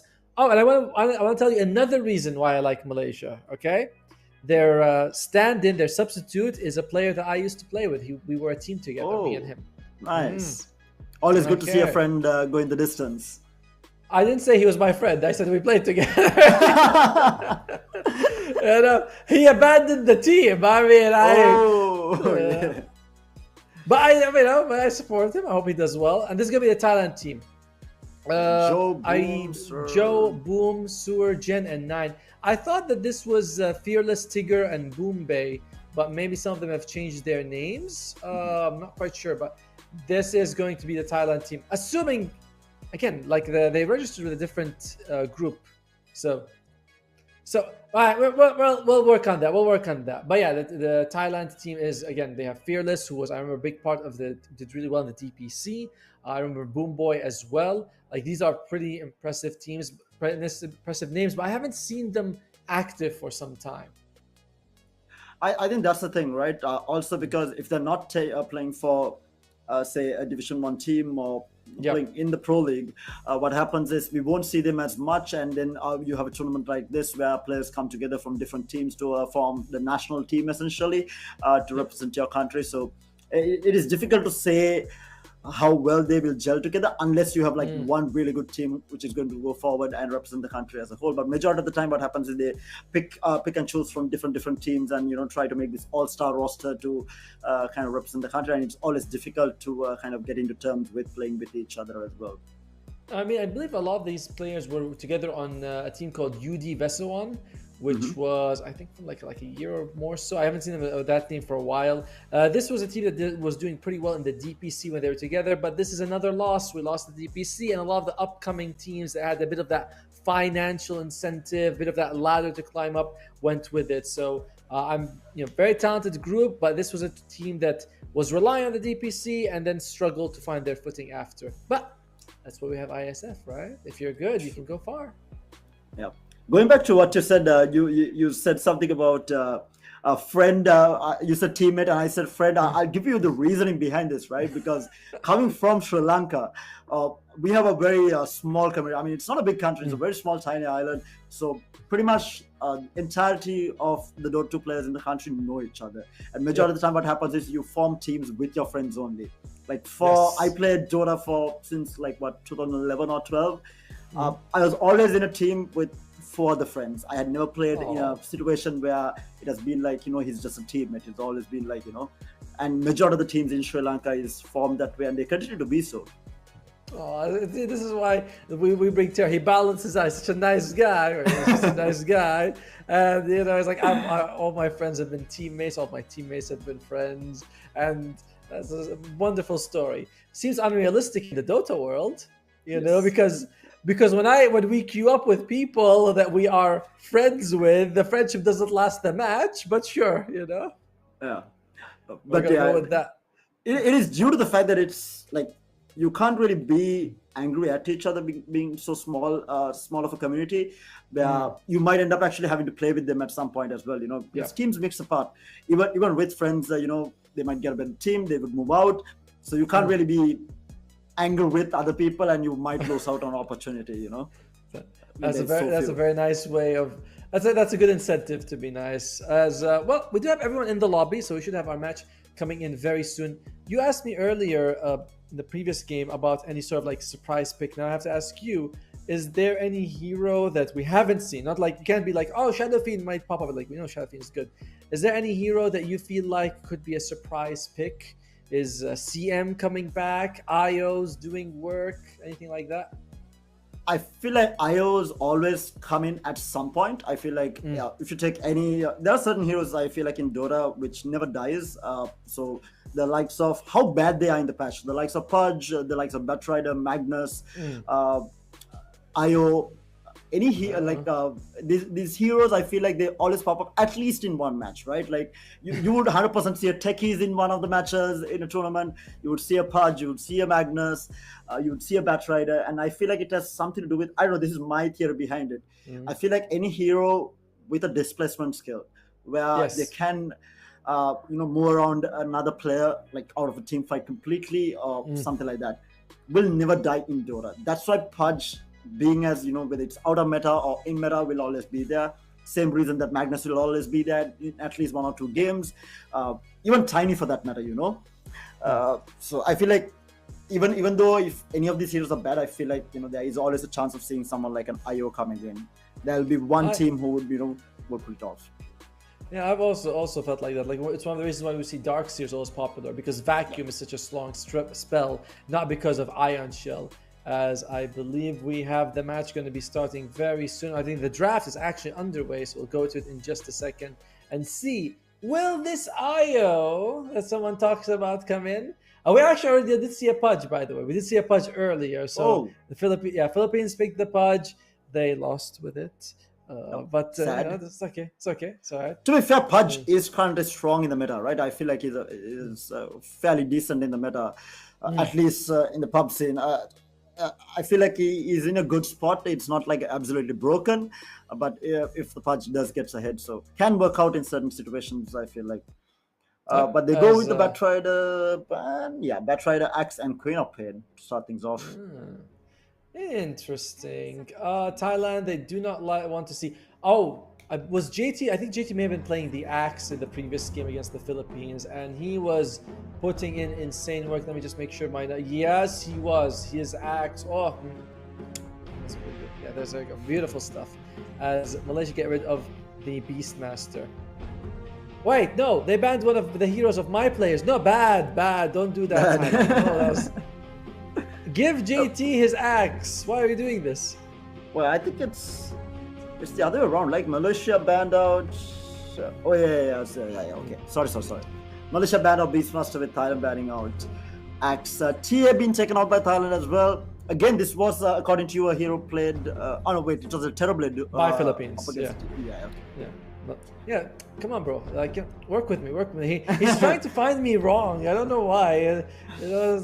It's all due to the hate on the Axe, man. Like you were hating on the Axe so much. Nature's Prophet. But guess what?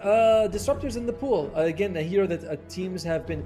I've seen him banned twice today and picked in the 3rd game. But Nature's Prophet, this is the first time I see him get contested. Silencer gets banned out. Okay. Dawnbreaker. There you go. Silencer goes out. Dawnbreaker goes in. That's how it works. You know, it's 1-2 punch like that. 1-2 punch. I think they can counter this with like a Mix Assassin or something, but it's not that great currently in the patch. So. I like the Assassin did get a buff on the level 20 talent. He's like, oh, it went from something like 100 damage to 125, and we're like, yes, that will fix all the problems with the hero. That's it's a level 20. Like, holy. When you see a support Nyx like get to level 20, I mean, it has to go extremely late. But yeah, like you said, teams are favoring that Disruptor. We have the Disruptor being picked up by Thailand. Okay. So Puck is still in the pool. Well, who's going to be the next pick is going to go to Thailand, and yes, you can take Lion, Shadow Shaman. I don't know why people seem to be not favoring Shadow Shaman. The Snake Ward was quite a hit to him.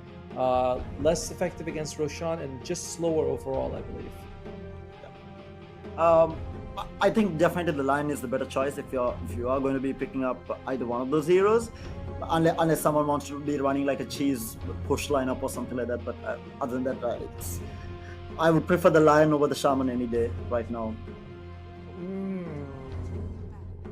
Okay, Morphling gets banned out. It's like I don't want to keep disagreeing, you know. That's why I was kicked out of the team before, right? So they're like, this guy is always negative. I'm like, oh, okay. Leshrac gets out. Moon's Leshrac was also pretty impressive. They went Blink, Leshrac, Blink, Axe. They just blinked together. And it was super nice because they're up against a Silencer. So he activates the Edict, activates the Nova, blinks in, Silencer globals. And it's like, yeah, we don't care because we already got all our spells out. It was very clever by Malaysia. Sure, and Leshrac is quite decent in the patch as well. So is Mongolia. I think that's a really nice pick for Thailand. Do you think this is the mid or off lane? I imagine it's going to be their mid, but if I'm not mistaken, I feel like I've seen some Tigger off-lane Pango. So, you know, flex for now. It also discourages the Medusa carry, because, you know, you don't want to get, like, the mana burn on Pango so good. Yeah, Swashbuckle, you don't want the Swashbuckle hitting you with the diffuser. Did you ever play Pango? It's one of those heroes that I feel like I would love to play. But then I'm like, you swashbuckle the opposite direction, then you roll and get hit in the rock, and then like the whole fight, you're fighting with your controls, and the enemy, your team is fighting with the enemy, and you're just like, let me wait, no, I hit it. I'm sorry, I'll roll. Oh.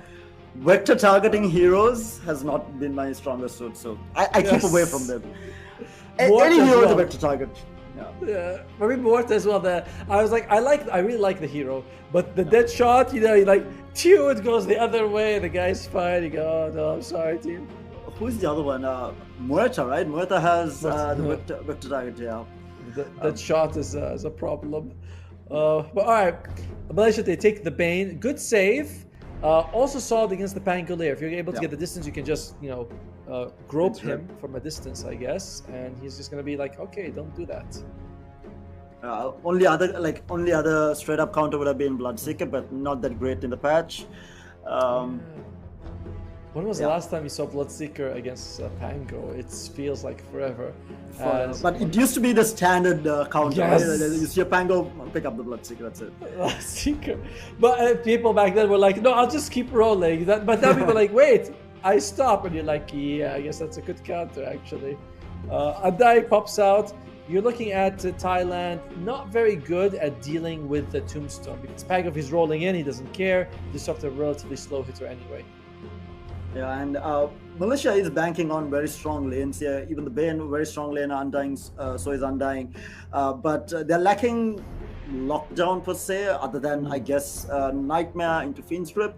But other than that, they don't really have anything in terms of proper lockdown. But same can be said to Thailand, other than Rolling Boulder. The Pango ult. Yeah. Rolling Thunder.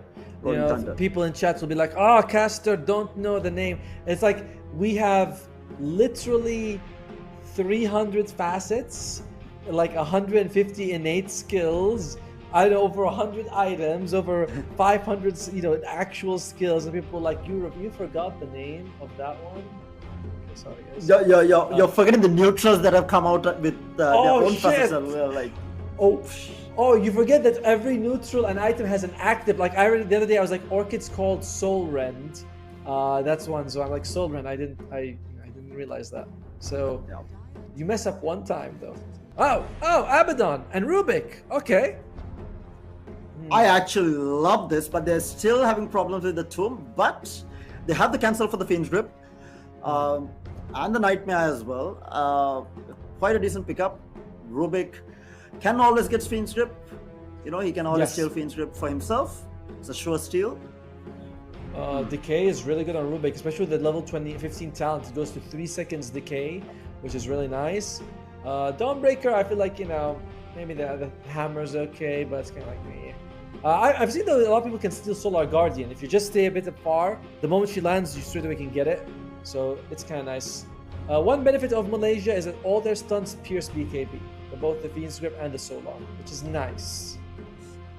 Exactly. But, and Thailand actually does, still to be fair, Thailand does have the better lockdown. This is interesting. Picking that Storm Spirit into the Disruptor, I'm sorry. it's not bad. It's, I mean, you can dodge the glimpse if you are jumping as the dot connects, or whatever you want to call it. Like, it can be done. And it's safer maybe than a puck. I don't know. Lift. It's only really lift though. If lift doesn't catch you, it's not that bad for a storm.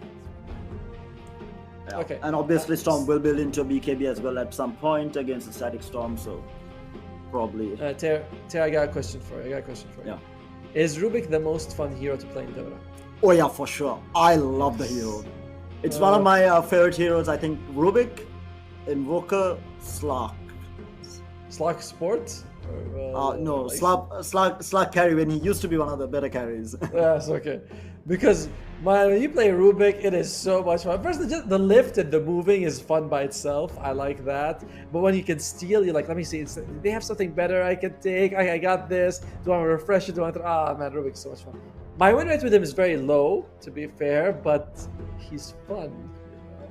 I don't even know what my win rate was when I used to play competitive, but I do remember this one game that I was playing with Rubik where I literally held the base 1 versus 4, 1 versus 3, just because I had Firestorm and Shrapnel from Shooter. Like the spell lamp, they're not coming close. Like, what are they going to do? And you get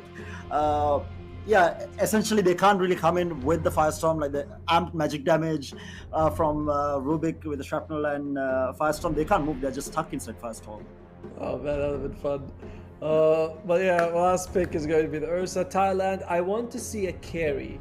I would rather see this Abaddon shift to the off because I don't think Abaddon carry beats Ursa carry. So you need to pick something else that can go up against him. What would they... They still have Terrorblade. I feel like Terrorblade is okay. Terrorblade's banned. Terrorblade got taken out. Okay. Terrorblade is banned. But they need someone to hit the tomb as well, right? Yeah, They still don't have a decent tomb hitter. Shadow Fiend is in the pool. It's a very high risk option though. I'm not sure I want it. Templar Assassin is banned. Troll Warlord, I just feel like, man, I don't know, I'm not feeling any carry particularly right now. I think maybe Razor? Yeah. Razor might be the shot. Whoa, it's Carry Abaddon. Carry Okay. Abaddon. Offlane Pango, it's going to be Ember mid in the end. I don't like this. The thing about Abaddon is that if he uses his ultimate, it doesn't matter for the Ursa. You're like, I'll just keep hitting. Like I will, he's gonna go to full health, and then the ultimate is gonna go chuk dead in 2 hits as well. So I don't think this was the pick for me. Yeah, I think Razor would have been a lot better. Just to be able to deal with the Ursa at least, partially, and he does build into extremely tanky items like BKB, Aghanims, and he's another hero that can at least hit the tomb. Right now they still don't have someone to hit the tombstone. This is a terrible Tombstone game for Thailand because Ember, you don't really right click. You know, you kind of just gonna like dodge, hit a couple, maybe once or twice after a slide fist, but that's about it. Disruptor, Rubik are garbage right clickers. Abaddon's decent, but I don't want my carry wasting hits on a Tombstone. I want it to be hitting heroes, and of course, Pango's useless there too. Only good part is I really like the Abaddon skin. Do you like the Abaddon skill? Let me go in the lobby. Let me see. Oh yeah, that's a beautiful one. Oh, that is good. That's very good. Oh wow. Okay. That's the sick But one. are we in agreement that we believe that the Tigers will be taking the 2 victories today? I want to agree with you. You know, one of us has to go the other way. You know. Of course. Yeah. I go right, you go wrong. Okay. Yeah. But I know I feel like Thailand's draft does have potential, but like you said, I feel like if they don't get ahead early, I feel like it's going to be really rough for them. Because Abaddon is going to fall off a cliff, and like you said, Ursa doesn't really care about the Abaddon at all, and the fact that they don't have anyone for the Tombstone is also very questionable. My worry about the draft from Thailand is I think it lacks a bit of damage actually. Like when you go late game, Abaddon's damage as a carry, it's not very impressive, you know. He gets that very nice power spike with the Radiance when he's like the strongest hero, and like that's 15-25 minute mark. But then he becomes useless. Ember's not really a big damage dealer late game. Pango is also less and less effective. The supports don't give any damage. It's not like we have Phoenix and AA, where you're like, wow, our supports really hit hard. It's freaking Disruptor and Rubik. 30 seconds. And in the meantime, we have the two teams going to be dodging each other by the looks of it. We have a wide rotation coming out from Malaysia here to going for that rune, whereas Thailand will also be smoking themselves and going into the opposite side. So runes will most probably be traded. We won't have 3-1 shenanigans now.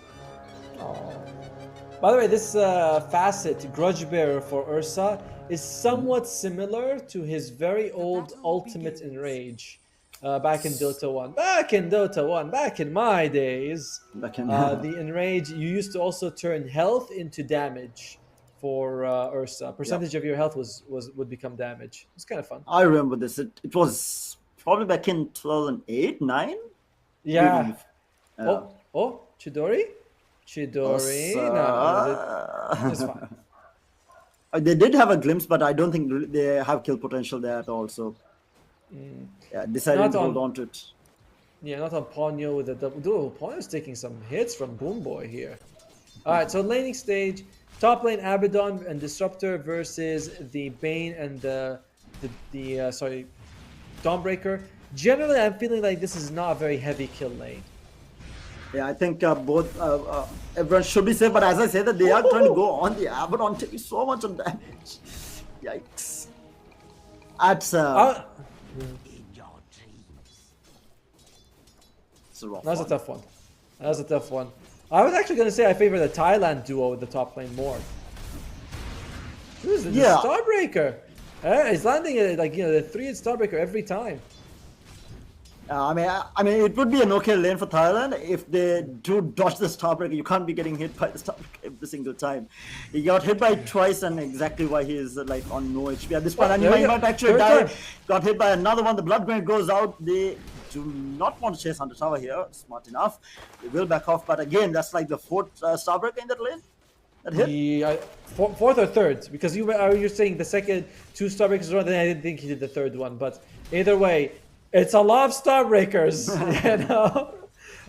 and you look at the CS, by the way, bottom lane is a disaster with only 2 for the Pango. It is 2 minutes, so he's averaging 1 a minute. Nothing wrong with that. But you would want slightly more than 1 CS a minute. Oh yeah, I think again, like this is why Undying is such a strong laner as well. He was forcing Pango out of it, and until you get a few levels, at least I think until Pango hits level 2, you're not entirely safe in that lane. The Ursa Undying can easily chase you down as well. So playing a little bit safe and falling behind CS at least for the Boom Boy. There's the zombies. Boom Boy is dead. Oh yeah. Rough. Not sure what he was doing. He's scouting for the Pango. It's called making space, bro. Okay. Don't question. Yeah, don't talk. Don't you dare say anything about the pros, right? These guys make mistakes. Oh, In the meantime, Ben almost. gets glimpsed back. They might actually get a kill on this Ben here. The blood going goes down as well. And that is going to be a dead Ben. So they pick up a return kill. 9 grabs it. Not ideal. But it's still a kill. It's still something you need to get in the lane. Mid lane also Storm doing extremely well against his Ember. And falling behind quite a bit in terms of last lane. Might actually end up going down if he as the water rune bottled up. By the way, I always shocked by how far the static slide, the remnant flies away. You know, you think, oh, it's just like it's gonna move like 2. It's like, no, it can go like a big distance. Meantime, top lane, good god, this Dawnbreaker has no chill. JT is chasing both of them right under the tower and just backing off. Making sure that the Abaddon is not hitting any sort of creeps. Well, it's all in favor of Malaysia at the moment. They got first blood. They're doing well in CS in all 3 lanes. Thailand's struggling a little bit. He tries to go forward because you don't want to get glimpsed too much, too far back. It's more damage. You get even more displaced, basically. True, and at the same time, I feel like Thailand, when they will get active, is with their level 6. I think Pango level 6 with the Ember and the Disruptor. I think Disruptor will take obviously a bit more time. I think their first movement might be when that Ember hits that level 6. Until then, it might be Thailand favored. Malaysia favored for now. Well, of course, Malaysia favored. They have support from the panel. Oh, mid lane Ember solo on HP. God, he's having a horrendous time here. The CS is the scary part, right? Moon is doubling him. Fearless is... Oh, it's rough. At Ponyo, he can just do this to Tigger. He's like, I'll run at you. I have magic stick charges. I have a Lotus. I'm getting these decays off. And if you're Pango, you can't trade with him. Dire's courier has been killed. So the problem that they are going to have with the Tombstone, they're facing it in lane right now as well, just trying to be able to do any sort of damage to the Undying, and Undying is just zoning them both out. And in the meantime, on that top lane, we do have a kill onto the pain. Sorry guys, I missed out on that. No, sorry. They caught it on the VMix. Oh. Our production on VMix is top notch. It's international world class stuff. Iesf, baby. Indeed. But what's crazy is that JT didn't even bother to save Ayad. Ayad was like caught. He could have gone Starbreaker. He's like, nah, you're just die already. I'm not gonna trouble myself. Oh, in the meantime, Ember might actually go down here in this mid lane, and yes, he does fall. I think Fearless just got a little bit frustrated with that. I'm not sure about that movement forwards, because even without that bin, I think the Ember dies there. Dire's middle tower is under attack. It's a disaster mid lane. It feels so over right now for him.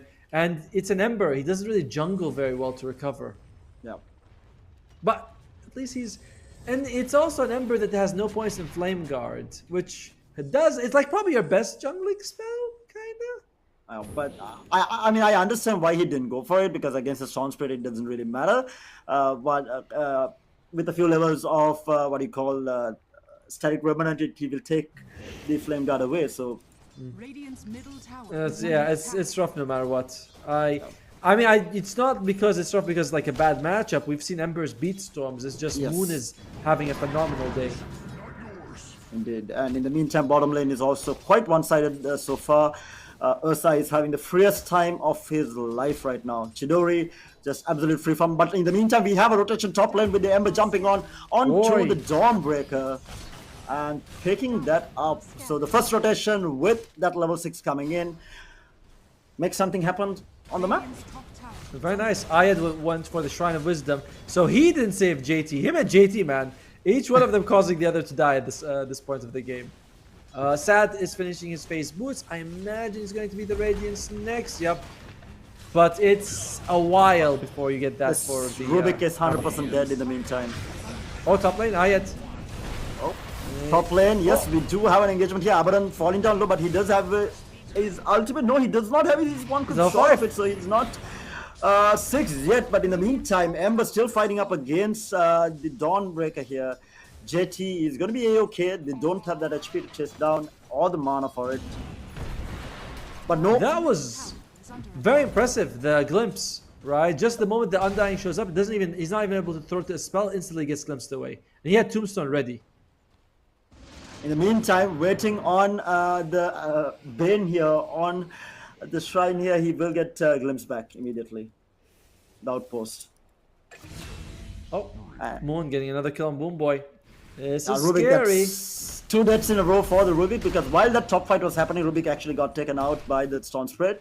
So that's 2 deaths in a row. He just spawned deep into the mid lane and died again. Classic Rubik Oh, contribution. they might want to try and look on the Storm. Ran out of vision. Isn't that what Rubiks usually do? You know, you come back, you die, you're like, eh, you know, just trying to get my level 6. I need solo EXP. Rinse and repeat. In the meantime, Pango hasn't really caught up at all. He is essentially more than half the CS down on the Ursa Warrior. Has his level 6, looking to pick up a diffusal. Bread and butter. Ursa Warrior getting close to that all-important Battle Fury as well. This is I mean, every game you know, Diffusal is good for Pang, but here you're facing up against a lot of relatively low mana heroes, like, you know, the Dawnbreaker, the Ursa, the Undying. Storm really needs every point of mana, so it really feels useful to get it. Like, more so than usual. That's true. In the meantime, mid lane, they are covering for Fearless here. The 2 supports just making sure that Fearless is safe. But to be fair, Fearless should not be dying at all now with the Remnant, because they don't really have the lockdown to bring him down other than Fiend's Grip, and Bane is so far away from that level 6 so, right now. Yeah, it's like you need Fiends, and you also probably need Solar Guardian or something. Like right now you could try Nightmare Solar Guardian, but the duration is not enough. It cancels it out anyway. Good. Overall, you gotta be scared for when Sad is halfway towards his relic. I feel like just a second ago I was saying it takes a while to get this item. Oh, Bit of an engagement for the region rune, but what are your thoughts about the fact that we can make neutral items now? Is that good, or do you like the old system more? I prefer the old system. I think. Oh, In the Sad. meantime, top lane engagement. No ulti. Abaddon does have his ultimate. He pops it now. He picks it up. He was holding the point, but he is in the middle of 3 heroes. He will end up falling here most probably. Will get pulled back in by the Vortex, and he will end up falling. Well, that he got. Too a deep. little In the too big. meantime, Abaddon in a little bit of trouble. Disruptor in a little bit of trouble as well. The Tombstone goes down, and now the Ember trying to take the Tombstone down, but it takes so long to take it down. And now the Storm Spirit goes in. The lift is there to keep him alive. Yikes! That was so Zombies. risky going for that Tombstone. It does get in the end though, and the zombies also from the bot teammates were not enough. 3,000 gold for Malaysia overall though. The big problem is that Fearless and Boom Boy are struggling. You know, this Pango and Ember Spirit, they're quite behind everyone else. At least the first item will come online for the Pango in a bit. Oh, they do see the Bane here. The Searing Chains latch on to the Bane. Still no Fiend's Grip available. He will end up falling here. The lift back, and he's dead. Oh, a cute trick. Buying time at least. Tried it. Tried to go to the low ground with it. Not really working out. I love that trick, by the way. I like it when Tusks do it as well, when they stand at the edge and push themselves up or down cliffs. I'm like, that's pretty cool. Do that again. I want to see it. Relic still a fair bit off. Around 1,000 gold short of it for the Abaddon. Dying there, not really helping. In the meantime, Ember Spirit gets gone on by the Storm Spirit, but they do have the Pangolier with the Rolling Thunder coming in. Static Storm on top of it as well, and that's the fight that Thailand needed. They take out both the Untying as well as the Storm Spirit. Massive for them. Huge, and I think just now that the Diffusal is finished on the Pangolier is flying out to him. So they might find another one as well with the glimpse back onto the Bane, but the TPs are coming in with the Solar Guardian as well. But now the Bane has the Fiend's Grip and will lock the Ember down.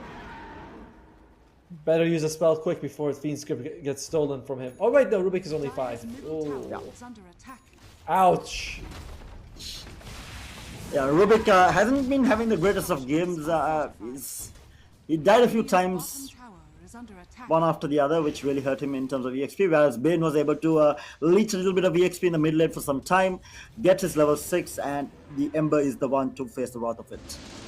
Oh, glimpse back onto the Undying. We might have him dying here. The Tombstone is going to be laid out, lift back into tower range, but the Undying is so tanky. Level 4 decay, 1700 HP, not the easiest to bring down. There's just the another series- 2-man decay. 20 strength Strollin, why not? They do lose the Tombstone though, so it's not like they got nothing out of that move for Thailand. Little EXP. That is- How close is the Abaddon now? Okay, he is 50 gold off. In the meantime, it seems like an all-mid matchup at this point. We have so much of action in this mid lane, and that's about it. But immediately we have a smoke being utilized. I remember that being a game mode, OM, right? Only mid. Yes, on the mid, yes. That was fun times. But they now Ponyo does not have the tombstones. There's a nice move by Thailand to see if they can find. They have all their ultimates available. And it's going to be the Wisdom Shrine at the same time. Huge opening. Dire's middle Yeah, tower and is under Pango is going to grab their own as well. So both the Wisdom Shrines are going to be taken by Thailand here. It's quite nice. Oh, Bane? Dire's middle tower has fallen. Did not have the Fiends Grip available. It's actually going for a Blink Dagger. Oh, Oh, the glimpse into the static storm. The storm might be in a world of hurt here. Max range static glimpse into that static storm, and they will grab that kill. See now, this is why Disruptor has been the favored pick. in the Yes, region. he has been putting in work. But at the meantime, JT is about to finish the Axe Scepter on the Dawnbreaker. Is only Another glimpse back. Proving its worth, Disruptor. Look at that Static Remnant. Dire's What a, he's glitching out. Do you see how he's moving? Radiant's Yeah. middle tower is under attack. Oh, that's funny. All right, well, but Thailand, from a 5,000 gold deficit to 3, they're probably bringing it out to maybe 2 after when they get this tower. There you go. Radiant's middle tower has fallen. So very decent comeback. We haven't looked at this bottom lane for some time. Also, Warrior up to a Battle Fury and very close to the Big Dagger as well. Free farming. What? Oh no, You want Bane to might be in a Bane? little trouble here as well. There is a glimpse available, but they know that the Tombstone is up now, and they don't want to engage into it. Yeah, rightly so, they back off. Very much. Thailand feeling like, okay, so far I found that Thailand has won a few fights, but that's because Malaysia hasn't been using their Ursa. They haven't been using their Dawnbreaker, who is going to have the Aghanim Scepter in 100 gold. So, Malaysia, they've been holding their bullets so far. My team's getting ready. Yeah, huge item spikes, especially now Ursa with the Blink Dagger available, able to jump in and go on these targets like the Rubik. And the Disruptor going to be free kills for him. In the meantime, we have a bit of a small engagement here. Rubik is in a bit of trouble, and now we have the Fiend's Grip going to be utilized on the Ember Straight, and he is going to be the one to take the fall here. Started out on the Rubik, but it is the Ember who pays for it with his life. This is the point of the game where they kind of need the Abaddon to fight. Sad, you've got the Radiance, your late game is not really amazing. You have to be able to join the team. And Malaysia, they're saying, guys, let's just go for Roshan. Thailand has a ward nearby. They spot this. They know this is happening. And they might be getting ready to contest. I mean, they can contest as well, right? They know that the Tombstone is down, the Fiend's Grip is down, they are all coming up. But will they get there in time is going to be the question. Oh, they need to haul ass.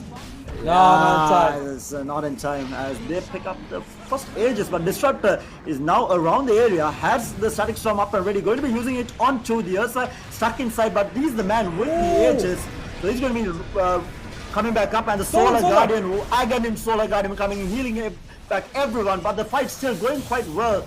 Storm Spirit with the Aegis will end up falling here. I thought it was the Ursa Warrior with the Aegis, and Thailand gets a massive fight, even with the Solar Guardian Aghanims.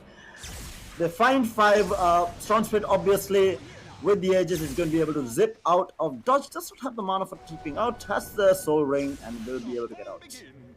Oh. I'll be honest, shocked at how well that went for Thailand. You know, they got Stack Storm on 2 people, both the Dawnbreaker and the Ursa. Dawnbreaker was able to go out, Solar Guardian in, but Solar Guardian was stolen. Ursa was controlled for entirely. He didn't have the Aegis. I thought the same thing as you. I was like, oh, they'll kill Ursa. He'll come back in rage and kill them all. But no, he didn't come back. He didn't Aegis. He just died. To be fair, don't you think that Storm is the better Aegis carrier anyway? Perhaps. In the meantime, mid lane, we do have an engagement as Rubik gets deleted as they try to go on the Undying, and Chidori picks up a double kill. They're looking for more as the Storm Spirit is going to be zipping onto the Abaddon. Not enough mana to chase it down, but Ursa is looking for more. Will back off. Still, Immediate punish. a small one though. Thailand, they have a 62% win rate the way the game is going. At the same time, this is Thailand at the strongest timing of the game, right? You know, you have decent items on the Ember as well as the Pango, that Diffusal, the Mage Slayer, and of course the Abaddon Radiance. But in 10 minutes, these items lose a lot of their effectiveness, or at least they don't keep up with how others are scaling. Radiant are Yeah, scanning. Ursa is going to be getting his BKB, so until they get the Aghanims on Disruptor, which is going to be some time before he picks it up. He's first going for that Blink Dagger by the looks of it, yes. So, yeah. Storm has an Orchid up as well. As long as I feel like if Malaysia are the team that is starting these fights, Thailand is in a lot of trouble. And Malaysia, I like the itemization. They're going for mech on Undying, and JT is actually going for a Holy Locket. So they feel like Thailand has damage issues coming, and they want to make sure these damages are as bad as possible. So I like this. I like this a lot. Oh, Very smart. I guess- think they have drafted themselves into a corner here. That's the problem. Yeah. Wait, Thailand, right? You said? Yeah, Thailand. Oh, of course. Malaysia never drafts themselves in the corner, only into. You know. But there's good news for Thailand. Guess what? Both their supports got the greedy neutral enhancement. 150 GPM, baby, for free. Sweet. Radiant's top tower. I mean, Rubik has to put in some massive work here. Oh my good god, they're going to be running into each other, and that's the 2 supports immediately deleted, and they can't really fight this because the Static Storm is done. They do have a buyback and a tier 1 tower to keep into, but they don't really want to use this, and now they are going to be going on to the Abaddon. The Electric Vortex is going to hold him in place for the time being, but Abaddon too tanky for the time. He pops that ultimate, and now they're rolling Thunder, the Solar Guardian, keeping them alive. Static Storm, the buyback Static Storm coming in, the Rubik buyback as well, but is it going to be enough as they lose the Pain as well as the Undying, looking for the Ursa. They will find the Ursa as well, and the stolen Solar Guardian yet again from the Rubik.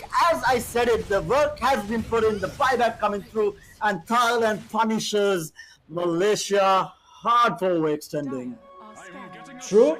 However, this was at the cost of 2 buybacks for their supports. They did win the fight, but it's not like the Malaysia next time they fight, they don't have to worry about these guys buying back, for example. So it was a good first start, but unfortunately that Stone Sword Guard is happening every fight right now.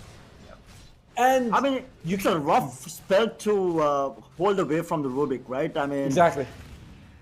The only way it's- you can ensure he doesn't get it is if you land on top of him. Yep. Radiant's top tower. is So, under attack. and it's also like if he doesn't steal Solar Guardian, he's going to be stealing Decay, or he's going to be stealing Fiend's Grip. Like, there's a lot of decent spells that the Rubik can get in this one. Yeah, and I think as the game goes late, we spoke about how Thailand is going to have some problems towards the later part of the game. I think Rubik is going to be that key hero to keep them alive if possible. And if Rubik doesn't make those plays, I feel like regardless of well or how even it is going right now, Thailand is going to run into issues. Disruptor is getting close to the Blink Dagger as well. That's going to be a problem. I believe Chidori, he's close to the BKB. But Yeah, the rest of just the over 1,000 team... gold. Oh, okay. That's a dieback, at least. Walking up high ground, getting punished immediately by the Storm and the Undying. And that will be a tier 1 tower. Dire's top Poor tower is Disruptor. under falling. attack. Yeah. He's a good hero. I don't like seeing Disruptors die. And that's going to delay his Blink Dagger by a little bit more. They're gonna go for the Tormentor. They give it to the Undying. So you can maybe save someone who's caught inside the Stack Storm. It's like, oh, you're in the Stack Storm, or you get Glimpse. You can put them in the Tombstone. That's also very nice. True. Good saving option. Good counter plays for sure. What's he working on toward as the Undying? I know you Undying, like Limmer Force Staff, but honestly, if you pick Undying, isn't Aghav Scepter like insanely good even as a support? I mean, I understand his thinking, right? Because unlike Thailand, Malaysia is not running low. Meanwhile, we do have a fight happening here as the Solar Guardian comes through, and they almost grab two, but it's just going to be the Rubik. Okay, Boom Boy out, and Fearless as well. Chidori was right on top of him in that fight. Looks like they didn't even need to use a Fiend's Grip. Just jump in and kill him. Yeah, because the Ember was actually quite low. Fearless was extremely low on HP when he went out. Look at that. This is production value, ladies and gentlemen. See that? Replay features. Dire's middle tower is under Well, attack. in the meantime, we're going to have double BKBs on Malaysia very soon. And Dawnbreaker doesn't really need BKB that much because you're often going to be, other side of the map jumping in to help the team. So I'd like that he's like thinking, don't really not want it. Undying is going for Pipe. Basically nullifies a lot of what the Radiance does. A lot of the Embers, like Chain Gang and all that. It's pretty good. Yeah, I think his thinking is that, right? Like, yes, I accept he's really good on the Undying, but I think he understands that Thailand is running into damage issues and he's trying to make it worse for them with the Piper and the Guardian Greaves as well. So, very smart. I know. No, he's doing the right thing. It's just that when you're a support and you're having a good game, you always think, why not? Why not? shouldn't I buy Hand of Midas? Immediate smoke response from Thailand. They know that they need to make something happen. They can't afford this game to play it out as the way it is going because I don't think they have the late game. And I know that they realize this as well. So they want to try and make something happen here with the smoke of the seat. If they can find the storm, massive kill. Unfortunately, he's gone. His TP he jumps in and TP's out. Oh, well. In the meantime, though, it's a fairly even game. Malaysia is doing really well, but they're up against this farmed Abaddon and a Boom Boy he's booming right now. Yeah. This boy is booming. Radiant are scanning. And he's the guy who died twice in a row in that mid lane right after spawning, and now rocking what do you call a Ghost Scepter, Glimmer Cape, and almost getting close on that Blink Dagger as well, just around 1,000 gold away from it. Return Smoke coming out from Malaysia, going to be backstabbing. If they can find the Disrupt to start things off, this is going to be a really bad fight for Thailand. And they might actually find it. No, they don't. They're looking to jump in. Nine has vision over this. He's holding on. In the meantime, they do jump on the Pangolo. Pangolo are going to get the shield. No, he survives. The shield crash keeping him alive, but ends up falling. And now the Static Storm not latching anyone down. And this is going to be a disaster. The Fiend's Grip still holding on to it. And we have the Solar Guardian going to be utilized by the Rubik. Again, nothing really happening other than the fact that they are going to be finding that Abaddon as well. Looking for more. Get the Bane. Okay, Bane takes out finally, and Rubik is going to be able to TP out. So, India in 2-for-1 trade, but they're going to be very happy on the side of Thailand. Malaysia. They got both the Kos, Abaddon, and the Pangolier both going down. By the way, one thing that we saw in that fight was the Tombstone. It gets dropped, makes like 4 zombies on each people. Undying actually had nearly the same amount of damage as the Ursa and the Storm. This is why this hero is hotly contested. Firstly, the ultimate amplifies damage by 40% or something, 35 at max level. Tombstone in a game like this is phenomenal. Just spamming out decays is a lot. So Thailand, they're having to deal with a lot of problems. They can't kill the Ursa, they can't catch the Storm, they can't stop the healing from the Dawn. It's a lot of problems. And as long as Malaysia is kind of at least around each other, they don't really die just because they take so long to kill as well. Even if you jump on the Undying, even if you jump on the Ursa, they take time to kill because they don't have the damage on the side of Thailand. In the meantime, Ursa. That's something we haven't talked about, but Yule Scepters could be a very big item in this game. Unfortunately, no one has it except Ember and no one's making it. So I also don't like this Orchid on the Abaddon. Both the Storm and the Ursa have BKB, so this Orchid is very late. for what you wanted to do. And they are going to be working on Roshan. I don't think Thailand can contest this. They definitely no, they're all the way on the other side of the map. They're not thinking about it at all. They're like, this one go.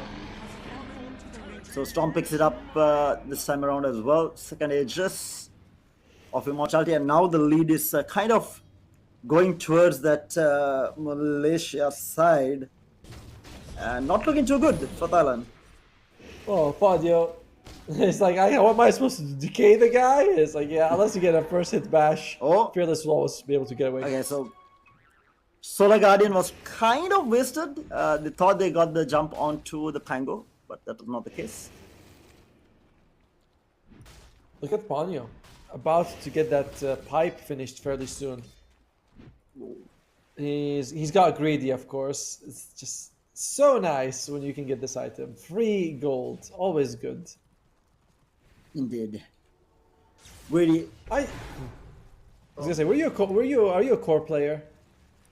So funny story. I started off as a support. I played whatever that my team required, essentially. Yep. I was not the best player in any of the teams that I played, right? So we had a few really good players who was always in my team. So I would always keep switching them around to whatever the strongest role is in that meta. And I would take the weakest one and play from there. Okay. Well, oh, by the way, I just got news about one of the teams. I believe, and I could be wrong, that Pakistan may have dropped out of the tournament entirely. They may have forfeited all of their matches. So that's Ember. Oh, top lane. No. They Close. thought they had it. Close. So without a Fiend's Grip, you really don't have enough lockdown. Maybe the Storm, kind of, with that pull, but it's not enough without that. I don't know whether that was intentional by Fearless or not. It was very bad timing by Malaysia, because there was a creep wave coming in, and the Storm jumped in as the creep wave came in. So the Ember, whether he used the fist to take the creep wave or on the Storm's jump, who knows? Now, I like what you mentioned earlier about Undying. It's like, it's not an Ags game for him, to be fair. They don't have damage issues that he needs to get it. What they want to do is make sure that Thailand's problems become way worse. It's like, oh, you have damage issues? We will ensure that we're as durable as possible. And so far, we don't see the Ember going for any damage either, right? Like, he is forced to go for this Lincolns. He's forced to go ultra defensive, because that's the only way he dies due to this Fiend's Grip. But it's 9. He's not far away from an Aghanim Scepter on this Disruptor. He already has the Blink. He's got the greedy 100 GPM. Like, he can get Ags before this game ends. Within next 6, 7, 8 minutes, something like that, you can have an Ag Scepter. But right now, though, at least we have a smoke action here. We do have Thailand coming in from getting gone on from behind by Malaysia. Disruptor managing to Glimmer Cape out of there, at least for the time being. Storm Spirit zipping in, will find the Disruptor in the end. So that's just going to be the one kill. But in the meantime, we have the Dawnbreaker getting run down by Abaddon Illusions. They want to try and find the Abaddon. Not going to happen, as everyone just gets out of dodge. Ember. Oh, again! I feel like there's been so many random Solar Guardians at this point. I think he's always trying to cancel a TP, but it's not happening. I think this was on the, I don't know, Pango or Ember or something, trying to catch them, and it just wasn't happening. Well. Malaysia, they have the Aegis. I don't think that they got what they were hoping for, like a massive victory, but they did grow their lead, at least with it. Yeah. That's why I think like Thailand has been doing a good job in kind of splitting them up and playing on the edge rather with Malaysia here, and that has been what has bought them this time. But what can they do with this time is going to be a different question. Look at those items there. Oh, one thing I'm really enjoying is that Chidori is keeping Brigand's Blade, which is such a nice item for the Ursa. Every hit does more and more damage naturally, and then you have Brigand's Blade on top of with the attack speed. Feels really good.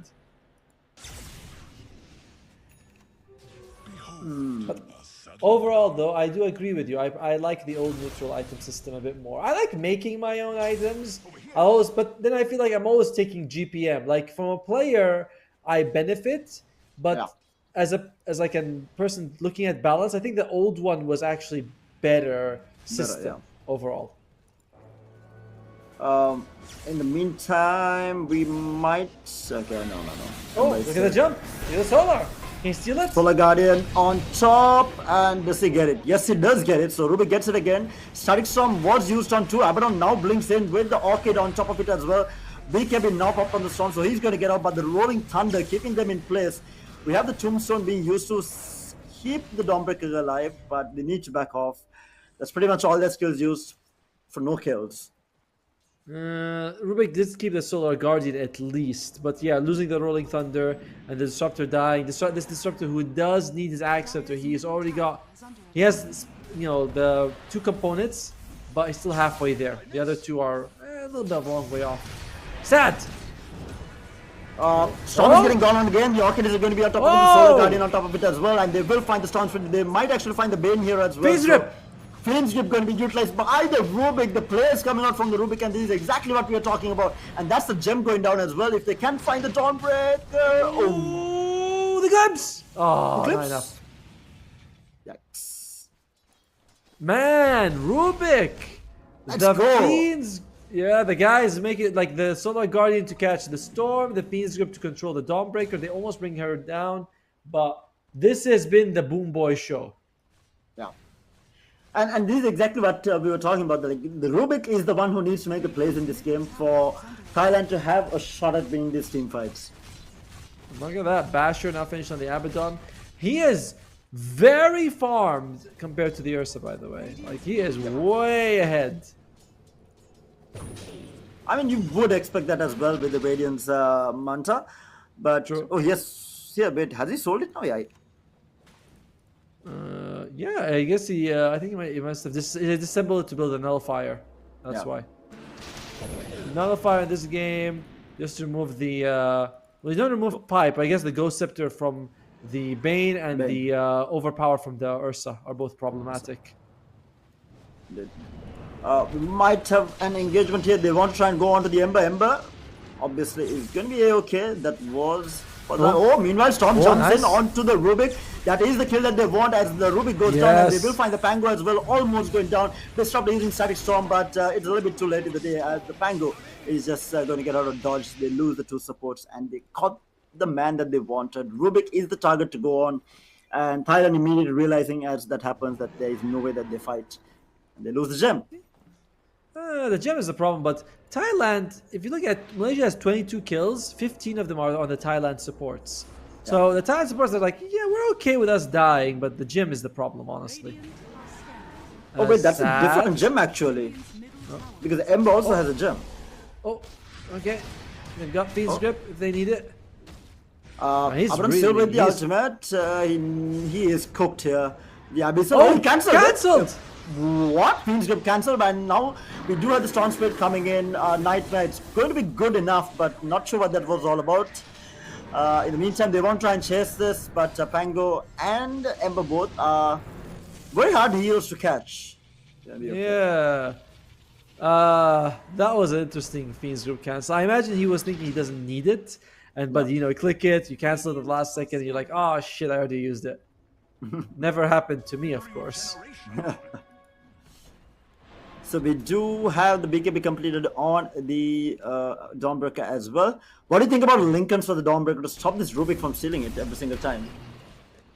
No, I don't think that's what you want to do. I don't like that idea. I'd rather you just aim better, catch the Rubik, aim further, whatever it takes. But if you get Lincolns, I think that's a waste. He'll just steal from someone else, that's all. Did he steal? Okay, Celestial Hammer. Celestial Hammer's pretty good for Rubik, honestly. Yeah. Dyer's They are going to pressure this tier 2 tower because the Abaddon is down for another 20 seconds. There's no way that Thailand can defend it. So trying to take use of the map presence that they have, getting that map control, trying to choke out Thailand right now. And they're still working on getting that Aghanim Scepter on Disruptor. So 1,300 gold away from it. That's a fair bit off for a support, but like you said, he does have greedy, and that's going to be the third Roshan going down as well. Is that going to be double Solar Guardian? I think that's the one. Oh, we're going! We got him. We got him. After 7 attempts of doing that play, you only need one of them to land. So I think the problem this entire time was they were doing it on the Ember, but this time around they went on to the Pango, who does not have the easiest time getting away from that. Yeah, I'm very impressed with how Sad has played in this game. I thought that, oh man, Abaddon late game is a joke compared to the Ursa. There's no way he'll keep up in farm or impact, but he is 6-3-7. He is getting full slotted very soon. He's having just a massive performance right now. And to be fair, Malaysia right now can actually look to pressure high ground because, of course, they don't know this. Pango does not have buyback. And this might be a tier 3 falling with no contest, I feel like. They have the glyph available. Going to use it, Yule Scepter delaying it for the time being. Or we do have them jumping on to the Storm Spirit, forcing that BKB on the Storm, but they want to find the Ursa this time around. Ursa is going to be able to go away, but going to get glimpsed back. Static Storm still available. He is forced to BKB out of there. Okay. That is so much of work, so they do defend this. But, back in, Tombstone in and out, and he's out again. They have Soul Guardian, but they're going to waste it. That's Tombstone stolen. Not so bad for Malaysia to deal with, but an unsuccessful defense overall. Yeah, I mean, Thailand here we go. got to bed. Now they go in and they find the Rubik. They might look for more here, but they want to actually still continue fighting this as Rubik buys back into the fight. Storm Spirit is going to be in a little bit of trouble as he gets stunned up by the Rolling Thunder. They're looking for the Ursa as well. Ursa, Abaddon working on the Storm Spirit, pops that ultimate, but the Solar Guardian on top of them going to keep everyone alive, and they just do not have the damage to bring anyone down as the Abaddon is going to be left alone, gets taken out, Disruptor dies as well. And the damage is just not there for Thailand. They're going to go for more. Tigger, he's being dropped down. Gets the pull, gets him dead. Double kill for Moon. And my. Thailand, it is looking rough. Malaysia having an outstanding day one, beating the only really 2 competitors in their group. Yep. Let's see how they work on this pusher. Fearless going to use himself up, and he's going to be able to revenant away, at least for the time the buyback comes out from the Abaddon. They want to try and defend this tier 3 tower. They will go on to the Ursa. The Ember Spirit will be able to revenant out, at least for the time being. The Abaddon does not have ultimate. That's a dieback on the Abaddon. He does not have buyback. This might be all over. I think that's game. 110 seconds on the ground. How are they going to even defend this? They can straight up end here as Rubik gets run down as well, and he's dead with a buyback as well. That's a dieback on the Rubik. That might be him. We'll see if they're going to be calling it any second now, because honestly, like you said, what are they really going to be defending for? That guy's dead. 4 people dead. 2 of them going to take a minute and have to come back. Soul Guardian's there. He's just like, let me just Soul Guardian to heal the team. Oh dear. Chidori tips a good measure. BKB just putting salt on the wound on Thailand here, but Malaysia, very clinical game. I think they drafted just infinitely better than Malaysia here. I mean, sorry, yeah, they're already 2 wins. They have a match. Wait, the jump in with the Static Storm. That's Aghanim Static Storm, but where is the damage? No damage at all. And the Rolling Thunder gets screen stripped up, and that is going to be Jet Pango as well. GG will play call, and Malaysia closes things out. Very clean performance from them. I mean, it was looking slightly rough at some point, but I never thought that Malaysia was gonna lose. I was like, oh, okay, they're gonna have to come back from this, or they're a little behind. But I never at any point of the game thought Malaysia's struggling. They won the laning phase. They have this amazing draft. The team fights with the early Tombstone throughout the entire game. Every time it drops, Ty's like, well, what do we do now, boys? They got Tombstone. I think essentially I feel like Thailand didn't play too bad. It's just that the draft did not allow them to play the game. Honestly, I would put it purely down to the draft, because with what they had, they hit the power spike, they made it work. We saw Yes. even here, like fighting the picks, we saw so many fights going in their favor. We saw Boomboy making so many plays across the board. We had stolen Solar Guardian's Fiend's Grip, multiple time Tombstone as well. And the Solar Guardian was like stolen like 3 times or 4 during the entire game. So they were making the plays with the heroes that they had, but it was just that they drafted themselves into a corner. Yeah, I mean, look at that. I think, he still saw a Guardian, puts it on top of him. It's like they were doing well. This one, they crushed this team fight, if I'm not mistaken. So It was a full Thailand, wipe, Thailand, great performance, but in the end, we were not in the draft. I like Ponyo's itemization, going for the Guardian Greaves, going for the pipe, saying, let's just reduce the damage as much as we can. And that was the name of the game, right? We saw towards the latter part, they just could not kill anyone. Even within the static storm, you have the Solar Guardian on top. There's so much of damage mitigation coming out. They were just not killing anyone at all towards the latter part. And I mean, I also want to say, go back and mention that there was a holy locked on JT. It's not as good as it used to be. It used to be 25%, now it's 15% heal. But that goes a long way when you have an Axe Scepter on top. Oh, For sure. And he had the Vlads on the Undying last item. Okay. To be fair, he only got the last, like, essentially making sure that the team just survives long enough for Thailand to burst out all their spells and then turn it around. And that's exactly what kept happening each and every fight. Yep. We'll see the last fight in a bit, but it is just going to be, as you mentioned, very hard for them. Once they can kill the Rubik as well, it becomes very easy for the rest of the team to play the way they want. They're like, yeah, I can use my spells however I want. No need to hold back Solar Guardian or Decays or things like that. Oh dear. It was a rough one.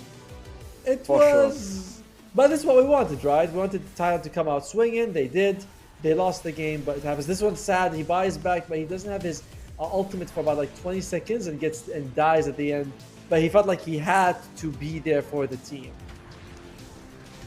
The good part about it is that we saw some really good plays coming out from both the teams. I always like seeing Wombo combo play, especially that Roshan fight with Stolen Solar Guardians and the fight that Thailand took, and even the engagement. Sometimes it worked out. I think it worked out twice.